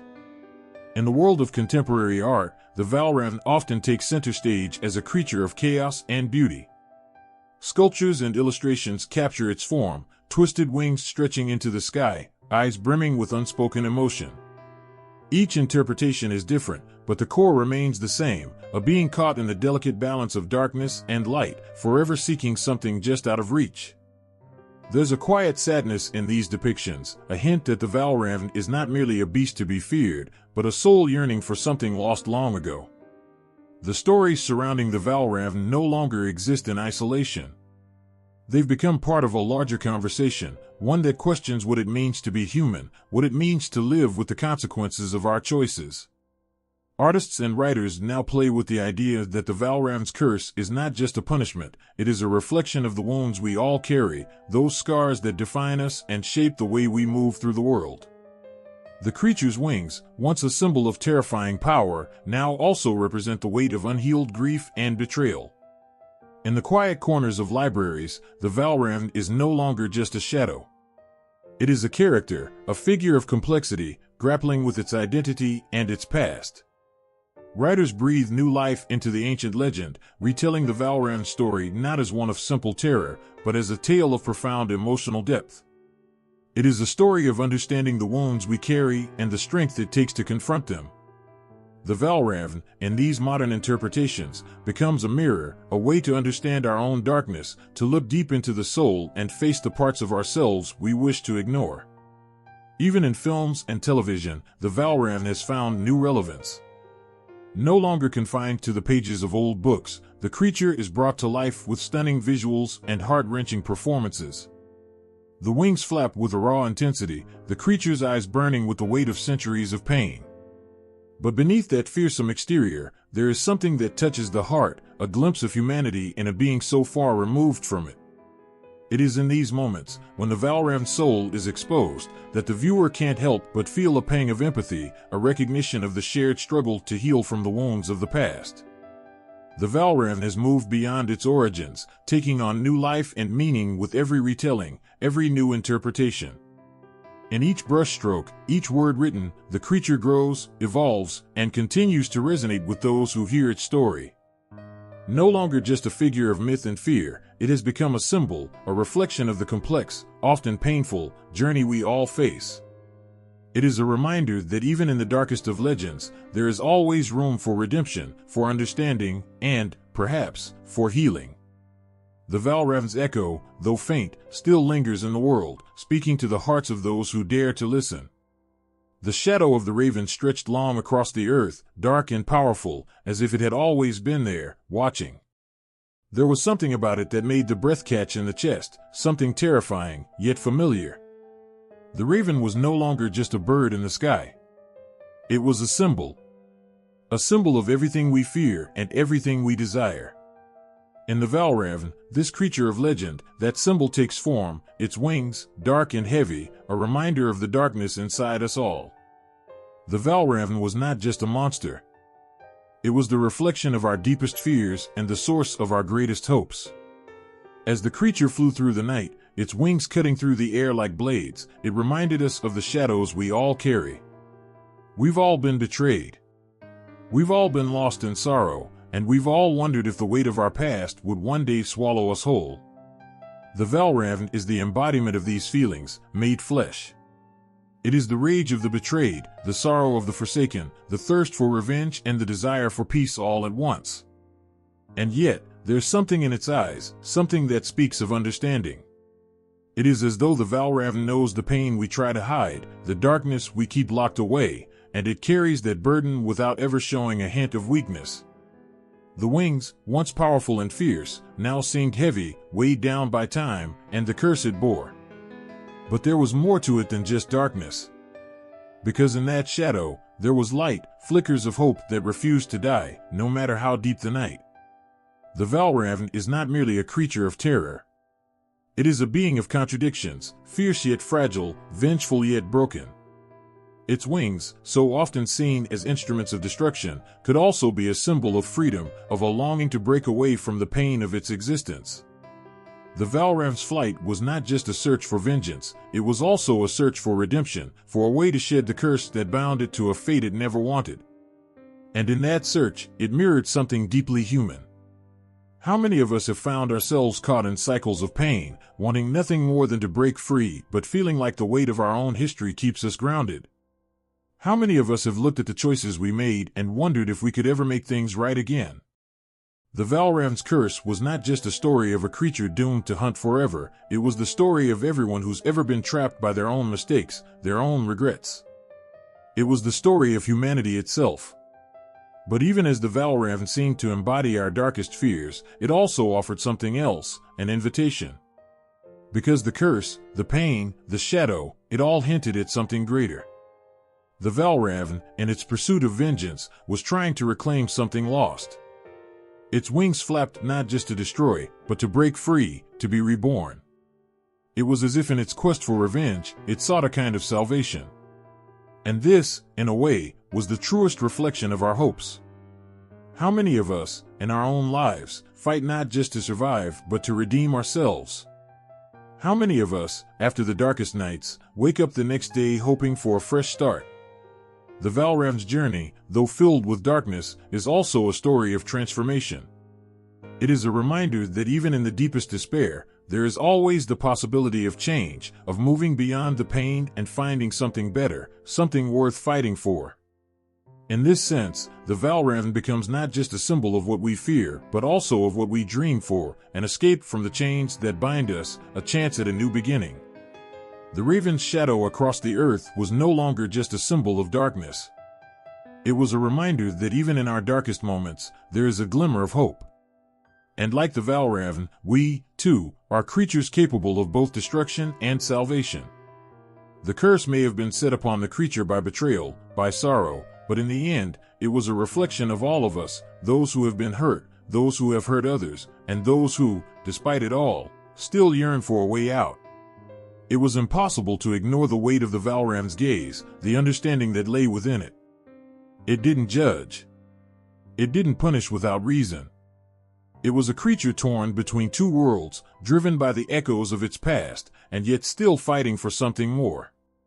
The Valravn knew that the darkness wasn't the end. That even the most broken things could find their way back to the light, if only they could be brave enough to try. There were moments, fleeting and quiet, when the creature would stop mid-flight, its wings pausing in the air, its eyes softening. In these moments, there was a fragility, a recognition of its own suffering.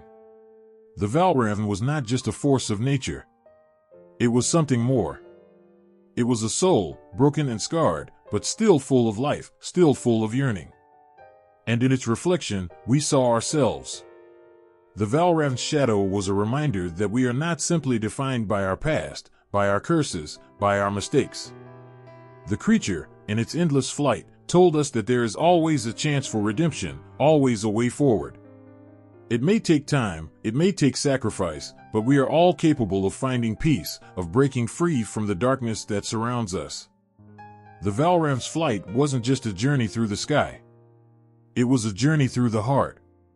And perhaps, just perhaps, that was the most haunting thing of all, that the creature, as dark and terrifying as it was, held within it the same longing that we all carry in our hearts, the desire to be free. The city was quiet that night, save for the distant hum of traffic and the occasional gust of wind that swept through the streets. But there was something else in the air, a palpable tension, a feeling that something was about to shift. On the rooftops, shadows stirred as if they had their own life, twisting and turning in the faint light of the moon. It was then that a single figure appeared against the darkened skyline, a silhouette with wings. They were not the wings of an ordinary bird, but vast and ominous, stretching far beyond what any human could comprehend. A Valravn, soaring through the modern city, its presence an eerie reminder of an ancient curse and an even older legend. No one saw it at first. It moved in the dark corners of the city, silently watching, its talons scraping against the forgotten edges of the world. Its wings, once symbols of torment and vengeance, now seemed to carry something else, a weight, a question, a longing. The people below walked unaware, immersed in their lives, trapped in their own fears, dreams, and struggles. They couldn't see the shadows watching over them. They couldn't feel the eyes of the Valravn following their every move. But it saw them. The Valravn saw everything. The city was different now, busy, loud, brash, but the same sorrow lingered in the hearts of its people. Everywhere you looked, there was something to break, something to hurt. People had moved on from the old myths, but in the silence of their souls, the same darkness gnawed at them. The same fears lingered. Betrayal. Sorrow.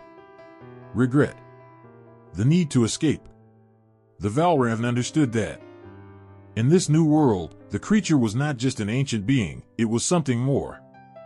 It was a reflection of everything that was wrong and everything that was right in the world today. The Valravn no longer hunted for vengeance alone. It wasn't just a beast driven by rage. No, it had become something else, something more complex. It had learned, in its long existence, that the battles weren't only in the physical world. There were battles fought in hearts, in minds, in the deepest corners of the human spirit. And that was where the Valravn now roamed. The people, though they could not see it, felt it. They felt the weight of something ancient and powerful, pressing against them. They felt the push and pull of forces they couldn't understand, the desires and fears inside them rising like a storm, never fully understood, never fully controlled. The Valravn was no longer a distant myth. It was now a part of them, a part of the world they had created, a reminder of what happens when the past refuses to stay buried. One evening, as the city dimmed its lights in preparation for sleep, a young woman stood at the edge of a high-rise building, staring out over the lights below. She felt an unease, an unfamiliar chill in the air. Something was wrong. There was a heaviness in the atmosphere, a weight pressing against her chest. She couldn't shake it. Her life had been hard lately, lost loves, broken dreams, missed opportunities, and in her heart, she wondered if there was any way out of the darkness. She longed for something to change, to break free from the chains of her own past. That's when she heard the wings. A sound like thunder, like the sky itself was splitting open. The woman turned, her heart racing. She saw nothing, but she felt it, the air stirring, something large, something ancient hovering in the shadows. Her breath caught in her throat as the shape began to materialize, a shadow in the sky, gliding over the rooftops. She couldn't make out its features, but she knew what it was. The wings were unmistakable. The Valravn. Her heart pounded, a mixture of fear and awe flooding her senses. She knew, in some deep part of her, that the Valravn had come for her. But why? She wasn't sure. Was it her pain? Her regrets? The mistakes she had made, the promises broken? Did the creature sense the same darkness in her heart? For a long moment, the woman stood frozen, the wind howling around her, before the shadowed figure came closer. The Valravn hovered just out of reach, its wings beating in the night air like the pulse of the earth itself. And then, without warning, it spoke, not in words, but in feelings, in memories, in fragments of her own soul. The message was clear, though the creature's voice never sounded aloud. You are not alone. You are not the only one who suffers. You are not the only one who dreams. The darkness is not your end. It is your beginning.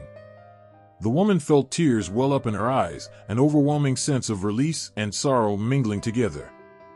The Valravn wasn't just a symbol of fear or rage, it was something deeper. It was a reflection of everything the world had become. And yet, as much as it represented the weight of the past, it also held the possibility of something new. The Valravn had come not to destroy, but to remind. To remind her that the darkness could be confronted, that the pain she carried was not a sentence, but a part of the larger story. The Valravn's flight across the modern world was not a chase for vengeance. It was a message, one that echoed through the streets and buildings, through the very fabric of human existence. It whispered that the curse could be lifted, that the cycle of pain, of betrayal, of regret, could be broken. Not through force or fury, but through acceptance and understanding. The Valravn, as much as it was a creature of darkness, had come to show the way forward. As the creature took flight again, disappearing into the night sky, the woman stood there, the chill fading. The weight that had burdened her chest lifted, if only for a moment.